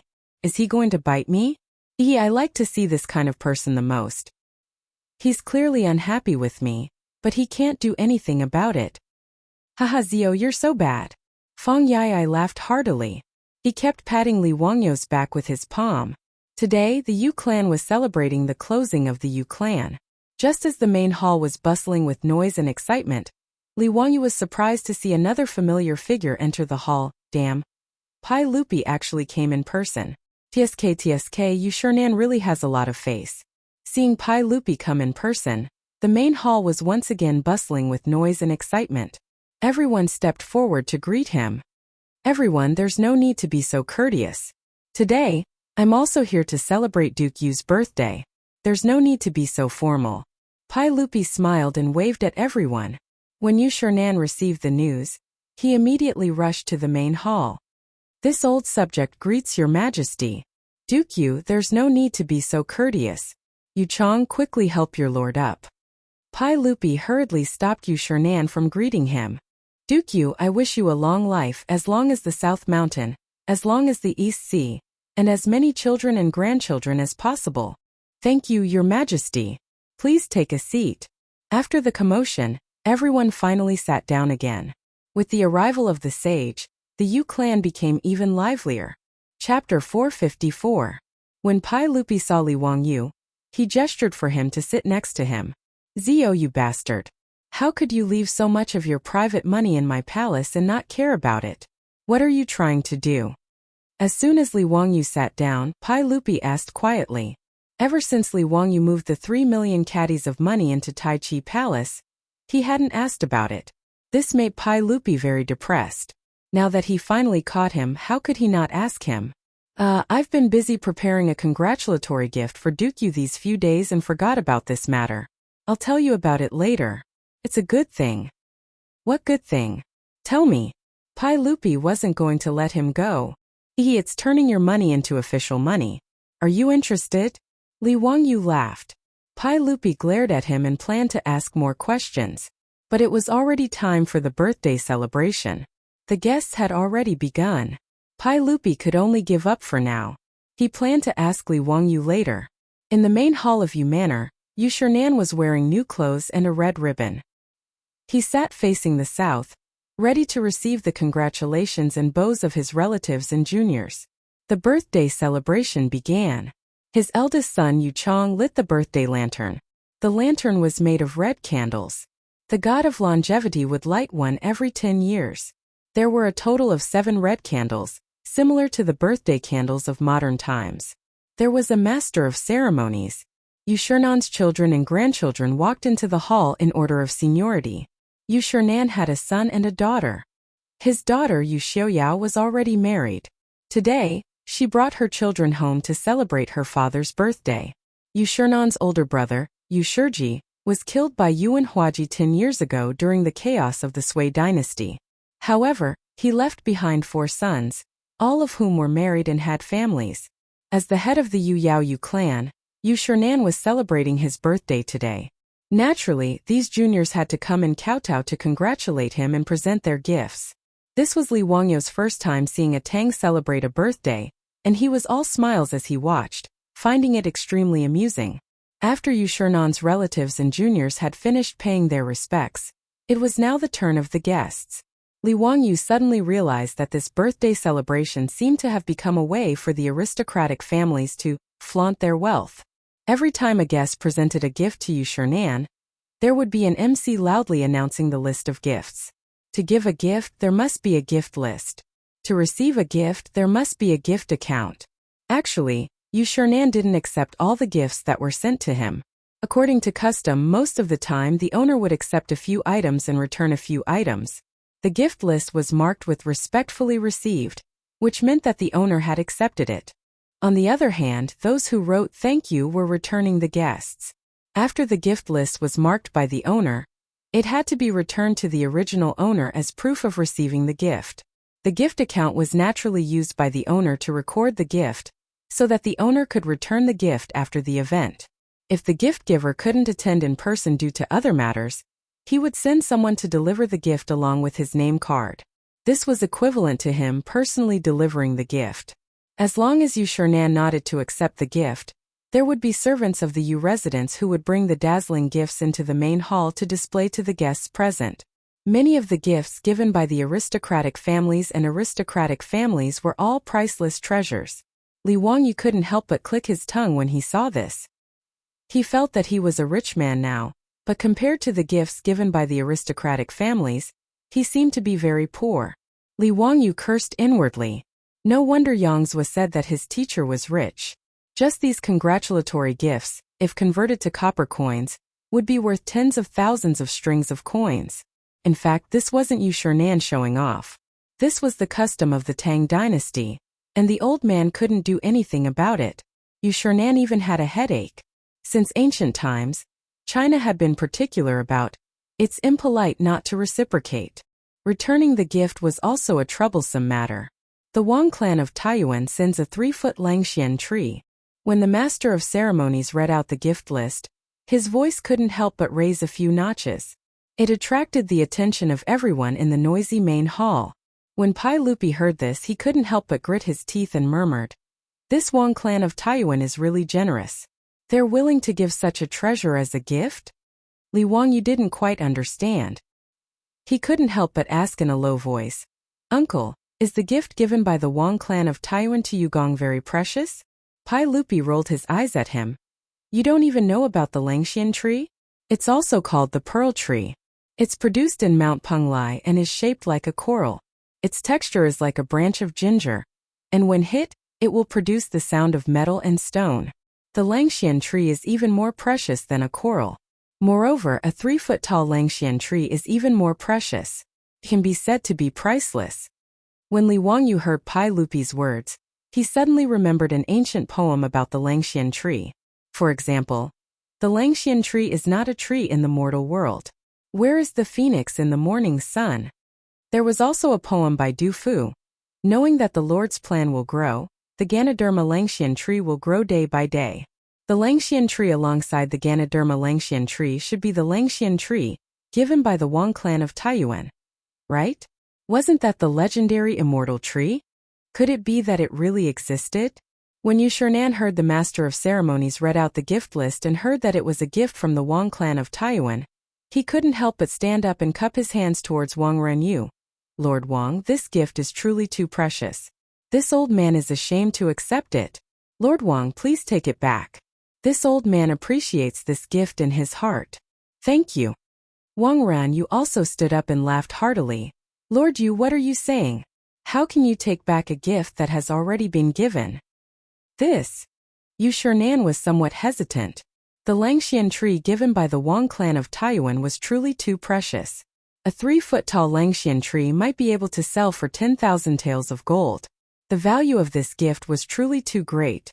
Although the gifts given by the many guests today were valuable, most of them were only worth 100 strings of copper coins. Dukes like Cheng Yaojin had given gifts worth 1,000 strings of copper coins, which was already very precious. However, The Taiyuan Wang clan had given a gift worth 10,000 taels of gold. How could Yu Shernan not feel conflicted? Seeing Yu Shernan's hesitation before Wang Renyu could say anything, his second son Wang Ziyu suddenly spoke up. Lord Yu, this Langxian tree was specially chosen by our lord for you. Please accept it, Duke Yu. Otherwise, if word gets out, won't others think that our Taiyuan Wang clan of Taiyuan can't even afford to give out gifts? If we give you something that looks good to fool you, then our Taiyuan Wang clan's face will be completely lost. His words were extremely impolite. It was as if Yu Shernan's refusal to accept the Taiyuan Wang clan's gift was looking down on them. Yu Shernan was taken aback when he heard this. Why did Wang Renyu's second son speak so harshly? Wang Renyu didn't take it to heart. He smiled and said, My son is young and doesn't know how to speak properly. Please don't blame him, Lord Yu. Please don't be so courteous and accept this Langxian tree. Young your sister. Li Wangyu was also displeased by Wang Ziyu's impoliteness. He cursed inwardly. Wang Ziyu in his 20s. Wang Renyu, you have the nerve to call him young? I'm the one who's called young, all right? However, Li Wangyu's displeasure was one thing. Today was Yu Shernan's birthday banquet. He naturally couldn't disrupt Yu Manor's joyous occasion. He could only curse silently.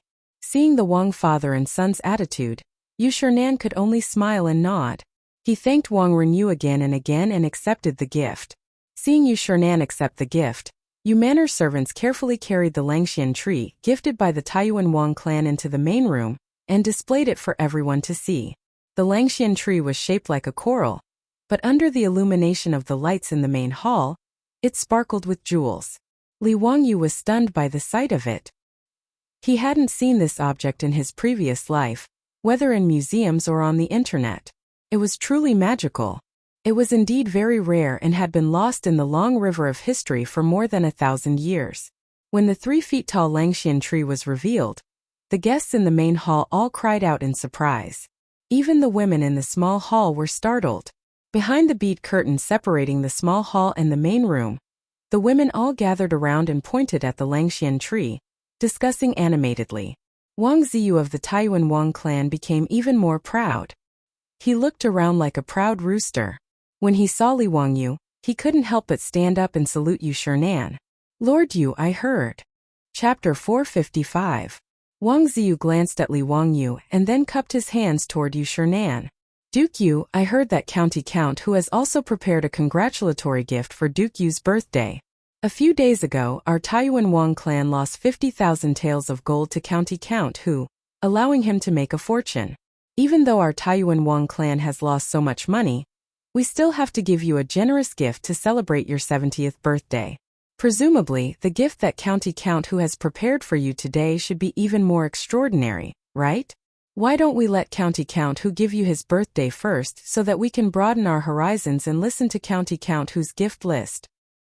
His words caused the noisy hall to quiet down a little.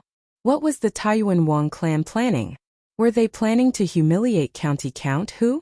Everyone present knew of the conflict between the Taiyuan Wang clan and County Count who. Everyone felt that the Taiyuan Wang clan had eyes but failed to see. Originally, the two families had planned to become in-laws, and the Wang and Li clans had done the best for Qin and Jin. But in the end, Li Zhou had only been dead for a year, and County Count who was still a nobody, but the Taiyuan Wang clan impatiently came to cancel the engagement. The Taiyuan Wang clan had paid a compensation of more than 100 taels of gold to force County Count who to cancel the engagement. This matter was despised by all the noble clans and nobles of Chang'an, but no one had expected that after the Taiyuan Wang clan cancelled the engagement, in just a few short months, Li Wangyu would soar into the sky. From a nobody, he had been conferred the title of County Count of the founding county, and his nobility had been increased several times. Now County Count who was in the heart of the emperor, and his talent was on full display. In Chang'an, every noble family with a young lady of the right age would want to marry this young county earl, who was the first county earl of the country. Now the Taiyuan Wang clan had made themselves the laughingstock of Chang'an, and yet they were still entangled with County Count who. It was truly despicable. When the Count of Hu County won 50,000 taels of gold from the Taiyuan Wang clan, everyone felt that the Taiyuan Wang clan deserved it. Since your family's casino dares to open a bet and dare to accept the bet, then you have to accept your loss. The second son of the Wang clan, Wang Ziyu, saying these words at this time was rather petty. Everyone was well aware of the meaning behind Wang Ziyu's words. Wasn't it because their Taiyuan Wang clan had sent a great gift today, and wanted to use it to humiliate Li Wangyu? However, among all the people who came to celebrate Yu Shernan's birthday, which family could present a more valuable gift than the one from the Taiyuan Wang clan? Moreover, Li Wangyu was not the only one who had won gold in the hall of Yu Mansion. Chang Yaojin, Chai Linggu, Yuqi Jingda, these big shots, had also ruthlessly bitten off a piece of meat from the aristocratic families. Wang Ziyu's words were too offensive.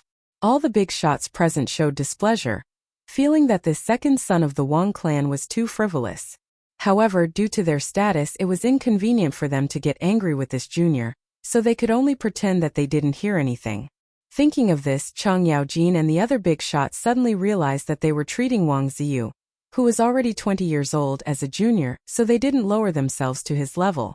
However, when facing Li Wangyu, no one treated him as a 16-year-old youth. Whether it was Chang Yaojin or Yuqi Jingda, although they usually called him little brat and virtuous nephew, in their hearts, they treated him as an equal and trusted his words. Therefore, when Li Wangyu proposed to place a large bet on the empress giving birth to a child, these big shots agreed so quickly. Comparing the two, Chang Yaojin could only secretly mutter freak. Then, he suddenly turned his head and glared fiercely at Chang Chumo and his two brothers, his eyes full of dissatisfaction. His expression, however, made Chang Chumo and his two brothers confused. What was the meaning of this? The one who spoke was that bastard Wang Ziyu. Why was their father glaring at them? How could they know that there was a kind of harm in this world called other people's children? Yu Shernan was also quite dissatisfied with Wang Ziyu's words. But today the hall was full of guests, so he couldn't say much and could only laugh.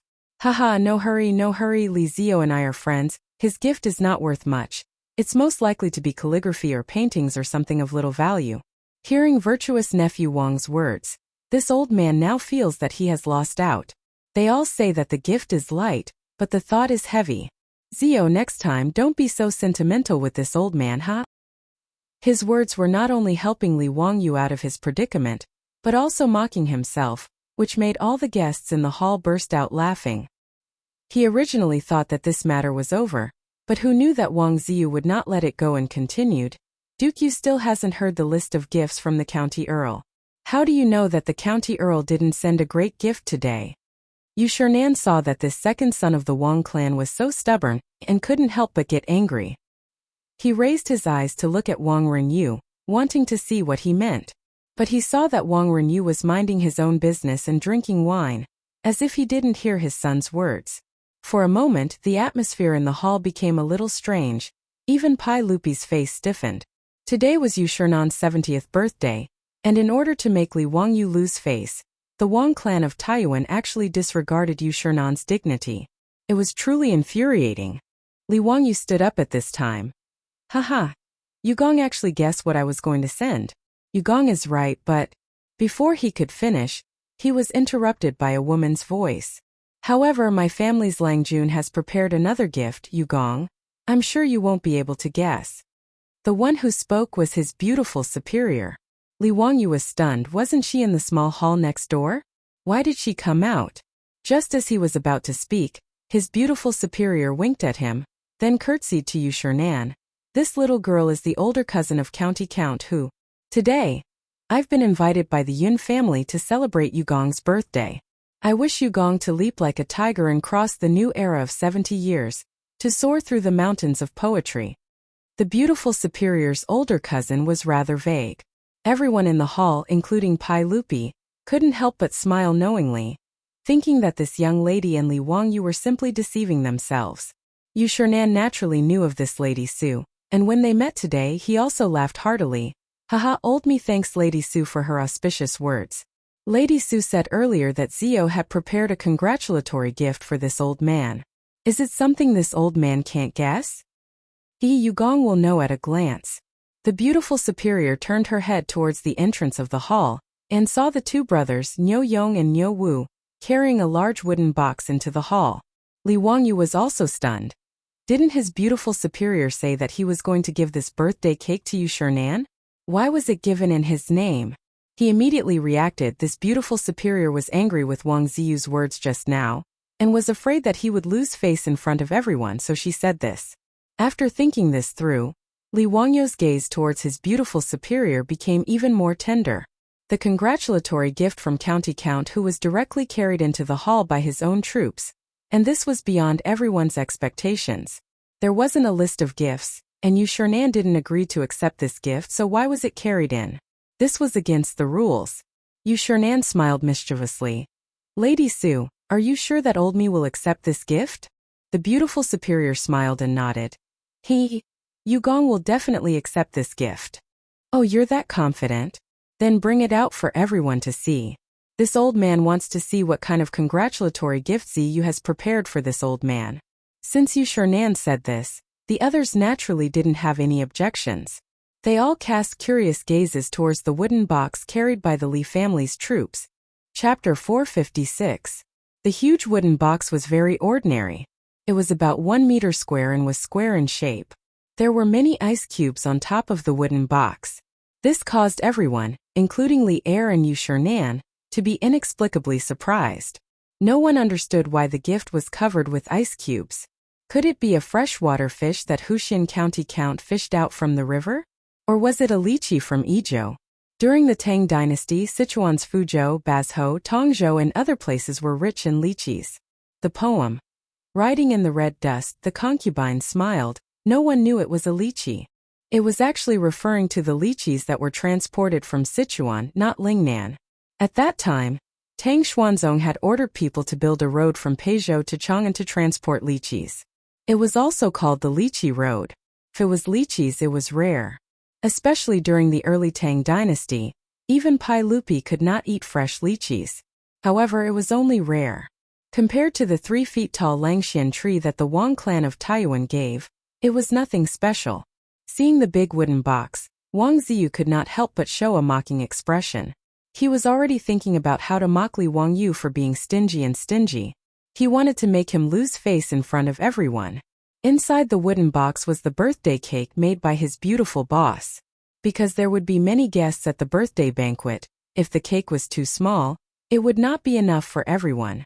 Their beautiful boss spent a lot of effort to make such a big birthday cake as a gift. The 2 brothers, Niu Yong and Niu Wu, hated the birthday cake very much. They had already tasted the cake. It was very delicious and could be said to be the best in the world. However, the process of making the cake was like a nightmare to the 2 brothers. There was no other reason than that there were no mechanical devices in the Tang dynasty. The cream used to make the cake had to be spun and stirred continuously. In the future, it was simple. A few hundred yuan electric mixer could solve the problem. However, to make the cream now, it was all manual labor. The thought of stirring more than 10 kilograms of milk with a paddle made one's scalp tingle. Even strong men like the Niu brothers almost dislocated their hands because they had to whip the cream. Therefore, the Niu brothers both loved and hated this birthday cake. Li Wangyu leaned close to his beautiful boss's ear and whispered, "Chongqing, what are you doing? Are you afraid that I'll lose face?" The beautiful superior rolled her eyes at him. You're so stubborn. I couldn't stand that Taiyuan Wang clan's arrogance. Wasn't it just a precious gift? What's the big deal? At least, no one in the Tang dynasty has ever seen the birthday cake I made. Li Wangyo's heart was naturally warmed by his beautiful superior's protectiveness. If it weren't for the fact that they were in public, he would have hugged her and kissed her passionately. Removing the ice covering the outside, the wooden box containing the cake was carefully opened by the Niu brothers, revealing the true face of the birthday cake. When the huge cream cake was displayed in front of everyone was stunned. What was that? The people present could be said to be the most distinguished and knowledgeable group of people in the Tang dynasty, but none of them had ever seen this thing in front of them. This object was very big, flat, and round. Its entire body was pure white, and it looked a bit like white marble. There were many patterns on it, and it was very exquisite. Especially the huge longevity peach on the cake, which was even more eye-catching. The meaning of the birthday celebration was self-evident. There was also a birthday poem written on notice cake. Yu Shernan leaned closer to take a closer look and murmured the poem. More than 70 years have been a dream. The morning comes, the birthday comes, the children and grandchildren come. Worries are gone, no pain. The heart is unmoved. There is 1,000 pounds of weight here. Early years for the world to use. Middle-aged Zen doubts the heavens. When the stone tower is built, there is not a crack. Who will share it? Send it to heaven and earth. Good. Good poem. Zio, is this your new work? Yang Quan clapped his hands and applauded. The guests also praised. Yu Shernan was so excited that his beard trembled. He couldn't help but cry as he recited the poem. Wasn't this phrase describing Yu Shernan's entire life? Zio, you really know me well. Just based on this poem alone, this gift is the best this old man has seen today. With much difficulty, Yu Shernan was finally able to wipe away his tears under Yu Chang's coaxing. He held Li Wangyu's hand tightly as he spoke. This made Li Wangyu feel a little embarrassed. Hehe, I didn't expect that plagiarizing a poem would make Yu Shernan so excited. Suja's poem, The Fisherman's Pride. Happy birthday to his disciples on the cake was obviously plagiarized by Li Wangyu. His beautiful boss asked him to write a birthday poem on the cake, so he copied the poem by Suja, one of the 3 Sus. It was quite suitable for the occasion, and it made the old man very excited. Li Erma carefully savored this poem and nodded his head repeatedly. Zio, this poem of yours really sums up Duke Yu's entire life. Kongyingda, Lu Quan, Daizhou, and the other scholars all praised the poem after reading it. In the hall, everyone's praise made Wang Ziyu's expression change. Especially when he heard Yu Shernan say that this was the best gift he had seen today. His expression became even uglier. He couldn't help but ask in a loud voice, "Dare I ask County Earl what is this gift? It's a big white piece of cake. Is it just to write a birthday poem? The words are really not very well written." Wang Ziyu's words were a bit of a wet blanket. Many guests secretly shook their heads. They felt that Wang Renyou's poem was really ignorant and incompetent. But although Wang Ziyu's question was rude, it was indeed what many people were thinking. Up until now, no one had figured out what the congratulatory gift from County Count Hu was.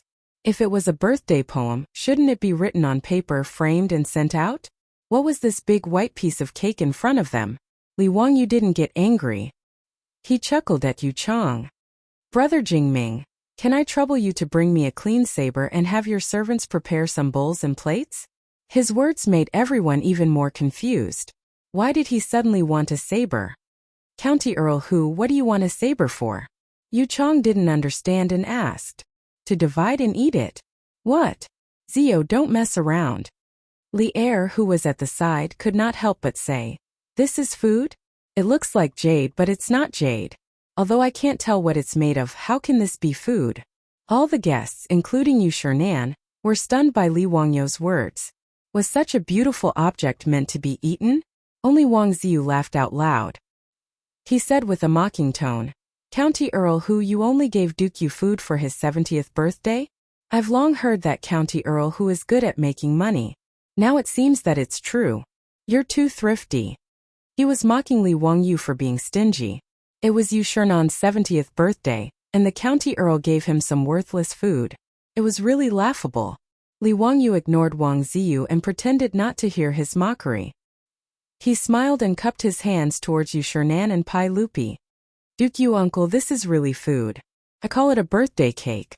It's eaten on the day of one's birthday." "Oh? It's really food?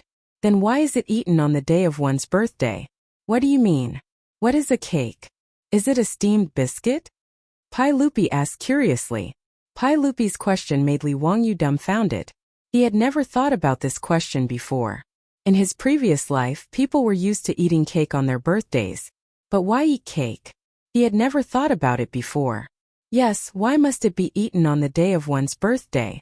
Why is it called a birthday cake? It seemed that birthday cakes were introduced to China from the West after the 1911 revolution. Its origin was probably related to the legends of the West. Since ancient times, people in China had the custom of eating longevity noodles on their birthdays in hopes of living a long life. There was also the custom of eating boiled eggs. Peeling off the shell symbolized the removal of the bad past and a new beginning. But how should he explain the birthday cake made by his beautiful boss? He couldn't help but look at his beautiful boss. He saw that his goddess was also dumbfounded. Obviously, she hadn't thought about this either. Chapter 457. Faced with Pai Lupi's question, Li Wangyu could only roll his eyes and rack his brain to make up a story. This birthday cake is round and symbolizes the sun and the moon. It means that it is as permanent as the moon, as rising as the sun, and as long as the South Mountain. Therefore, it must be eaten on the day of the birthday. The sweat on Li Wangyu's forehead was about to drip down. Only then did he come up with such an unreliable explanation. Fortunately, neither Yu Shernan nor Pai Lupi bothered with this question. After realizing that he and his beautiful boss had almost made a mistake due to the customs of the future, Li Wangyu did not dare to light or blow out the candles. Those were Western traditions which were different from Wuxia traditions. Since ancient times, people in Wuxia had used the saying dying of old age, or dying is like a lamp going out, to describe people dying of old age. When using candles, they would use scissors to cut them out instead of blowing them out. Blowing out the candles was not a good sign in Wuxia. If Li Wangyu followed the example of the future and asked Yu Shernan to light the candles on the cake, and then blow them out with a wish, he would be asking for trouble. Wouldn't that be the same as cursing Yu Shernan? Li Wangyu would not do such a stupid thing. Soon, a servant of the Yu mansion brought a long knife. Li Wangyu presented it to Yu Shernan with both hands. Master Yu, please cut this birthday cake yourself. Yu Shernan held the knife and looked at the unbelievably beautiful cake, especially the birthday greeting on it. The old man was reluctant to cut it. Zio, are you going to cut it just like that? I can't bear to do it. Why don't we just forget about it? Let me enjoy it for a few more days. Master Yu, this birthday cake cannot be stored for long. It must be eaten in time, or the cream will melt. It has been covered with ice to prevent the cream from melting. After being persuaded, Yu Shernan had no choice but to raise the knife. With Yu Chang's help, he began to cut the cake. Then, he asked the servants of the Yu mansion to distribute the cake to the guests. The cake was delicious. Even in the future, people who were used to eating all kinds of delicacies still liked it very much, let alone the Tangs who were tasting cake for the first time. Historians of later generations once joked that the reason why the Tang dynasty was the Tang dynasty was because they liked to eat candy. Of course, this was a joke, but the Tangs really liked all kinds of desserts. Especially in the early Tang dynasty, the technology of making cane sugar had just been introduced. Sugar was still a luxury in the Tang dynasty, and was even more sought after by the nobles. When the guests received the plates of cakes delivered by the maidservants of Yu mansion, they hesitated for a moment before picking up their spoons, scooping out a piece of cake and putting it into their mouths. The rich milky fragrance was soft and tempting in the mouth. It had a unique flavor that was unforgettable. There was no need to chew at all. It melted in the mouth, leaving a faint fragrance between the lips and teeth. Savoring the aftertaste, the thick aroma of the cream swirled in his mouth, sweet and fragrant. The birthday cake carefully made by the beautiful boss instantly conquered everyone present. For a moment, the hall of Yu mansion quieted down. No one spoke. There was only the sound of wolfing down food and the clatter of spoons against plates. Even Wang Renyu and his son Wang Ziyu, who had been looking down on Li Wangyu, did not bother to find trouble with Li Wangyu at this time. Each of them held a plate of cream cake and ate happily. Zio, your birthday cake is really delicious. This old man hasn't had such a good meal in a long time. Thank you, Zio, for making this birthday cake for this old man. This old man likes it very much. Yu Shernan was old. Although he was in good health, he still had some of the problems that old people usually had. For example, teeth falling out, blurred vision, and leg trouble. Although the Tang dynasty also had the technology of embedding false teeth, it was not very useful. Usually, Yu Shernan's diet consisted mainly of soft foods. This sweet and creamy cream cake was naturally to his taste. He, who usually had a bad appetite, made an exception today and ate 2 plates of cake. Yu Chang was grinning from ear to ear and repeatedly cupped his hands to thank Li Wangyu. Faced with Yu Shernan's gratitude, Li Wangyu quickly pushed his beautiful boss to the front of the table. You flatter me, Mr. Yu. This birthday cake is actually not my gift, but my cousin's gift to Mr. Yu. In order to make this cake, she put in a lot of effort. Oh, so it was Lady Su who made the cake. Haha, this old man thanked the wrong person. Thank you, Lady Su, for your kindness. This old man appreciates it. Yu Shernan twirled his beard and laughed. Seeing that Li Wangyu actually told the truth, the beautiful boss could only look at him helplessly. She bent down and curtsied to Yu Shernan. I really don't deserve Mr. Yu's praise. Mr. Yu is too polite. Everyone was full of praise for the birthday cake. Many of the women in the side hall were prepared to inquire their beautiful boss about how the cake was made and wanted to learn. At this time, Wang Ziyu's discordant voice sounded again, causing Yu Shernan to frown. So this birthday cake wasn't a gift from the Count of Huxian? Haha, I was wondering why County Count Hu would be so stingy as to give food as a gift. I wonder what kind of gift County Count Hu prepared for Mr. Yu. Why don't you let me open my eyes? Li Wangyu glanced at Wang Ziyu, whose mouth was still covered in cream. He was thoroughly fed up with this Taiyuan Wang clan. Sure enough, Fang Yai was right. That Wang Ziqiao was a scoundrel, but his younger brother Wang Ziyu was still a scoundrel.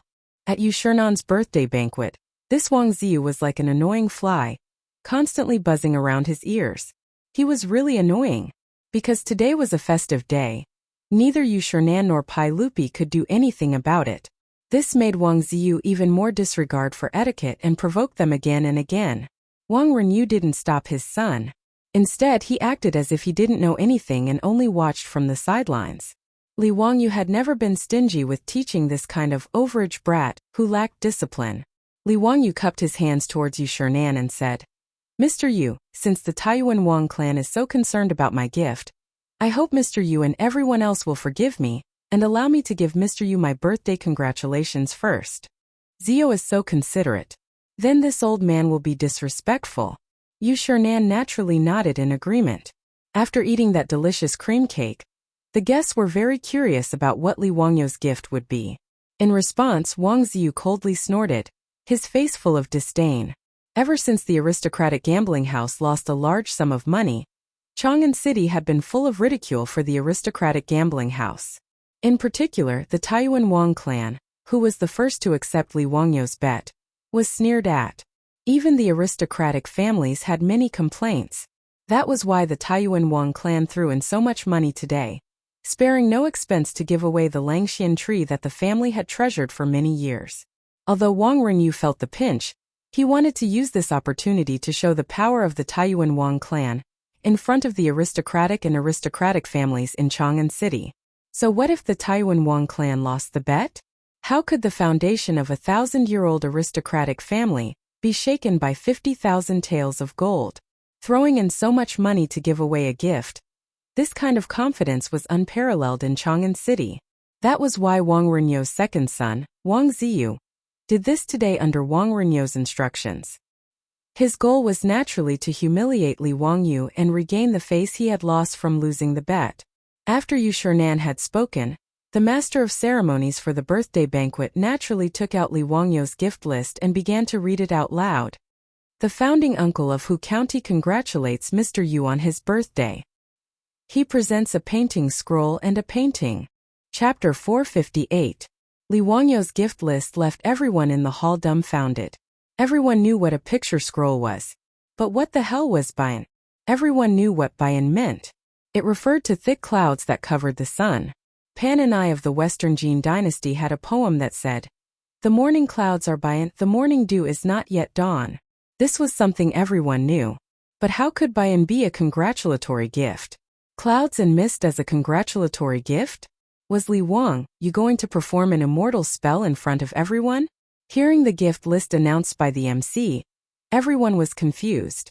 They looked at Li Wangyu in confusion, waiting for his explanation.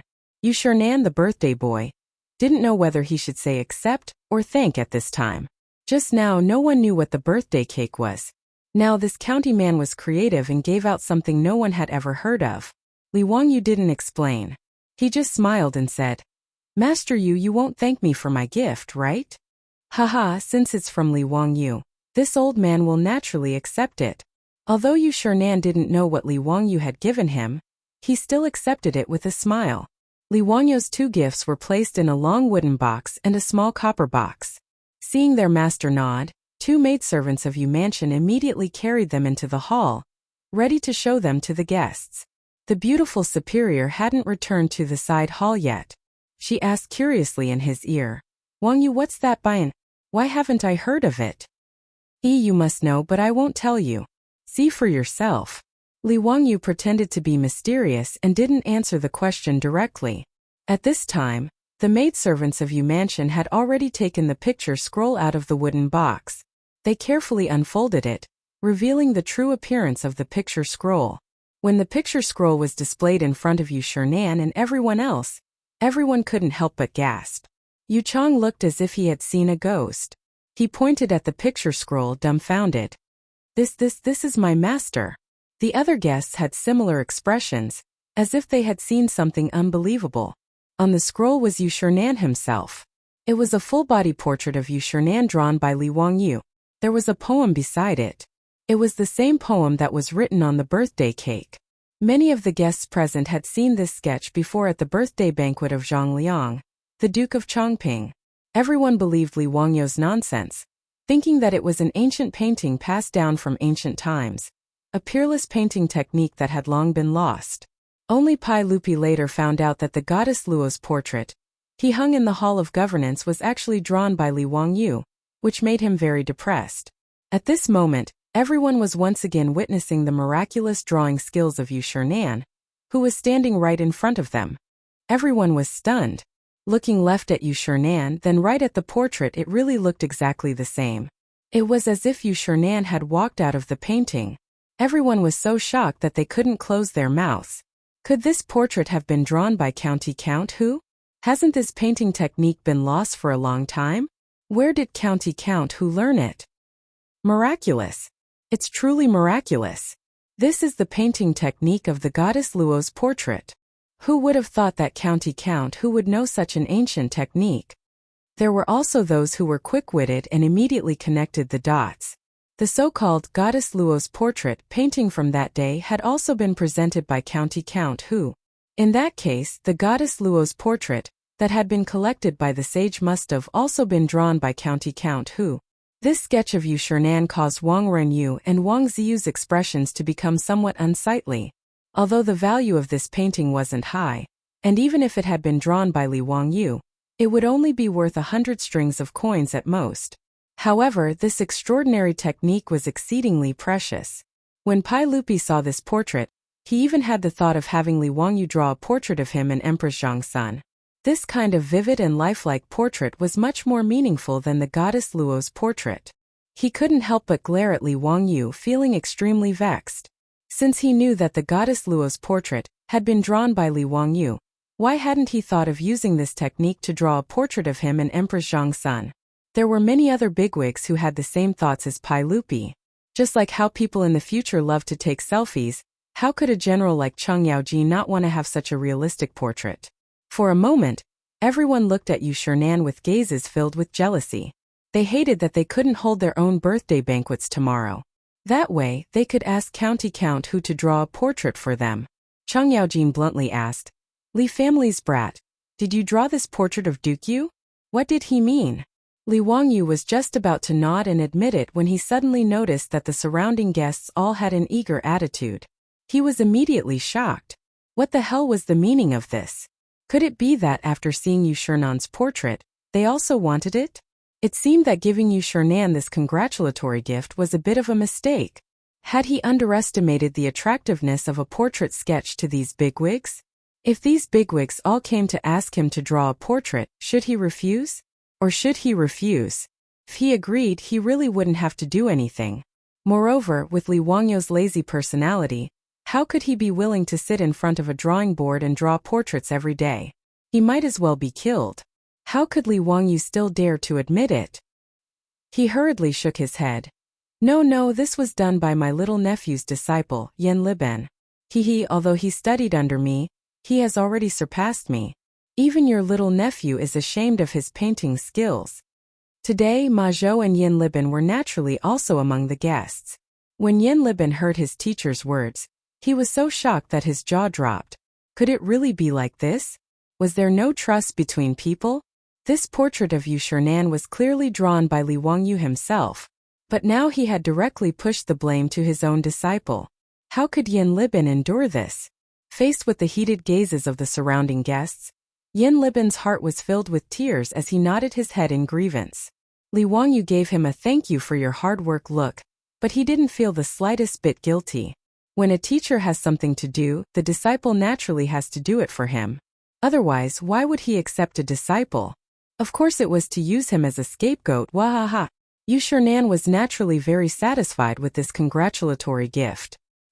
He leaned forward and carefully examined it for a long time before he asked Yu Chang to carefully put it away. Haha, Zio. You really put a lot of effort into this congratulatory gift. This old man doesn't deserve it. I respectfully accept it, respectfully accept it. Many thanks, Zio. To the side, Yu Chang also repeatedly bowed to Li Wangyu. This portrait of Yu Shernan would undoubtedly become the family heirloom of the Yu Yao Yu clan. After Yu Shernan's death, this portrait would definitely be hung in the Yu Yao Yu clan's ancestral hall to receive incense and worship from the Yu clan. After Yu Shernan's portrait was put away, everyone's gaze turned to the other servant girl holding a copper box. The congratulatory gift from the county count's estate was truly an eye-opener. Naturally, everyone was even more curious about the last congratulatory gift named by Chapter 459. In the main hall, everyone's anticipation vanished as soon as the copper box was opened. The item that Yu Residence's servant girl took out from the copper box was nothing special. In fact, it even looked a little shabby. Two transparent objects were embedded in a thin wooden frame. Some of the guests with good eyesight could tell at a glance that they were two thin transparent crystal pieces. Natural crystals weren't rare in the Tang dynasty. Although it was rare for a craftsman to grind them into thin crystal pieces, it didn't seem that surprising. At the very least, no one could tell the value of this little thing. Was this the so-called Bayan? Everyone looked disappointed when they saw the gift in Yu Residence's servant girl's hand. The second gift from County Count Huxian seemed very ordinary and mediocre. Only the beautiful superior covered her mouth in shock when she saw Li Wangyu's gift. Wangyu, you can actually make glasses? How did you do it? She asked in a low voice. Li Wangyu's second gift was a pair of glasses commonly seen in the future. Li Wangyu smiled proudly and whispered into her ear. He, of course. What do you think? This gift isn't bad, right? It can't compare to your birthday cake, right? The beautiful superior rolled her eyes at him. She really didn't expect Li Wangyu to be able to make glasses in the Tang dynasty. She had always assumed that glasses couldn't be made before the invention of glass. But in fact, glasses made of polished crystal had appeared a long time ago in ancient China. At the very least, there were records of glasses in the Song dynasty. And in the Ming dynasty, optometry technology was invented. It was possible to make glasses for myopia, hyperopia, and presbyopia. Therefore, it wasn't difficult for Li Wangyu to make glasses with the technology of the Tang dynasty. That day, Li Wangyu was thinking hard about what gift to give Yu Shernan. In a flash of inspiration, he thought of presbyopia glasses. Li Wangyu had noticed before that Yu Shernan's eyes were a little presbyopia due to his old age. When he read an article, he would look very far away. When his grandfather was still alive, he was also like this, so Li Wangyu knew very well that Yu Shernan's eyesight was bad. Presbyopia was not a disease, but a normal physiological phenomenon. The only way to treat presbyopia was to wear reading glasses. Under these circumstances, giving Yu Shernan a pair of reading glasses was obviously the most appropriate choice. Because he had to help Sun Simiao make a microscope, Li Wangyu had to go to a lot of supervisors to grind the lenses for the microscope. The craftsmen who were going to be supervisors now had some experience on how to grind natural crystals and make them into lenses. The microscope hadn't been made yet because the focal length of the convex lens in the microscope had to be constantly adjusted. This was a delicate task. Without any reference, he could only try slowly. However, it was much easier to make reading glasses for presbyopia. Of course, reading glasses also had a certain degree, which Li Wangyu couldn't grasp. He could only have the craftsman grind out several different kinds of convex lenses for him. When the time came, he would let Yu Shernan experiment to see which lens suited him best. The Tangs had naturally never seen glasses before, so they were somewhat disappointed by the glasses that Li Wangyu had given them. Naturally, no one in the crowd thought that these glasses, which were commonplace in the future, were used to adjust one's eyesight. They all thought that it was just a decorative ornament. How could County Count who have the nerve to give away such a small crystal ornament? This was the first reaction of all the guests present. Today was Yu Shernan's 70th birthday, And all the guests who had come were the nobles and aristocratic families of Chang'an. Wasn't Count Hu afraid of being ridiculed for giving away such a small toy? Putting aside the priceless Langxian tree that Wang clan of Taiyuan had given away, the other guests had also given gifts of pearls, agate, jade, jewelry, antiques, calligraphy, and paintings. Putting aside how rare these things were, at least their value was there for all to see.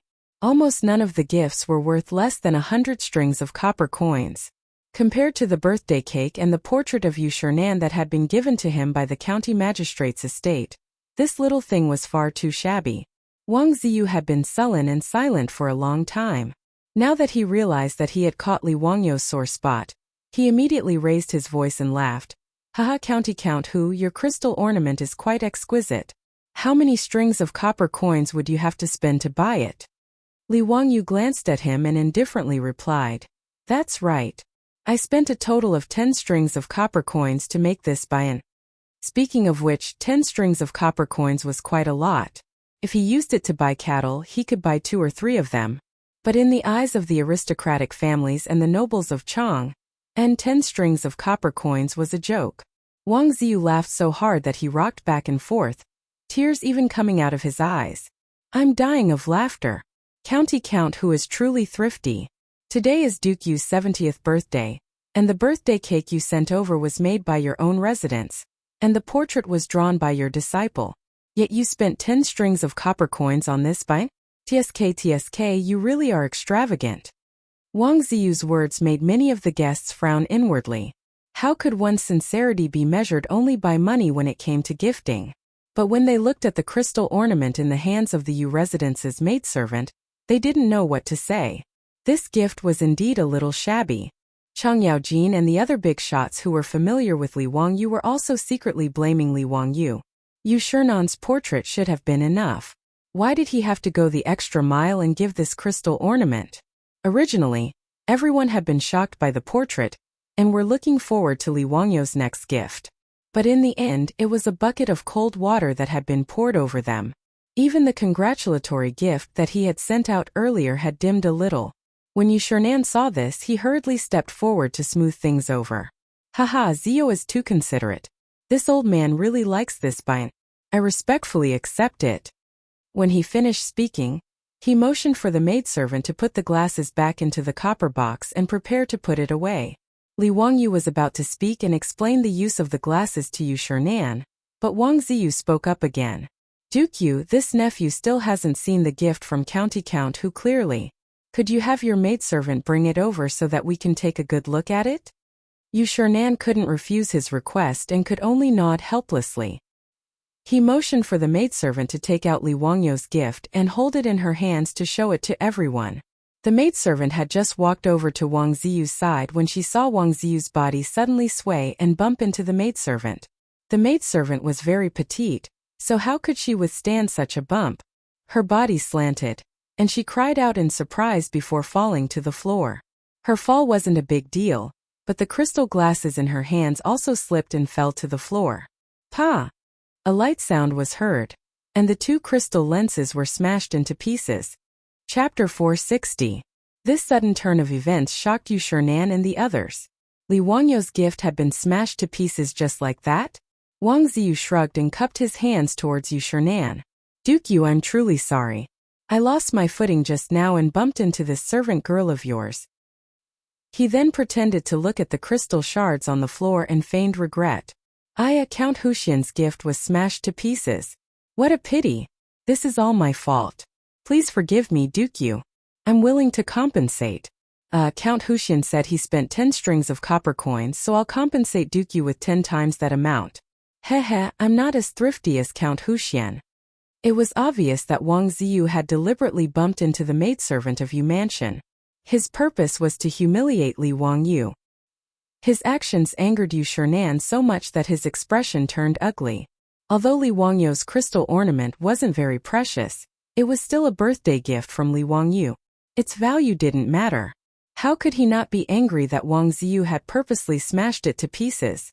Not to mention, Wang Ziyu's pretense of asking for 10 times the compensation was an insult to Li Wangyou and to Yu Shernan himself.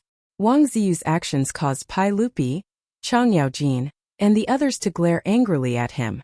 However, today was Yu Shernan's birthday, and they couldn't afford to lose their temper with a junior from the Wang clan of Taiyuan. Yu Shernan was the master of Yu Manor and also the birthday boy. He couldn't say anything to Wang Ziyu, who'd come to offer his birthday congratulations. Wang Ziyu's claim of 10 times the compensation was a joke in everyone's eyes. Li Wangyu had said just now that he'd spent 10 strings of copper coins to make this jade ornament. 10 times the compensation would only amount to 100 strings of copper coins. Did Yu Shernan lack these 100 strings of copper coins? Yu Shernan sighed and glanced apologetically at Li Wangyu. He was just about to wave his hand at Wang Ziyu, indicating that he did not intend to pursue this matter. Li Wangyu suddenly cupped his hands towards Wang Renyu and said, "Lord Wang, is what your second son said true? Is Duke Wang really willing to pay 10 times the price to compensate Duke Yu?" His words stunned everyone. What did Li Wangyu mean? Was it because his gift was broken by Wang Ziyu, and he felt indignant? But even if the Taiyuan Wang clan really paid 100 strings of copper coins, the one who would be embarrassed would be him, Li Wangyu. Wang Renyu was also slightly taken aback. Then, he pretended to be generous and nodded. "That's right. Since my son did something wrong, he naturally has to compensate. 10 times the compensation is very reasonable. I will have someone send 100 strings of copper coins to the Yu residence as an apology from the Wang clan." "Wait, since it's 10 times the compensation, why is it only 100 copper coins?" Li Wangyu pretended to be puzzled and asked. Wang Renyu smiled and said, "Didn't County Count who say that you spent 10 strings of copper coins to make this crystal object? What did County Count who forget so quickly?" Li Wangyu shook his head. "That's not it. How can the value of this object be calculated by the cost of my production?" "Oh, then what does County Count who think?" Wang Renyu asked calmly. "This is naturally determined by the market price. For example, if Wang Yu's army wrote a copybook, the cost might be a few copper coins. Could it be that Duke Wang can use a few copper coins to buy a copy of Wang Yu's army's copybook?" Li Wangyu's words were not nonsense. When Wang Shiji wrote a copybook, other than paper and ink, he didn't have any other capital. However, its value was not determined by the cost alone. Before Wang Renyu could say anything, Wang Ziyu interrupted and said, "How can this be compared? Wang Yu's army's copybook is an antique. Speaking of which, could it be that County Count who thinks he's better than Wang Yu's army? Although that crystal ornament of yours has an unknown name, it's still a piece of junk. How can County Count who not be satisfied with 100 strings of copper coins? That's a joke." Li Wangyu looked at him like he was an idiot. "Oh, is that so? Then I'd like to see whether or not the buy I gave Duke Yu is a piece of junk." After he finished speaking, he waved at Niu Wu, who was waiting outside the hall. The presbyopic glasses had a certain degree. The congratulatory gift he gave to Yu Manor's housekeeper could only be considered a sample. Li Wangyu had originally planned to wait until the banquet was over before taking the real gift for Yu Shernan to try on. He would then choose a suitable pair of presbyopic glasses for Yu Shernan's eyes and give it to him. At this time, Niu Wu was wearing 5 or 6 pairs of presbyopic glasses of different degrees. The reason why Li Wangyu named these presbyopic glasses Bian wasn't because he came up with it himself. It was because presbyopic glasses had been called this way ever since presbyopic glasses were invented in China. The Southern Song dynasty's records of heavenly caves recorded, "Bian old people can't distinguish between fine books. They use this to cover their eyes and see clearly." The Ming dynasty's Luqing Rizha also recorded, "Every time I read an article, my eyesight becomes dizzy and I can't distinguish the details. I use this to cover my eyes so that my spirit doesn't scatter and my strokes are clear. I use a piece of silk to tie it behind my head. I don't recognize it and raise it to ask you. You said, this Bian also."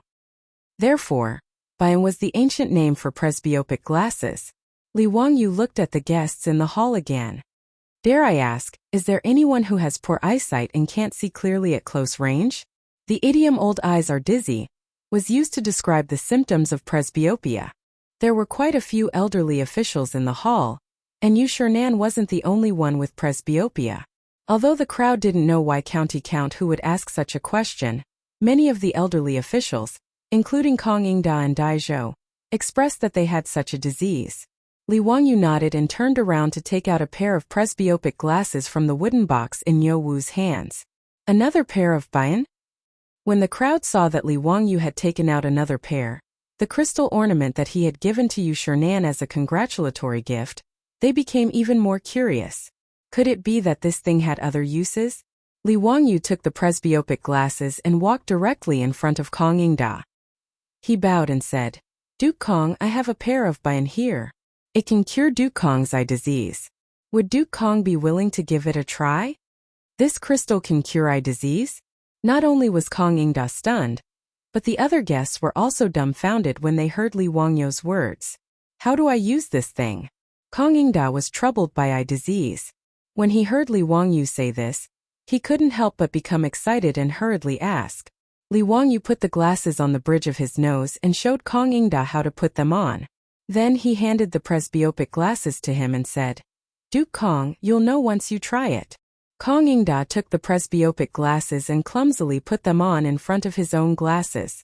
He looked around in confusion. In the next moment, the old man's eyes almost popped out of their sockets. He looked as if he had seen a ghost. What kind of immortal technique is this? This old man can actually see clearly. Tao ancestor above. This old man's eyes can actually see clearly again. Quick, give this old man a book. Kong Ingda was so excited that his beard trembled and his body trembled. If one wasn't a myopic person or someone with presbyopia, it would be very difficult to understand the feeling of being able to see clearly. To use an inappropriate analogy, it was like watching a movie. What was originally a blurry image that wasn't in focus suddenly turned into a high-definition Blu-ray version. How could one not be excited? Kong Ingda's excited expression after putting on the glasses gave everyone a fright. Was this old man crazy? Chapter 461. Kong Ingda was shouting and yelling like a madman, scaring the servants and maids of Yu Mansion. None of them dared to neglect him, as they immediately obeyed his order and ran to fetch a book. The book was the Analects of Confucius. Kong Ingda was not picky. He took the book and flipped it open. He shook his head and read aloud. Confucius said, If a gentleman is not serious, he will not be powerful. If he learns, he will not be strong. Haha, this old man can see it clearly. It's really a divine tool. What is this thing, Brother Zio? It's so magical, it's really incredible. Li Wangyu was speechless. Kong Ingda must be crazy with joy, right? Why is even Brother Zio here? There's a difference in seniority, old man. This is Bayan. Duke Kong, have you forgotten? Oh right, Bayan. Haha, this name is exquisite. It's really Bayan. Kong Ingda put on the reading glasses and was unwilling to take them off. His behavior made the other old officials, who were also suffering from presbyopia, even more curious. Duke Kong, can you let this old man try it? Brother Chongyuan, can you let this old man wear this Bayan? Kong Ingda shook his head like a rattle drum. No, this Bayan was given to me by Brother Zio. How can I let you wait for it? Li Wangyu's face darkened even more. Damn you, stinking bastard. When did I say I was going to give it to you? I clearly said I was going to try it on. Don't you understand the meaning of trying it on? Kong Ingda's attitude made the old officials even more curious. They surrounded Kong Ingda and forced him to take off his glasses. Seeing this situation, Li Wangyu did not dare to take out the other glasses. Otherwise, they would definitely be gone forever. Brother Chongyuan, this is a congratulatory gift from Zio. How can you wear it? Quickly take it off. When Yu Shernan heard Kong Ingda say that the Bayan could let his eyes see clearly, how could he not understand? He immediately shouted. This was a divine tool. Yu Shernan was also suffering from my problems. How could he not be anxious when he heard Kong Ingda's words? Kong Ingda waved his hands. No, Brother Bashi, your gift has already been smashed by the Wang family's kid. This painting is not a congratulatory gift from Zio, my younger brother. Yu Shernan was taken aback by Wang Ziyu's words. He immediately turned to glare at Wang Ziyu. The commotion caused by Li Wangyu and Kong Ingda was naturally noticed by Wang Ringyu and Wang Ziyu.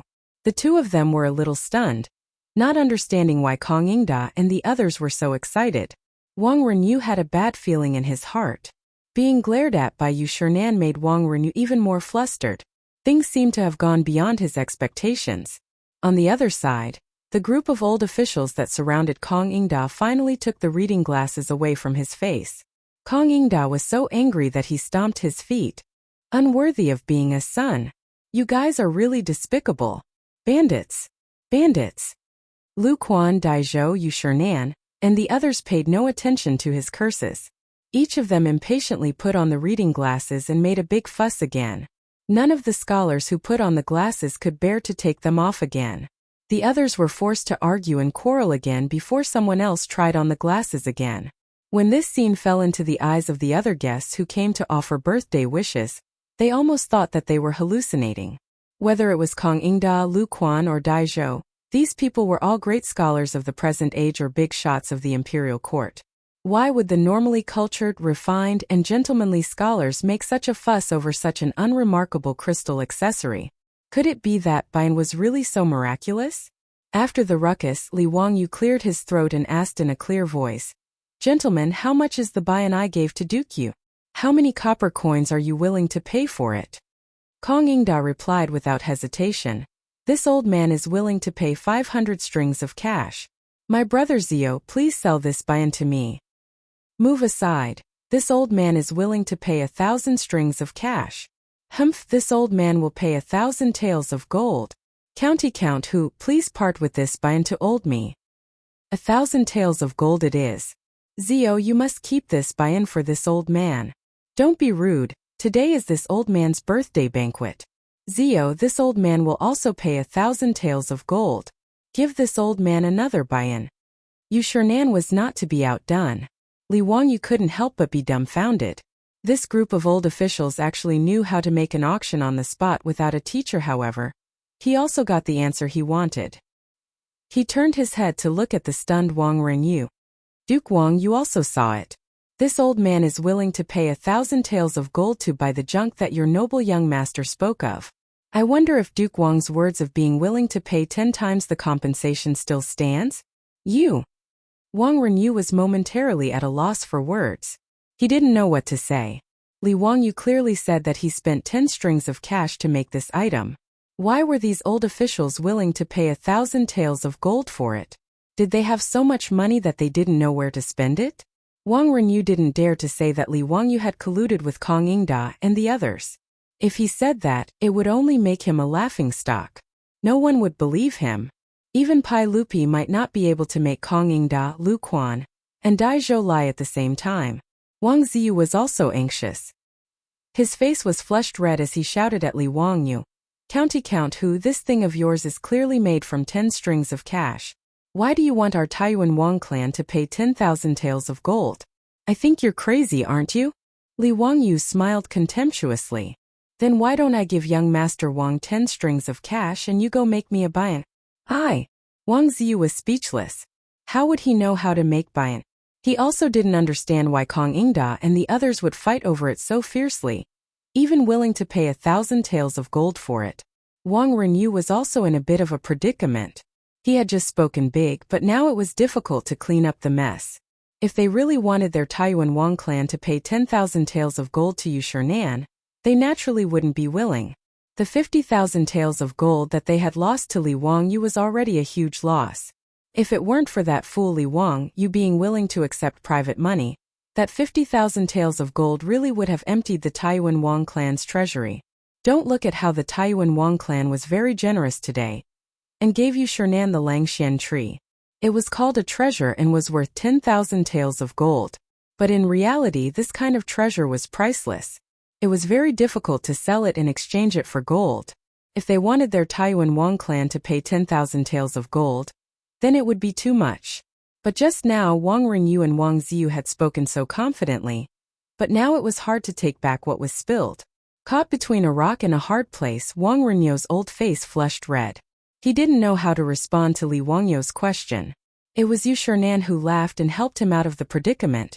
"Zio, don't joke with Lord Wang. What compensation or not, it's all a joke and can't be taken seriously. Since that Langxian tree is a congratulatory gift from Zio, naturally it's up to me to deal with it. This compensation can't be taken seriously, Lord Wang, don't mention it again. Today is my birthday banquet, and I can't thank all of you enough for coming to congratulate me. Come, come everyone, let's drink. Since Yu Shernan, the host, had said so, Li Wangyu naturally didn't have any objections. Originally, he just couldn't stand the Taiyuan Wang clan's arrogance and Wang Ziyu's domineering attitude. Now that he had taught them a lesson, he naturally wouldn't continue to pester them. He raised the wine cup in his hand and drained it in one gulp. As for the Taiyuan Wang clan, although Yu Shernan helped Wang Renyu out of the predicament, Wang Renyu was sitting on the edge of the seat. However, Wang Renyu felt as if he was sitting on pins and needles at this moment. He kept feeling that the guests around him were talking about him. The hatred he had for Li Wangyu in his heart grew even stronger. When he thought about how he had been slapped in the face by Li Wangyu, he felt his face burn and his heart become even more stifled. Father, that Li guy. Wang Ziyu was indignant. He lowered his voice and wanted to say something. In the main hall of Yu Manor, the guests were toasting each other when they heard a loud slap. Everyone turned their heads to look. It was Wang Renyu who had slapped his second son, Wang Ziyu, on the face, causing him to fall to the floor. Chapter 462. Wang Renyu's sudden outburst shocked the guests. The family heads who were familiar with him all tried to comfort him. Why is Lord Wang so angry? Your family's second son is still young. If there's anything wrong, just teach him well. Isn't it just an accident that he broke that bai? Why is Lord Wang so angry at second son? Since Lord Yu doesn't care about this matter, Lord Wang shouldn't blame second son. The words of these family heads didn't ease Wang Renyu's expression. Instead, it turned even more ashen. Obviously, he could clearly feel that these patriarchs were comforting him on the surface, but in fact, they were laughing at the Wang family of Taiyuan. When Wang Renyu thought of the Langxian tree he gave to Yu Shernan as a gift today, he suddenly had the urge to vomit blood. Although the Langxian tree he gave couldn't be exchanged for 10,000 taels of gold, it was undoubtedly a treasure. For the Taiyuan Wang clan to generously give it to Yu Shernan as a gift, they naturally wanted to be in the limelight and regain the face they lost because of the bet a few days ago. But they didn't expect that bastard surnamed Li to turn the Langxian tree given by the Taiyuan Wang clan into a joke with just a portrait and a buy that cost 10 strings of coins. Now, all the guests in the hall were talking about the congratulatory gift from County Count Hu, but no one mentioned the Taiyuan Wang clan's Langxian tree that was worth 10,000 taels of gold. Wang Renyu could even foresee that tomorrow in Chang'an City, the Taiyuan Wang clan would be rumored to be a fool. Wang Renyu only felt a sharp pain in his heart. It was too late for regrets. He stood up and cupped his hands towards Yu Shernan. Lord Yu, I'm not feeling well today, so I'll take my leave first. My son was rash and disturbed Lord Yu's mood. Please forgive him. Why would Lord Wang say that? It's this old man's fault. Wang Renyu didn't say much. He nodded and walked out of the hall. He didn't have the face to continue staying in Yu Mansion today. Wang Ziyu was stunned by his father's slap and did not come back to his senses for a long time. Seeing his father leave in a huff, he could only glare at Li Wangyu with hatred. He covered his face and lowered his head, not daring to say a word as he chased after his father. After the Wang family father and son left, the atmosphere in the hall became livelier. In particular, Kong Ingda and a few other old ministers had been surrounding Li Wangyu and pestering him about the bayan. Li Wangyu had no choice but to take out his other reading glasses and give them to Yu Shernan, so that they could discuss how to distribute them. At Yu Manor's birthday banquet, all the guests were enjoying themselves. Everyone was drinking and chatting merrily at the banquet. It was very lively. Fortunately, today Chang'yaojin, Yuqijingda, and the others could still be considered to have restrained themselves. They did not drink too much and put on a show of fighting. Yu Manor's main hall finally did not suffer these old ignorant people's evil schemes. The birthday banquet lasted from noon until the evening drum sounded in Chang'an. Then, the guests left one after another. Pai Lupi was in a good mood today and drank a lot of wine. He originally wanted to catch Li Wangyu and bring him into the palace to ask about the private money, but he was not in the mood to do so. Zio, come to the legislative hall after the court tomorrow. I have something to ask you. Pai Lupi was carefully helped onto the horse by Mi Tua, but he did not intend to let Li Wangyu go. He shouted at Li Wangyu, who was about to slip away. Li Wangyu stopped helplessly and bowed to Pai Lupi. Yes, I understand. He was not a diligent person, especially after coming to the Tang dynasty. Now he had a house, money, and a beautiful woman to accompany him. Li Wangyu felt that he had no goals in life now. He was very lazy and only wanted to eat and wait for death every day. At that time, he was impulsive and accepted so much money from the Wang clan of Taiyuan. Now he regretted it. How troublesome. He thought of his previous idea. Making money was making money, but it would give him a lot of things to do. He was not short of money now. Why would he make trouble for himself? Li Wangyu wondered if his brain had been kicked by a donkey at that time. That was why he thought of accepting private money. But now it was too late to say anything. He had to continue his bad idea even if he wanted to cry. The next day, Li Wangyu went to Chang'an again helplessly to meet Pai Lupi. Before Li Wangyu finished the ceremony, Pai Lupi could not wait to ask, "Zio, tell me clearly today. Why did you accept so much private money from the Wang clan of Taiyuan?" He had been holding this matter in his heart for a few days. He had discussed it with me to an Empress Zhangsun, but no one knew what Li Wangyu meant by doing this. This made Pai Lupi feel like a cat was scratching his heart. He had been holding it in for a few days, but Li Wangyu did not come to the palace to explain. Yesterday was Yu Shernan's birthday. He had finally caught Li Wangyu. How could he let him go? "Hey uncle, don't worry. Let me tell you slowly." Li Wangyu was not in a hurry. He took a sip of tea and said under Pai Lupi's angry gaze, "Uncle, how much is the Kaiwan Tongbao cast every year in the Tang dynasty?" "About 300,000 strings of cash. So our dynasty is short of copper coins. Uncle, you acquiesce to these aristocratic families casting private money for circulation, right?"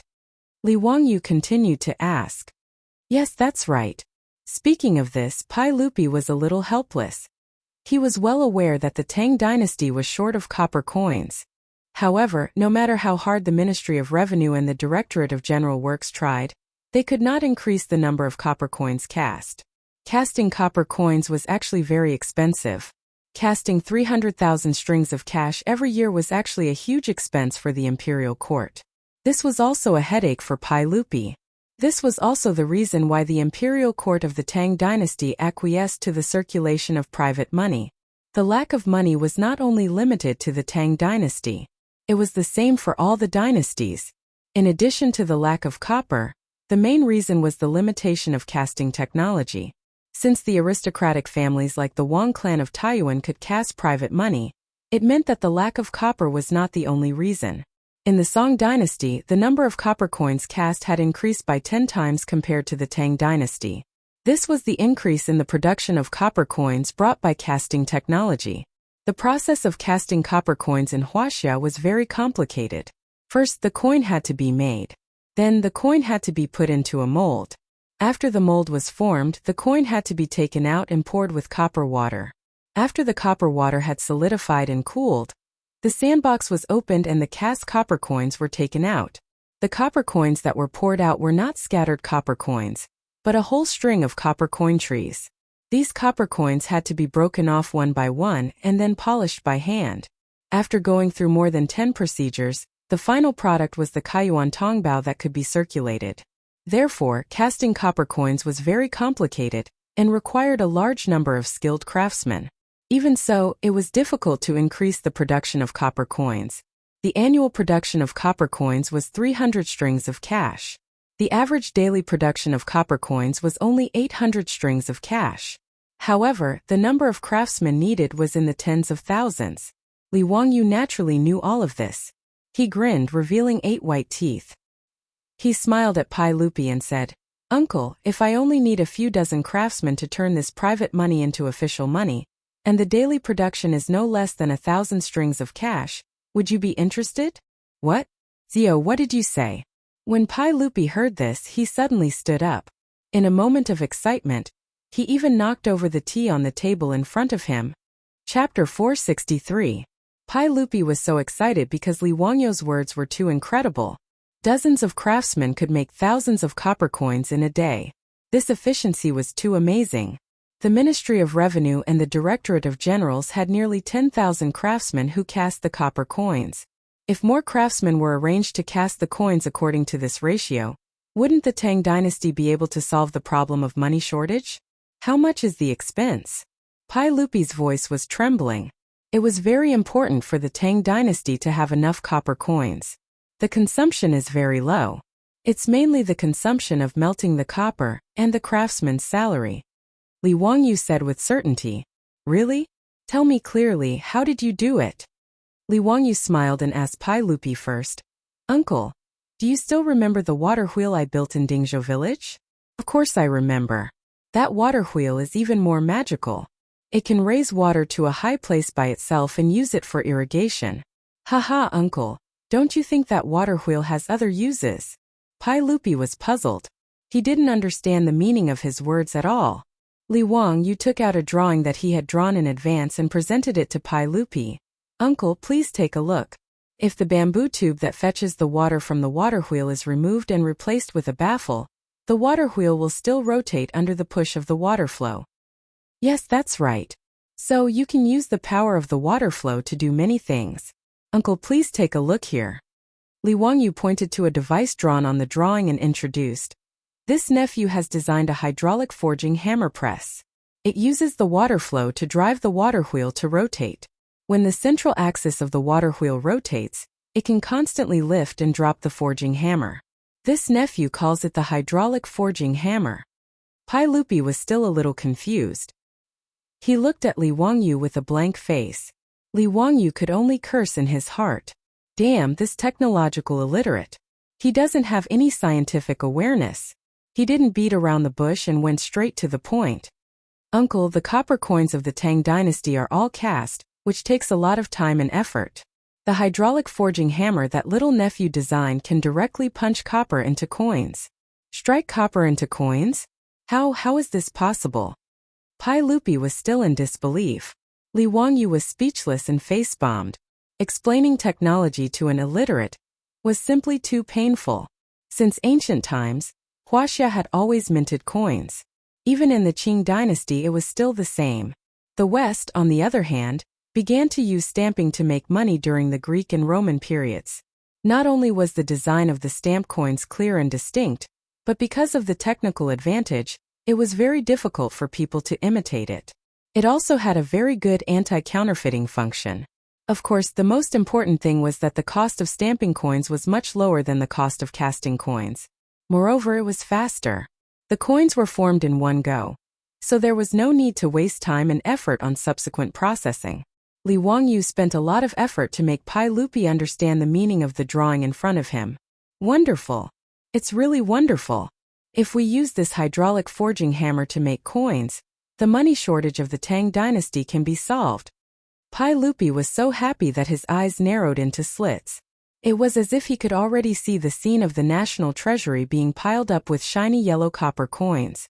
However, he quickly reacted and looked at Li Wangyu in confusion. Zio, what does this have to do with you receiving so much private money? Li Wangyu resisted the urge to roll his eyes and could only patiently explain. Uncle, coins require copper. When he said this, Pai Lupi immediately understood. The copper coins of the Tang dynasty not only required copper, but also contained other metal components. The materials used in the early Tang dynasty were bronze, white copper, and some other metals. As for the private money, although the casting process was not as good as the official money, the materials used were very particular and were almost the same as the official money. If there was a new method of coinage, the private money could be smelted again and cast into official money. Li Wangyu exchanged 3 million caddies of private money from the Wang clan in Taiyuan. According to this method, it could be cast into 3 million caddies of official money.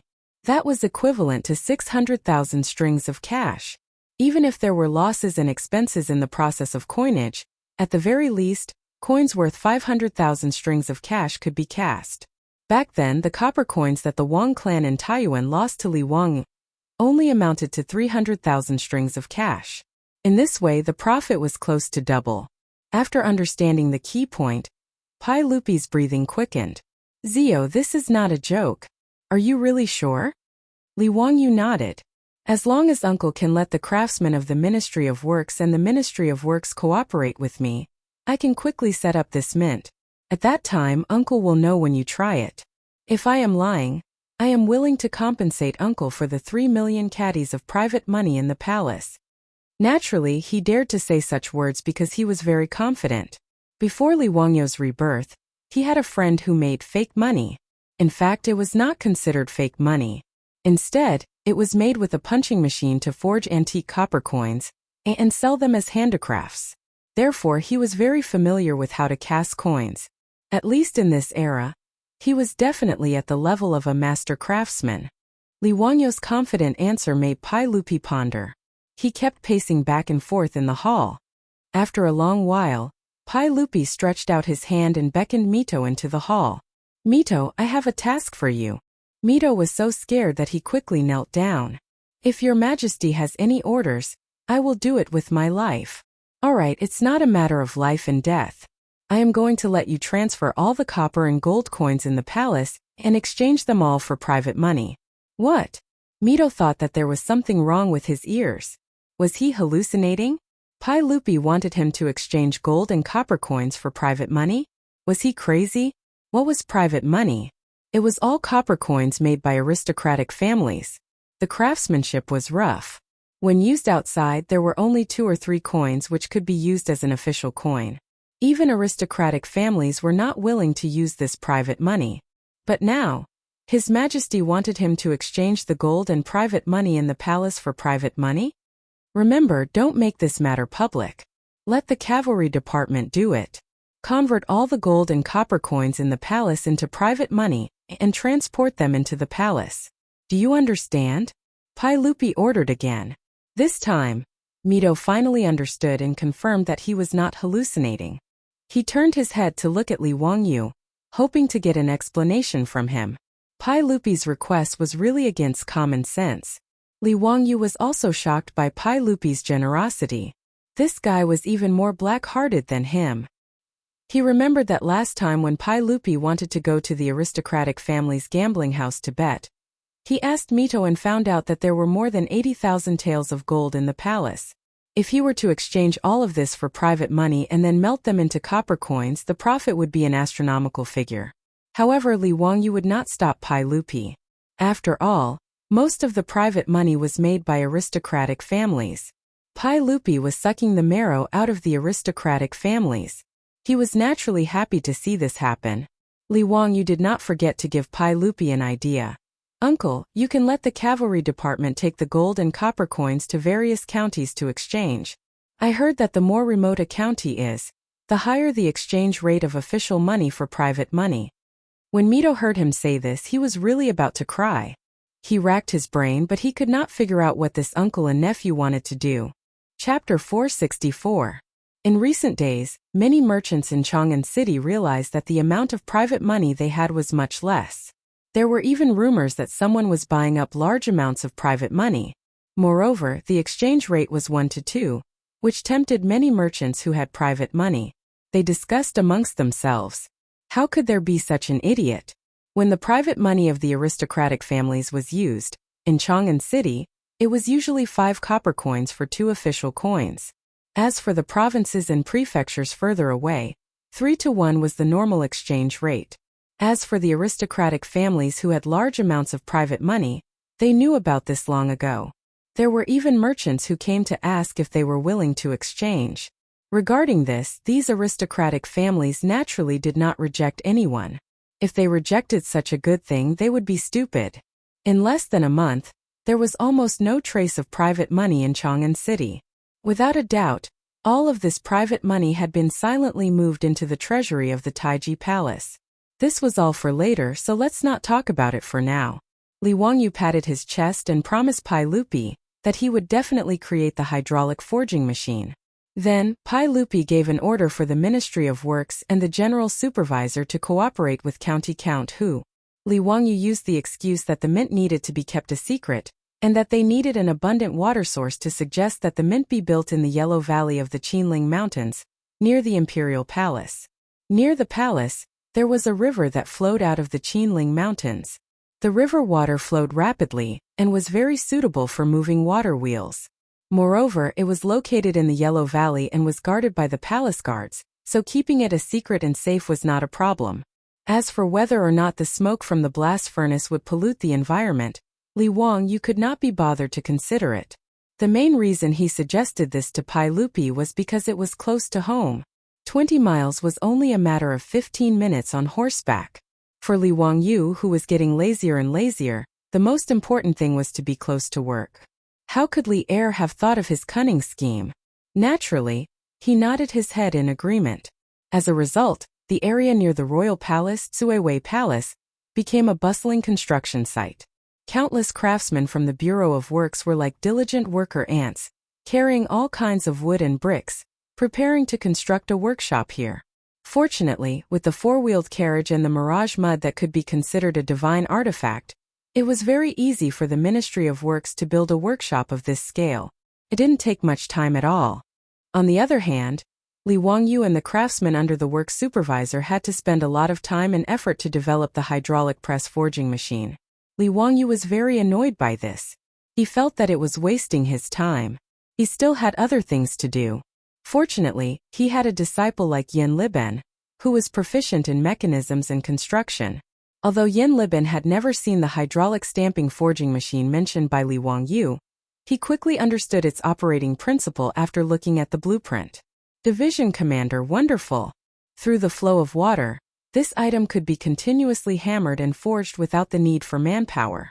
TSK. This means that not only can it be used to mint coins, but the weapons and armor used by the soldiers of the Tang dynasty can also be forged through this hydraulic press.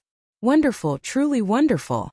Yin Liben held the blueprint as if he had received a treasure. He was full of praise for Li Wangyu's invention of the hydraulic press forging machine. Haha, Liben, as expected. You saw through Master's good intentions. I'll leave the construction of the mint in your hands. If there is anything you don't understand, go to Dingzhou village and ask Master. Li Wang, you very shamelessly pushed this matter to Yin Liben. His time was so precious. How could he waste it on this construction site to figure out how to make the hydraulic press forging machine? It was still the same saying, if Master has something to do, the disciple will do it for him. Yin Liben did not see through Li Wangyu's sinister intentions. He was still happily holding Li Wangyu's blueprint and continuously studying it. He had always had a strong interest in painting, mechanisms and construction, so he was naturally happy to do it. Yin Liben now worshipped his little teacher to the extreme. He treated every task Li Wang you gave him as if it was an imperial edict and did not dare to be careless in the slightest. Li Wangyu was naturally in a good mood after getting rid of the burden of building the mint. After leaving Huangyu, he did not head in the direction of Dingzhou village. Instead, he turned his horse around and headed straight for Chang'an. Li Wangyu had to go to a place he had originally sworn to never go again, Duke Lu's residence, Chang Yaojin's residence.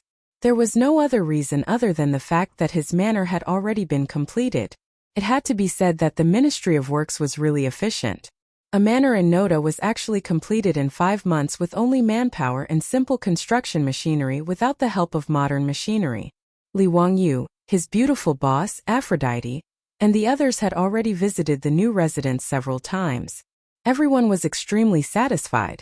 According to Li Wangyu's original intention, since the manor had already been completed, they should move immediately. In any case, there were no harmful substances such as formaldehyde when building houses in this era. The interior decorations were all made of natural and environmentally friendly high-quality wood. If he moved earlier, the villagers in Dingzhou village who had been eagerly waiting for a long time could also move into the new residence. But the old butler Li Heng did not agree no matter what. In Li Heng's words, moving the county count's residence was a big matter, and they had to choose an auspicious day to move. In addition, they had to pay respects to the old master Li Zhou and send out invitations to the guests. There was also the need for the number of maids and servants in the manor. During this period of time, the old butler Li Heng followed his beautiful boss to Chang, and almost every day in order to go to the Shi city to select the maids. And these maids and servants bought from the human market had to be carefully trained, and the old man was extremely busy. But Li Heng was not tired of it, and the smile on his face did not disappear every day. In this regard, Li Wangyu could not win against the old man and could only let him do whatever he wanted. In fact, Li Wangyu also felt that it was a bit ridiculous half a year ago, when he had just transmigrated to the Tang dynasty. He pitted these maids and servants in order to prevent Yang Quan from using them to pay off the debt. He even did not hesitate to bear all the debts and let all the maids and servants in the manor go free.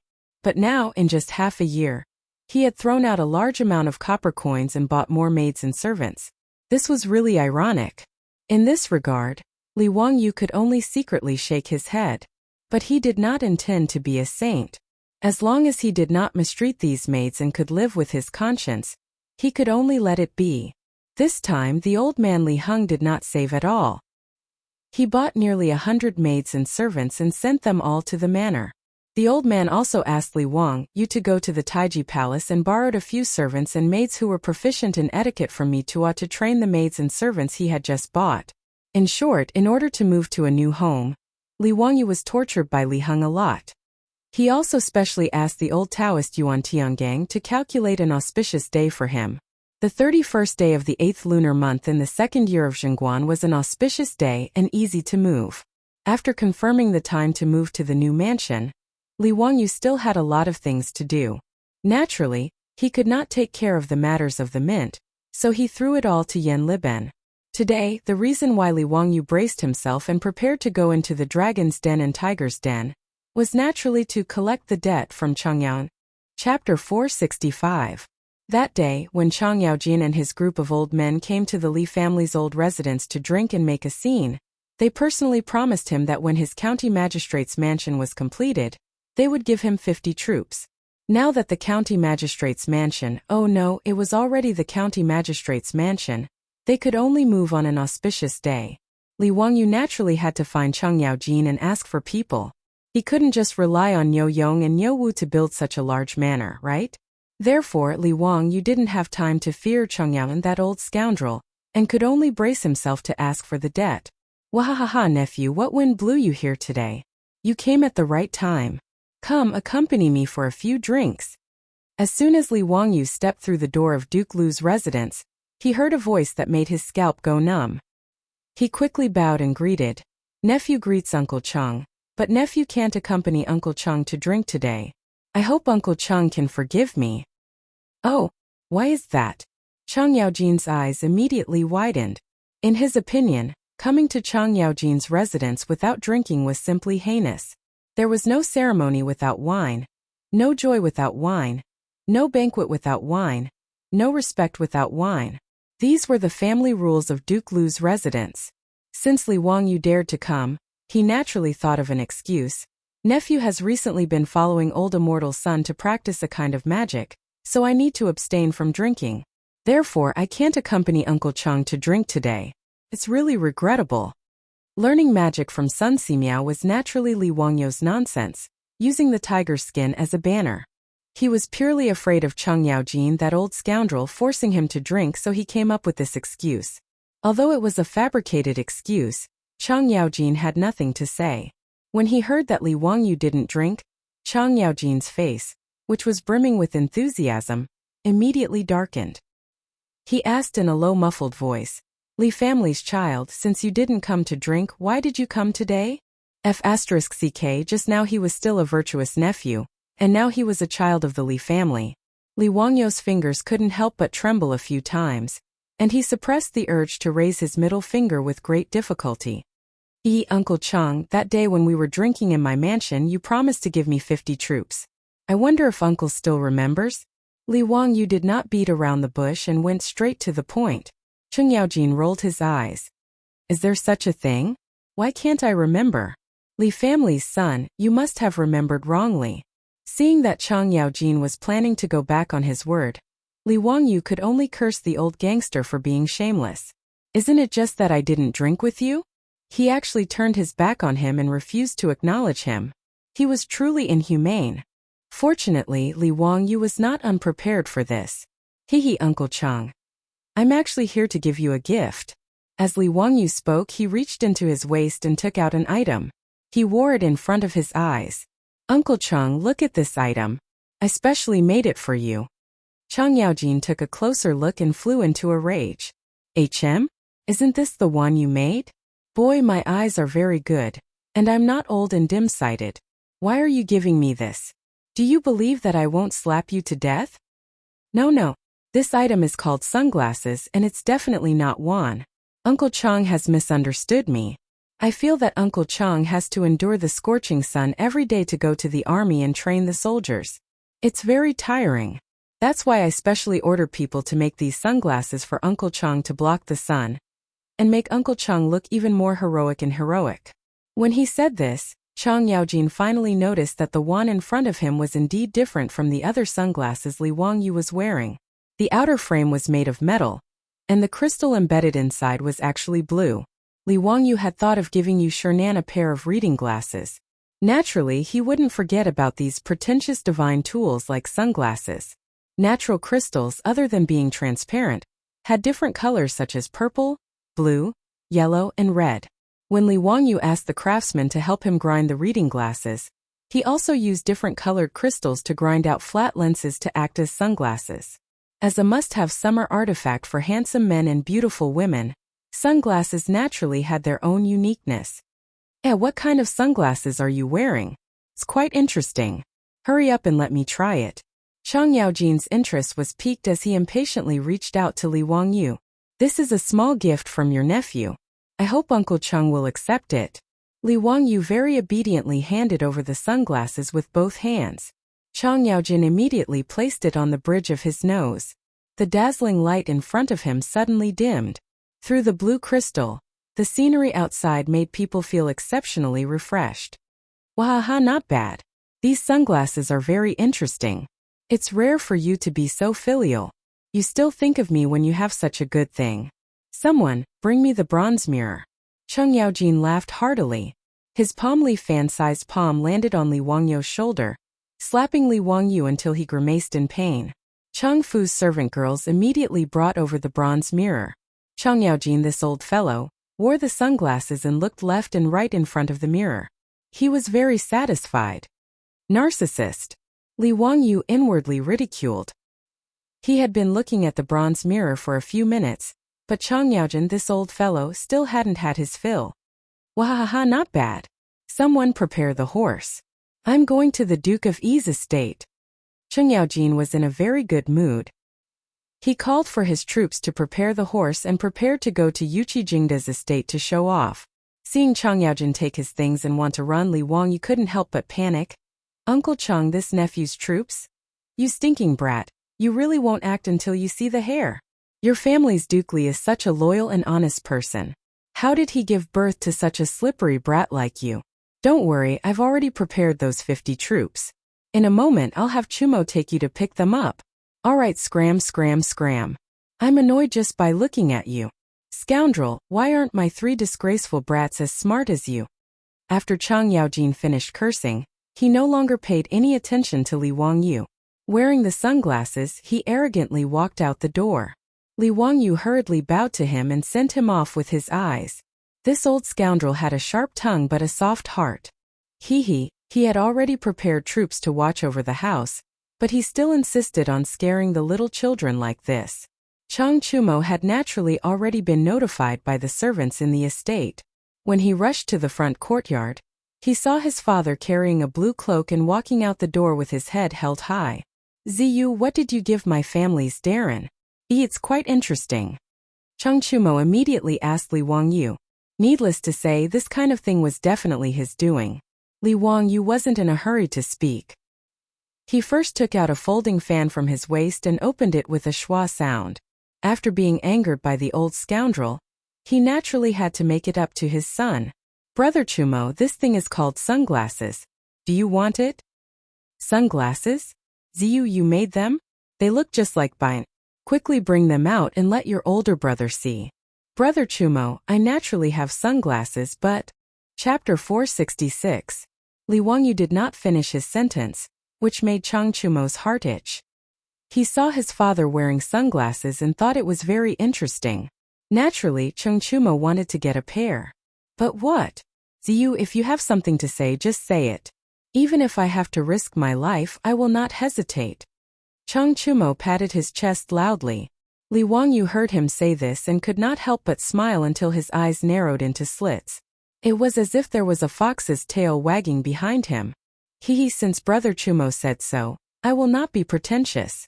After Li Wangyu finished speaking, he pulled out a large stack of invitations like magic and stuffed them into Chang Chumo's arms. I am moving to a new house on the 31st of this month.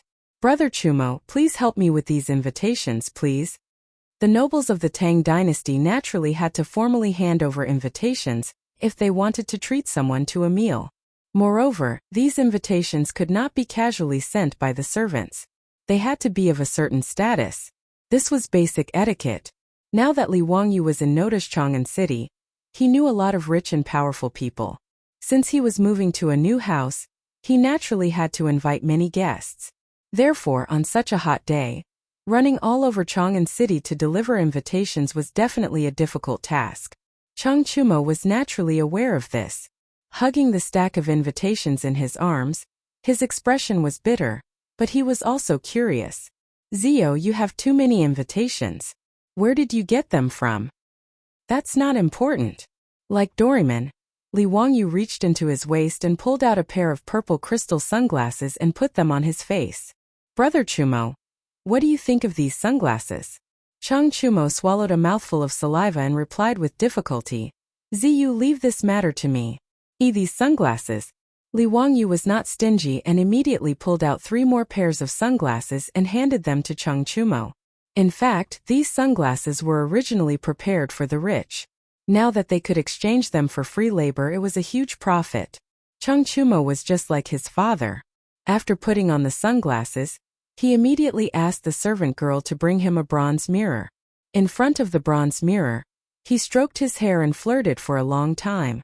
Finally, the flirtatious man was satisfied and put down the bronze mirror. Li Wangyu was about to ask him to take him to see the troops that Chang Yaojin had given him, when he saw Chang Chumo waving his hand to summon another maidservant. Go get Erlang and San Lang. Yes. Under Li Wangyu's puzzled gaze, Chang Chumo made a shushing gesture to him, indicating that he should not speak. After Chang Chuliang and Cheng Chubi were called over, they exchanged greetings with Li Wangyu. Then, they saw the rainbow-colored crystal sunglasses that Li Wangyu and his elder brother were wearing. Dalong, what are you carrying? These are the sunglasses that Zio gave me. These sunglasses can block the sun after you wear them. It's amazing. The most important thing is, don't you think that your elder brother has become a lot more handsome? Chang Chumo laughed and began to explain the benefits of the sunglasses to his 2 younger brothers. Good stuff, Dalong, lend it to me. When Chang Chuliang heard this, he could not hold back and reached out to grab it. Chang Chumo was already prepared and dodged. Do you want it? Yes. But there is no free lunch in the world. Chang Chumo turned around and stuffed the stack of invitations into the arms of his 2 younger brothers. Zio will be moving to a new house in a few days. You go and help him deliver these invitations. This elder brother will give you 2 these sunglasses. Chang Chumo's actions left Li Wangyu dumbfounded. F***ck, this is too shameless. Very Chang'an style. Deceiving his 2 younger brothers like this, really despicable. However, Li Wangyu did not intend to expose Chang Chumo. He just watched from the sidelines and watched the show with peace of mind. As long as someone helped him deliver the invitations, he did not care whether it was Chang Chumo or Chang Chuliang. When Chang Chubi heard his elder brother's words, he was just about to nod and agree, but he was stopped by Chang Chuliang. Wait, it's just a pair of sunglasses. How can San Lang and I split them? Then let's add another set. 1 for each of you. That should be fine, right? Chang Chuliang nodded with satisfaction. Okay, then it's settled. Give us the sunglasses first. After the 2 sides agreed on the terms, Chang Chumo immediately took out 2 pairs of sunglasses and gave them to his younger brothers. Chang Chuliang and Chang Chubi immediately put on their sunglasses, hugged the stack of invitations, and laughed as they walked out. Erlang, you are really smart. Otherwise Dalong would have deceived us again. Humph, of course, I have seen through Dalong's trick long ago. The 2 brothers walked away with their arms around each other's shoulders, leaving Li Wangyu sweating like a waterfall. It seems that Uncle Cheng's stupid sons have a worrying IQ. Cheng Chumo, on the other hand, was not the least bit ashamed of deceiving his younger brothers. He hooked his arm around Li Wangyu's shoulder and said, Zio, let's go. My father has already told me to bring you to meet those old ruffians. Wait, Brother Chumo, what veteran ruffians? Li Wangyu suddenly felt that something was wrong. Chang Chumo, who felt that he had misspoken, immediately looked up to the sky and laughed. Haha, today's weather is really good. The sky is really blue. Chun, tell me clearly. Li Wangyu was angry. This bastard, he dared to play dumb with him. There must be something wrong. That he eats nothing. Don't you want a troop? Let's go, the Jinwu guards, my family has already prepared it for you. Chang Chumo still wanted to talk about other things. Li Wangyu was so angry that he grabbed Chang Chumo's collar. Tell me clearly, what veteran ruffians are you talking about? Uncle Chang, what troop did you prepare for me? That actually there are some people, but whether you can take them with you or not, it's hard to say. Zio, I'll tell you the truth in Chang'an, it's actually not easy to recruit troops. Chang Chumo saw that he could not hide it from Li Wangyu, so he might as well tell him everything. The military system of the Tang dynasty at the beginning of the Tang dynasty was the government army system. In normal times, the government soldiers were farmers who cultivated the land. They trained during the farm breaks, and in times of war they fought in the army. Moreover, the government soldiers had to prepare their own weapons and horses. In other words, in the Tang dynasty, those who could raise government soldiers had to have good family conditions. Otherwise, they would not be able to afford weapons, clothing, and horses. These soldiers were conscripted from the various military prefectures and prefectures. All middle-aged men above the age of 21 to 60 were conscripted. The imperial guards of the 16 guards of the southern Yamen were all selected from the government soldiers and took turns to serve. Therefore, there were not many government soldiers who were willing to join the noble families and become part of their troops. After all, being part of a troop was dependent on one's status. How could these government soldiers with good family conditions be willing to be part of someone else's troop? Of course, there were exceptions to everything. Among the government soldiers, there were naturally many whose families went bankrupt for various reasons, or who were unwilling to return to their hometown after the death of their parents. There were also some who wanted to join the noble families and fight for a future for themselves. In Chang'an City, most of the troops of big and small dignitaries and aristocratic families joined the troops because of these reasons. This time, Chang Yaojin found dozens of veterans who were unwilling to return to their hometown, and were willing to join the noble families and noble families for Li Wangyu. However, it did not mean that these veterans would listen to Chang Yaojin's words and join Li Wangyu, the county magistrate who founded the country. After all, in Chang'an, there were many nobles and noble families who wanted to recruit troops. As the saying goes, a fine bird chooses a tree to nest in, and a good minister chooses a master to serve. This group of veterans were all very capable, but Li Wangyu might not be able to recruit them. The only thing Chang Yaojin could do was to connect the two parties. As for whether it would work or not, it would depend on Li Wangyu's own ability. After listening to Chang Chumo's explanation, Li Wangyu could not help but curse in his heart. Damn it, he was tricked by Chang Yaojin again. In the past, Yuchi Jingda and the others had bragged so much. He really took it for granted that with Chang Yaojin's word, his government would have dozens of loyal troops. It turned out that this was the same as the recruitment in the future. It was a double selection. Chapter 467. Chang Chumo's words made Li Wangyu feel a little conflicted. The imperial guards were in charge of patrolling the palace and the capital city day and night. They were also responsible for the safety of the emperor. In the words of the later generations, it was equivalent to the Central Guard Bureau. Therefore, the old soldiers of the imperial guards were outstanding and were favored by the nobles and aristocratic families in Chang'an. He was just a powerless county earl who founded the country. How could these old soldiers be willing to submit to him? Compared to those nobles and aristocratic families, he did not seem to have any advantages. Although he was the county earl who founded the country, there were many dukes, county dukes and aristocratic families in Chang'an. Moreover, they all held military power or were officials in the imperial court. If he were one of these old soldiers, he would not choose to submit to an empty shell like him. No wonder Chang Yaojin was not prepared to show up. It seemed that this old hooligan also felt that the old soldiers under his command might not be interested in him. In fact, it was not impossible for Li Wangyu not to recruit these imperial soldiers as his troops. If it was not possible, he could go to the market and buy some strong servants to guard the house. Most of the rich families in Chang'an were like this. It was rare to find someone like Li Wangyu who had two subordinate troops. Those who were not dukes, county dukes or aristocratic families were not qualified to have troops. However, Li Wangyu felt that those servants were just for show. They looked strong, but they did not have much fighting power. Niu Wu once said that it was not a problem for him to fight 7 or 8 of such strong young men. Li Wangyu was not willing to entrust his safety to such people. He had another choice, which was to recruit troops from Dingzhou village. In Dingzhou village, there were more than 500 villagers and about 200 young men. Most of these young men had been trained by the old soldiers and could be considered skilled in archery and horse riding. Moreover, they were very loyal to Li Wangyu and were on his side. It was easy to use them. However, Li Wangyu could not bear to let them go. The villagers of Dingzhou village were like family to him, and his beautiful superior. Li Wangyu did not wish for the villagers to join the vassal forces and become part of the troops. They would also have to protect their homes and courtyards, and they might even face other dangers. After figuring out all of this, Li Wangyu was speechless. Chang'an Yuqijingda, those old scoundrels back then, their big talk shook the heavens, as if they could casually gift him some troops. He actually believed it. Now that he thought about it, he was really naive to have been tricked by these shameless old hooligans. But now, even though Chang Yaojin was unreliable, Li Wangyu could only give it a try. Let's go with Chang Chumo to try to recruit those veteran ruffians and see if our small company can move them. Brother Chumo, let's go. No matter what, we have to give it a try. Alright, let's go then. On the left and right of the Jinwu guards, there were a total of 73 old soldiers who expressed their willingness to join the army.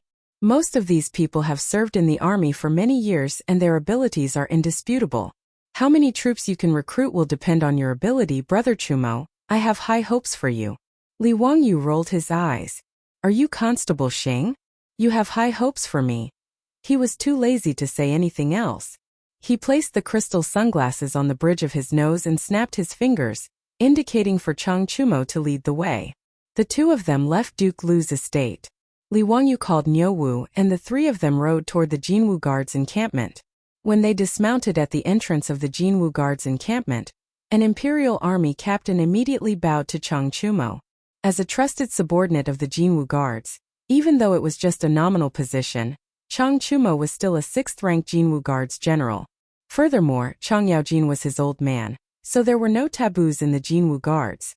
With him leading the way, the journey was smooth and unimpeded. Chang Chumo gave a few instructions and the imperial army captain immediately had his subordinates run to the entrance of the encampment to inform the old ruffians. The guards' army lieutenant led the way in front, preparing to lead the three of them to a small drill ground.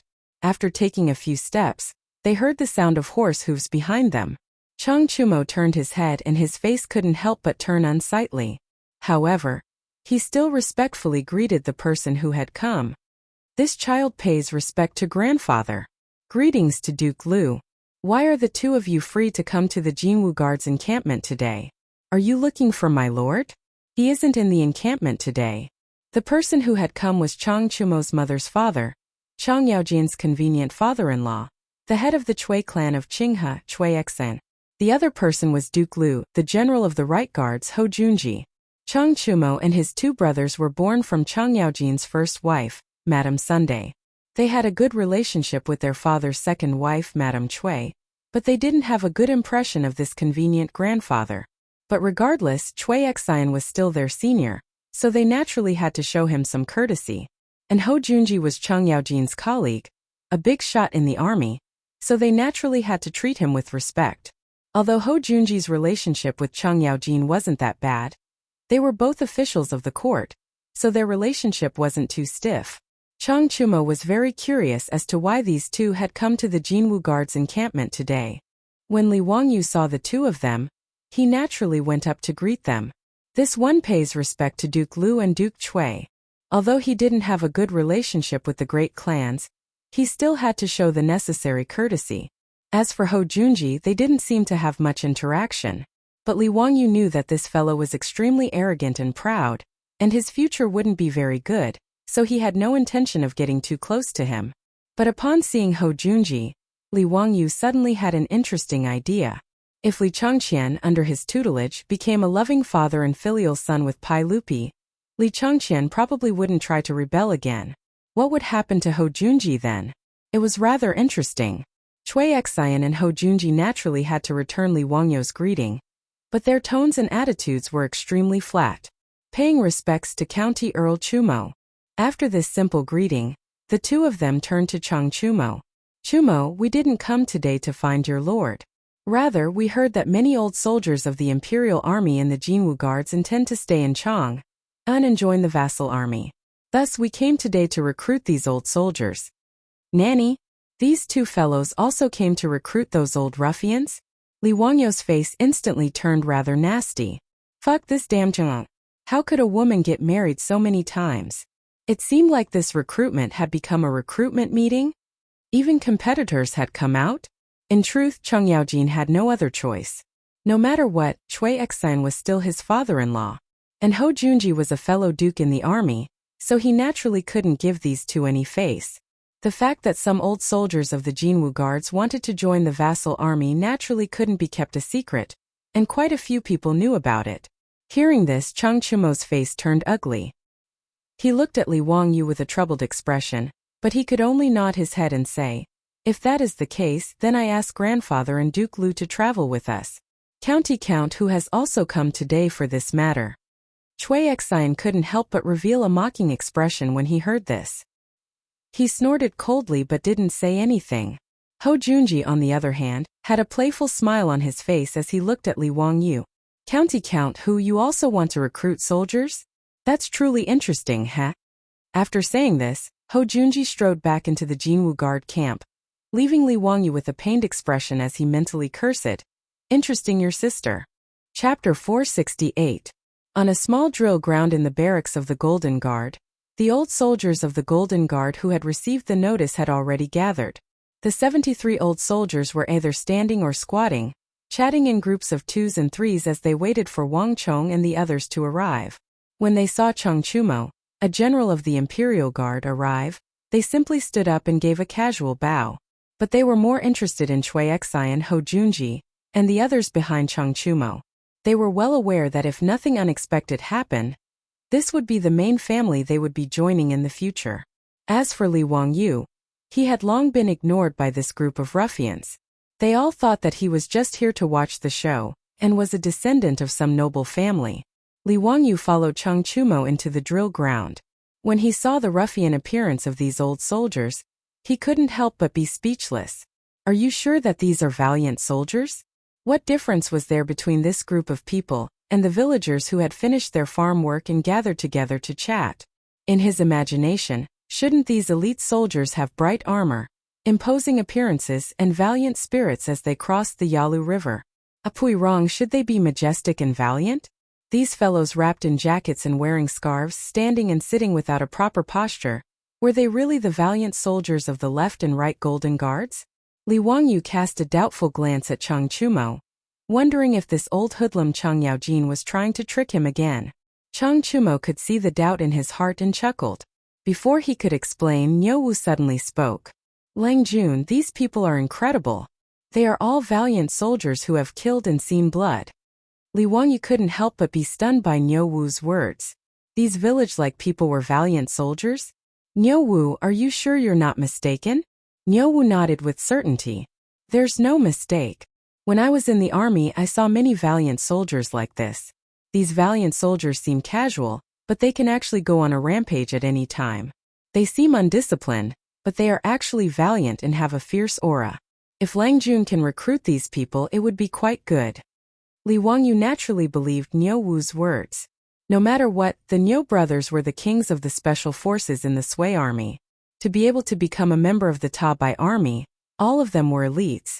Furthermore, the Niu brothers were Turks who had fought bloody battles on the battlefield. They were veterans who had survived hundreds of battles. Speaking of which, he was really lucky to have the Niu brothers wholeheartedly attach themselves to him as part of the troops. Li Wang, you suddenly asked curiously. Niu Wu, how do these people's skills compare to yours? Niu Wu, on the other hand, was not polite at all. He raised his head proudly and said, barehanded, I can fight one against two. If I have a suitable weapon, bow and arrow, I won't be afraid even if there's a fire in the forest. His words made Li Wangyu involuntarily click his tongue. A single flame was equivalent to 10 people. In the era of cold weapons, what kind of concept was it to have one person fighting against 10 people? Niu Wu added, If Big Brother was here, I would join hands with him. Without holding back, I wouldn't be afraid of these 70 people. Li Wangyu took his words as he was bragging. After all, when Zheng Kongbua from the Zheng family led his troops to attack the carriage in the East City, Niu Yong had suffered a little and was slightly injured. How could he be as strong as Niu Wu bragged? What Li Wangyu didn't know was that Niu Yong had also faced the troops of the Zheng family, who were also fierce soldiers. Secondly, Niu Yong's methods were mainly to kill in one blow. He was also missing an arm. Under the circumstances where he couldn't kill, he could only use 40 to 50% of his skills. Naturally, he was at a disadvantage. While Li Wangyu and Niu Wu were whispering to each other, Chang Chumo took 2 steps forward, raised his voice, and introduced to the veteran ruffians the identities of these nobles who wanted to recruit them. Listen up, this is the family head of the Chui family, Duke Chui. This is the Duke of Lu, Great General Ho. This young man is quite extraordinary. He is the founding county count of the country, the Hu County Count. At present, he has a great reputation in Chang'an. The Three Kingdoms book that you all like to listen to recently was written by this Hu County Count.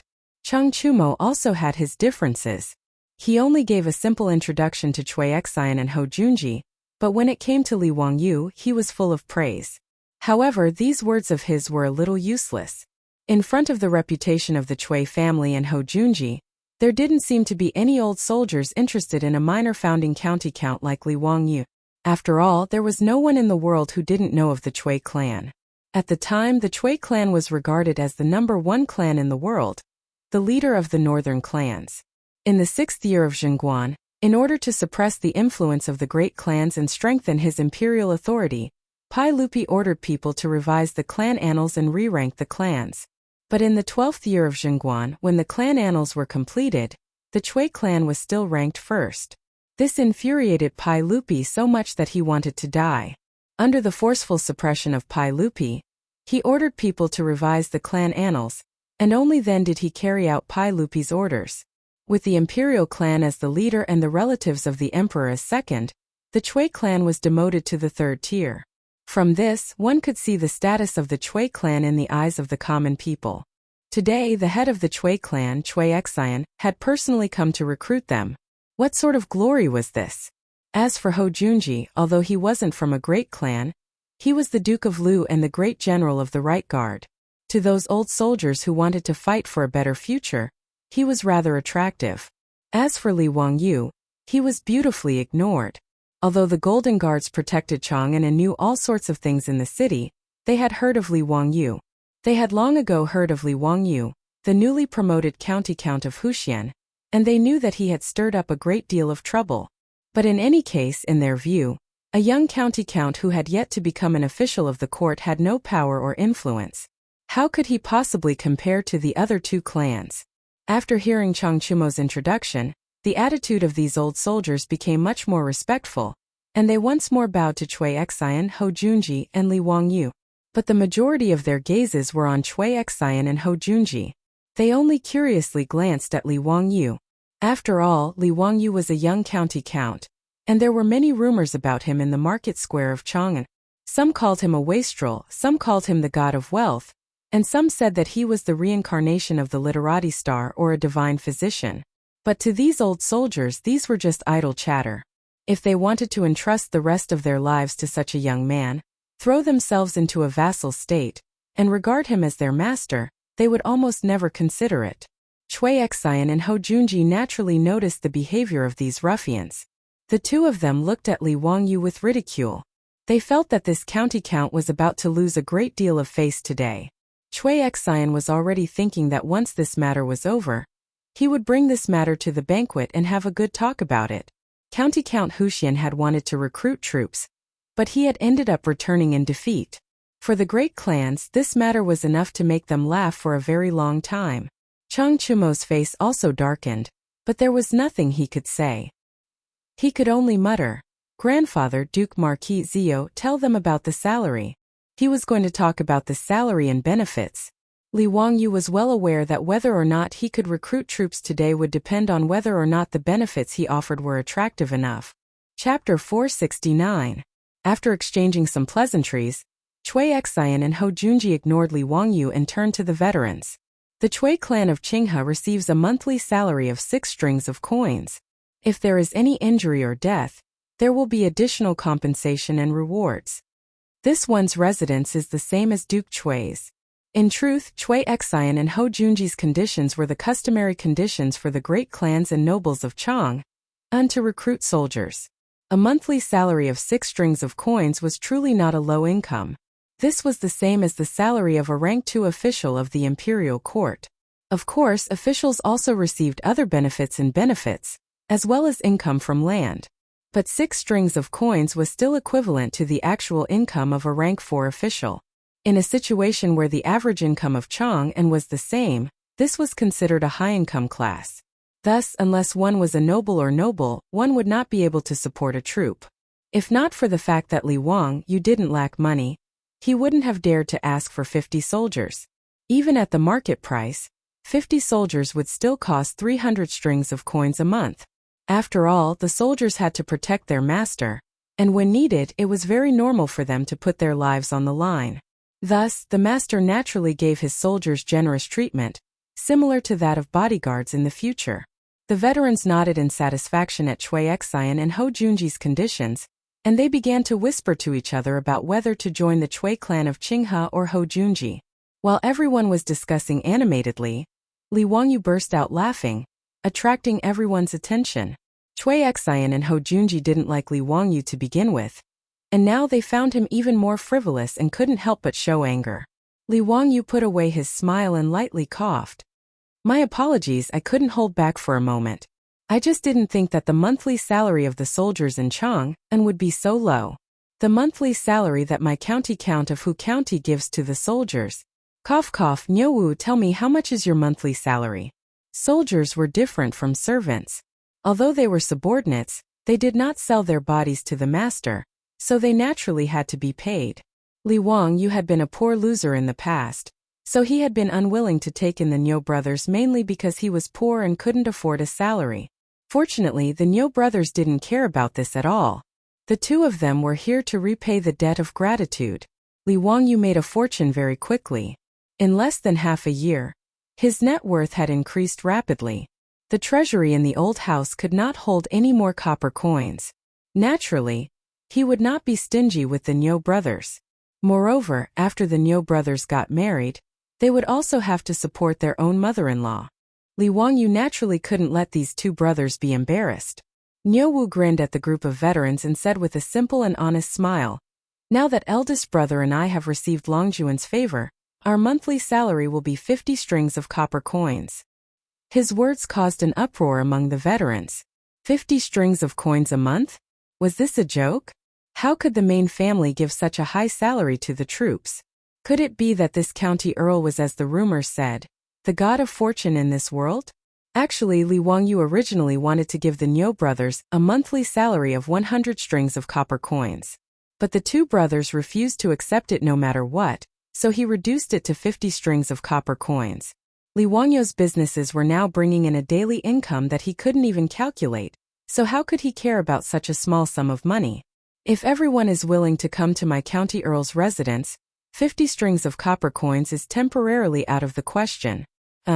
But I'm still willing to pay 30 strings of copper coins a month. Li Wangyu wasn't afraid of messing up the market. He directly shouted out a price 5 times that of Chui Xian and Hou Junji, causing the faces of the two bigwigs to turn green. It wasn't that they couldn't afford it, but that they couldn't pay it like this. After all, the two of them weren't a single person like Li Wangyu. They were a large family with a large business, so how could they act so recklessly? If they used this price to recruit these troops, wouldn't the old people in the residence also get a raise? Li Wangyu now somewhat understood the thoughts of the owner of Chelsea Football Club, Roman Abramovich. This daddy isn't a rich family, but this daddy has money. I'll use money to smash you to death. Are you tempted by a monthly salary of 30 strings of copper coins? If the Chui clan of Qinghe and Hou Junji wanted to compete with him in terms of money, then he didn't care. Even if it was a monthly salary of 100 strings of copper coins, he would still be willing to pay. At the same time, he would have an excuse to give the Niu brothers a raise. After saying these words, Li Wangyu beamed at Chui Xian and Hou Junji, waiting for them to raise the conditions for recruiting troops. Everyone present was tempted by a monthly salary of 30 strings of copper coins. Wasn't it precisely for the sake of fame and fortune that they were willing to join the noble clans? For a moment they hesitated. The county earl's residence that they had never considered before had now entered the sights of these old ruffians. No one would refuse money, and 5 times the monthly salary was enough to tempt these old ruffians. Everyone turned to Chui Xian and Hou Junji, wanting to see if these two bigwigs had anything to say. Chui Xian and Hou Junji were inwardly cursing, but when they saw the gazes of the crowd, Chui Xian hesitated for a while before saying, "In the future, when you have children, they can enter the Chui clan of Qinghe to study." Hou Junji scanned the crowd and said, "The troops of this residence will follow this one into battle, and their contributions will be calculated. In the future, it is possible for any of you to become a general in the army." These two conditions had tempted these old soldiers. Joining the Chui clan of Qinghe and Hou Junji might not bring them much money, but it wasn't without benefits. The Chui clan of Qinghe had the advantage of stability, and their children could study in the Chui clan of Qinghe and have a promising future. And joining Hou Junji would allow them to make contributions on the battlefield. While they were both on the battlefield, serving in the army was completely different from serving as a duke's subordinate. Firstly, it was safer, and secondly, it was easier to make contributions. There were many captains and commandants in the army who had been promoted from serving as the subordinates of bigwigs in the army. At this moment, Li Wangyu opened his mouth again. "The county count's manor of Hu County will provide each troop with a house and a wife." "Nanny? Wife?" His words not only caused Chui Xian and Hou Junji's eyes to widen, but the eyes of the old soldiers also turned red. The reason why these old soldiers were willing to stay in Chang'an and join the nobility was naturally because they had no one to rely on. Of these 73 people, their parents were no longer alive, and they hadn't married yet. Otherwise, these soldiers with families wouldn't be willing to become subordinates. To put it bluntly, these 73 old bachelors were single dogs. They were no different from the original Niu clan brothers. Hearing that they would be given a wife, the crowd naturally went into an uproar.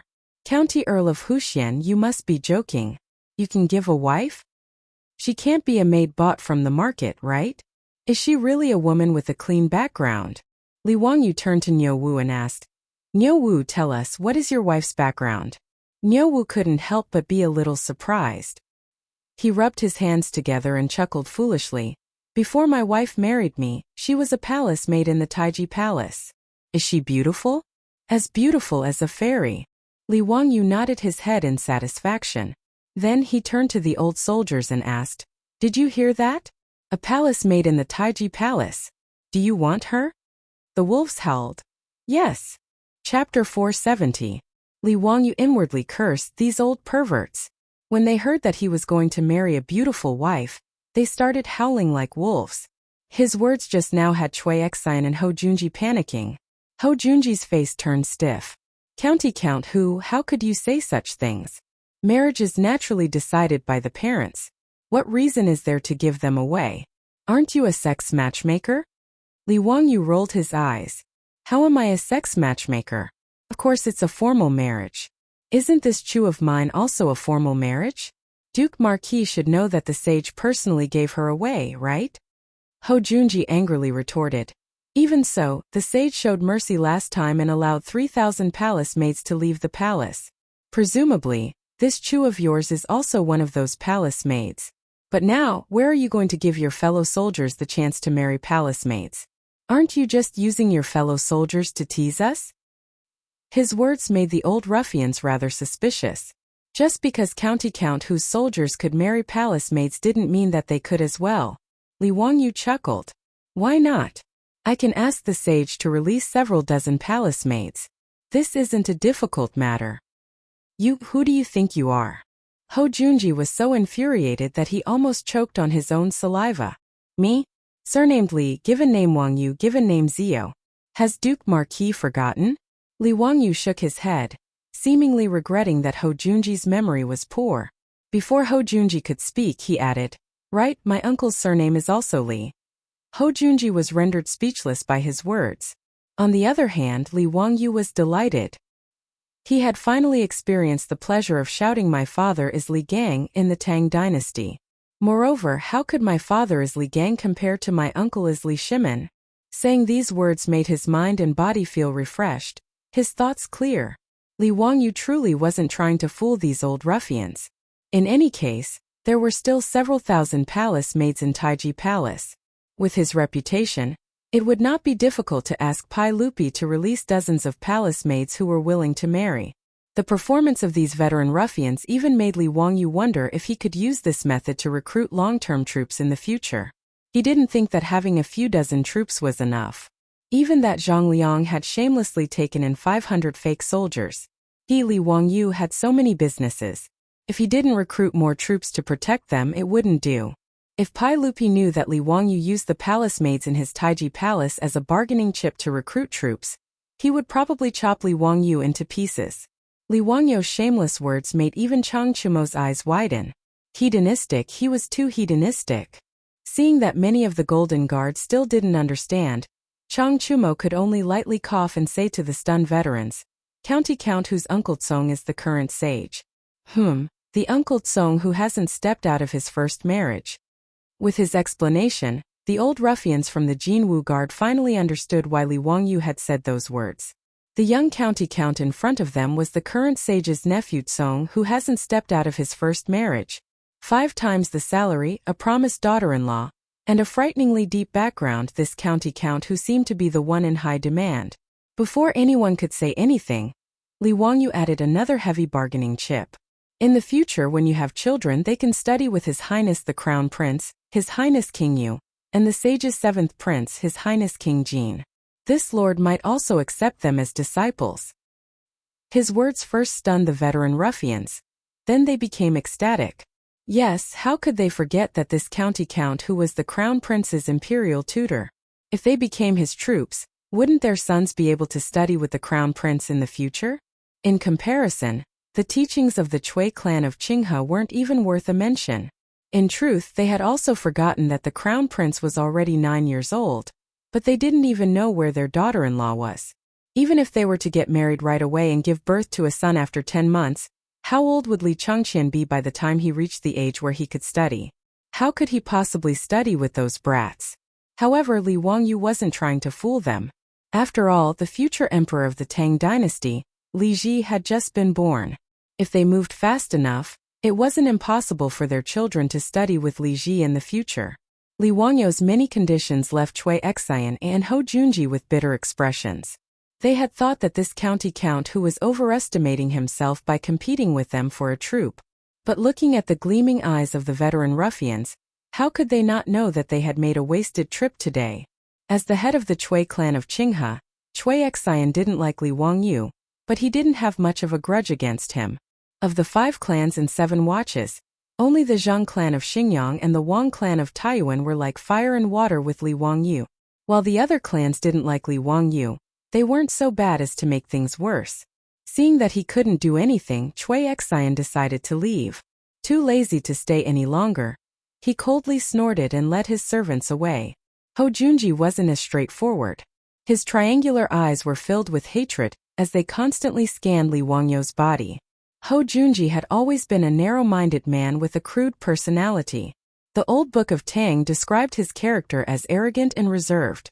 Pai Lupi had ordered Li Jing to teach him the art of war, but this fellow had turned to Pai Lupi and falsely accused Li Jing of plotting a rebellion.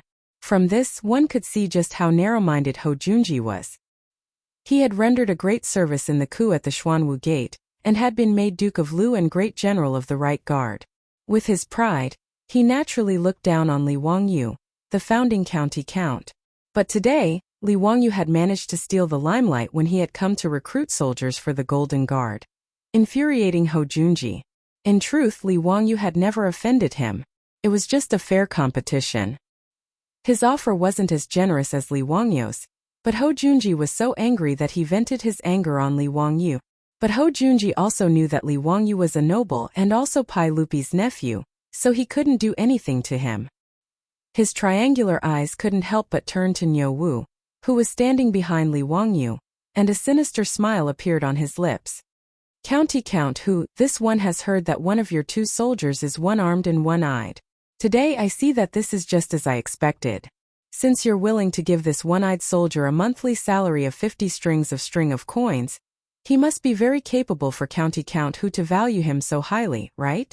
But County Count Hu is willing to give the one-eyed soldier a monthly salary of 50 strings of coins, but County Count Hu is only giving 30 strings of coins to these elite soldiers of the Golden Guard. Isn't this a little unfair? TSK, this one truly feels that these soldiers aren't worth it. Ho Junji's words were extremely harsh. He was clearly trying to sow discord between these old ruffians of the Golden Guard and Niu Wu, painting Li Wangyu in the eye. As expected, as he tried to sow discord, those old ruffians of the Golden Guard began to look at Niu Wu with ill intent. They were already planning to submit to Li Wangyu, so they naturally wanted to display their abilities in front of him. Just as Duke Lu had said, if this one-eyed soldier could get a monthly salary of 50 strings of coins, why couldn't they? Chapter 471. Li Wangyu was infuriated by Ho Junji's shameless words. He really wanted to curse out loud. What does it have to do with you? And Ho Junji's insult of Niu Wu being a one-eyed dragon had infuriated Li Wangyu even more. But Ho Junji's provocative words had stirred up the hearts of these ruffians. Faced with a group of eager killers, Li Wangyu was caught off guard for a moment. He had a deep relationship with the Niu brothers, and it wasn't something that could be described as formidable. Even if the Niu brothers didn't have much skill, he wouldn't look down on them. He would never abandon them. When he was still insignificant, he was still having a headache over how to survive the plague of locusts. At that time, the Niu brothers had already pledged themselves to him. How could this friendship be measured by a monthly salary? To put it bluntly, Niu Yong and Niu Wu were Li Wangyu's family in the Tang dynasty. Let alone a monthly salary of 50 strings of coins, even if he had to give half of the family fortune to these 2 brothers, Li Wangyu wouldn't even bat an eyelid. But he couldn't explain these words to these ruffians in a short time. But Li Wangyu didn't want Niu Wu to fight with these ruffians to prove his ability. Although Niu Wu had said that he wouldn't have a problem fighting one against 2 fists and kicks had no eyes. If Niu Wu was injured, Li Wangyu would be heartbroken. Even if he injured these ruffians, it would still be very troublesome. Li Wangyu naturally understood that this group of old ruffians had the intention of throwing themselves into his residence. In the future, these people would be Niu Wu's comrades. If they were to get angry and hurt the harmony, it wouldn't be good. But before he could think of a way to speak, Niu Wu puffed out his chest and strode forward. This one truly doesn't have much skill, and I was even blinded in one eye by the Turks. But if you want to measure this one's ability, you can come and try. Niu Wu seemed rash, but he was actually quite meticulous. The reason he had stepped forward to challenge these ruffians wasn't just because of Ho Junji's provocation. Niu Wu was well aware that if this group of assassins wanted to pledge their allegiance to his Lang Jun, they would become his subordinates. The leader of this song was none other than him and his brother. This was not only due to their confidence in their own abilities, but also due to their understanding of Li Wangyu's righteousness. Therefore, Niu Wu naturally had to consider Li Wangyu. Using his fists to subdue this group of killing geniuses was the best choice. Otherwise, a group of ruffians born in the Jin Wu guards might not necessarily submit to him and his older brother. If they could not achieve unity, how could they protect their own Lang Jun? Niu Wu's words stunned Li Wangyu, and he subconsciously wanted to object. However, Niu Wu's resolute gaze caused him to hesitate. At the same time, he immediately understood Niu Wu's intentions. But he couldn't stop it, and this only made Li Wangyu even more furious at Ho Junji's despicable conduct. Li Wangyu rolled his eyes and said in a clear voice, "Haha, Lord Ho is right. This song of mine doesn't have much skill, just a bit of punching and kicking." After hearing the Marquis's words, I felt that they made sense. This monthly salary of 50 strings of coins was most likely a loss. But since Lord Ho wants to recruit troops today, why don't you let my good-for-nothing troops test their skills against Lord Ho's troops? Let me see the difference between a monthly salary of 6 strings of coins and a monthly salary of 50 strings of coins. TSK, a monthly salary of 6 strings of coins is truly cheap. Lord Ho is truly formidable. Since he couldn't stop Niu Wu, he decided to direct the spearhead to Ho Junji. Didn't you insult Niu Wu for being a one-eyed man? Then let's see how formidable Ho Junji's troops are. Li Wangyo's mention of a monthly salary of 6 strings of coins made the troops behind Ho Junji pale. Just now, when Ho Junji's troops had heard that Li Wangyo's troops were being paid 50 strings of coins a month, and that he was offering 30 strings of coins to the veterans of the Jinwu Guards, their eyes had turned red with envy and jealousy. Now that they heard Li Wangyu describe them as cheap goods, they could no longer hold themselves back. Lord Ho, let me test out that one-eyed man's skills. I'd like to see just what sort of person can get a monthly salary of 50 strings of coins. Lord Ho, let this one measure him. Lang Jun, this one requests a battle. Li Wangyo's words had provoked Ho Junji's troops into acting like they had eaten gunpowder. This was far beyond Ho Junji's expectations. He had always been the one scheming against others, but now, he had been tricked by this youth, causing Ho Junji's face to scowl. But now that his troops were all asking for a battle, how could he say no? But Ho Junji was in no rush. He naturally had absolute confidence in his subordinates. These were the valiant soldiers of his army who had fought alongside him for many years. Ho Junji felt that dealing with a one-eyed man was no problem. He only regretted that his plan to sow discord had been ruined by Li Wangyo's simple words. Since County Count who is interested, then let them have a match. But Ho Junji's triangular eyes gleamed with cold light as he stared at Li Wangyu like a viper. But since it's a match, there should be a little prize. What does County Count who think? Oh? What does Lord Ho mean? Ho Junji sinisterly chuckled. This one has heard that County Count whose estate has a 40% share in the Shirozi wine workshop. This one is not greedy, so if you use 20% as the wager, does County Count who dare to make a bet? Li Wangyu inwardly cursed at these words. This bastard was actually eyeing his businesses? Li Wangyu was also perplexed. This carriage company, the wine workshop, and the underwear store were all money trees. Which noble in Chang'an wouldn't be envious? But everyone knew that this was a joint venture between Li Wangyu and Pai Lupi. No matter how envious others were, none of them dared to touch it. So why was Ho Junji so bold as to covet a share in the wine workshop? But when he thought about Ho Junji's reputation and history for being greedy, Li Wangyu understood. This fellow had always been a bastard who viewed wealth as his life. In the 14th year of Zhengguan, Ho Junji had led an army to destroy Gaochang, plundering the kingdom of Gaochang and stuffing his own pockets with treasure. In the history books, it was written that he obtained the essence of gold and mules, but the imperial residents did not have it, so he hid it and did not offer it. He even dared to take the precious spoils of war for himself. From this, one could see just how greedy he was. Li Wangyu inwardly sneered as he calmly asked, if Lord Ho is interested, then there's no problem. But what will Lord Ho use as the prize? Ho Junji heartily laughed and said, this one's residence has 2 supreme beauties. Would County Count who be interested? Li Wangyo's face darkened. Damn, 2 women in exchange for 20% of the wine workshop? Was this Ho Junji crazy? He suddenly recalled a rumor he had read about Ho Junji in unofficial history. After Ho Junji was executed, he made a record of his residence and obtained 2 beauties. Taizong asked about them and replied, ever since you came, you have often eaten human milk instead of rice. This was about Ho Junji's residence being recorded after he was killed for his rebellion. Not only did they find all sorts of treasures, they even obtained 2 supreme beauties. These 2 beauties were peerless in appearance, and their skin was even smoother than a baby's. Pai Lupi curiously asked how they maintained their skin, and the answer was, ever since I entered the Marquis residence, I have eaten human milk as rice every day. Li Wangyu almost got goosebumps when he thought about this unofficial history. He didn't have such heavy tastes as Ho Junji, and besides, was he the kind of person who couldn't move at the sight of beauties? Using 2 women to gamble with him for a share in the wine workshop was simply wishful thinking. Lord Ho should keep the beauties for himself to enjoy. I'm not interested, so why don't Lord Ho use some other prize? Chapter 472. Ho Junji could only shake his head at Li Wangyo's words. It seems that County Count Huxian is still young, and doesn't understand the benefits of this stunning beauty. Since that's the case, this one will take out 20% of the Chang'an gambling house and gamble with County Count Huxian. How about it?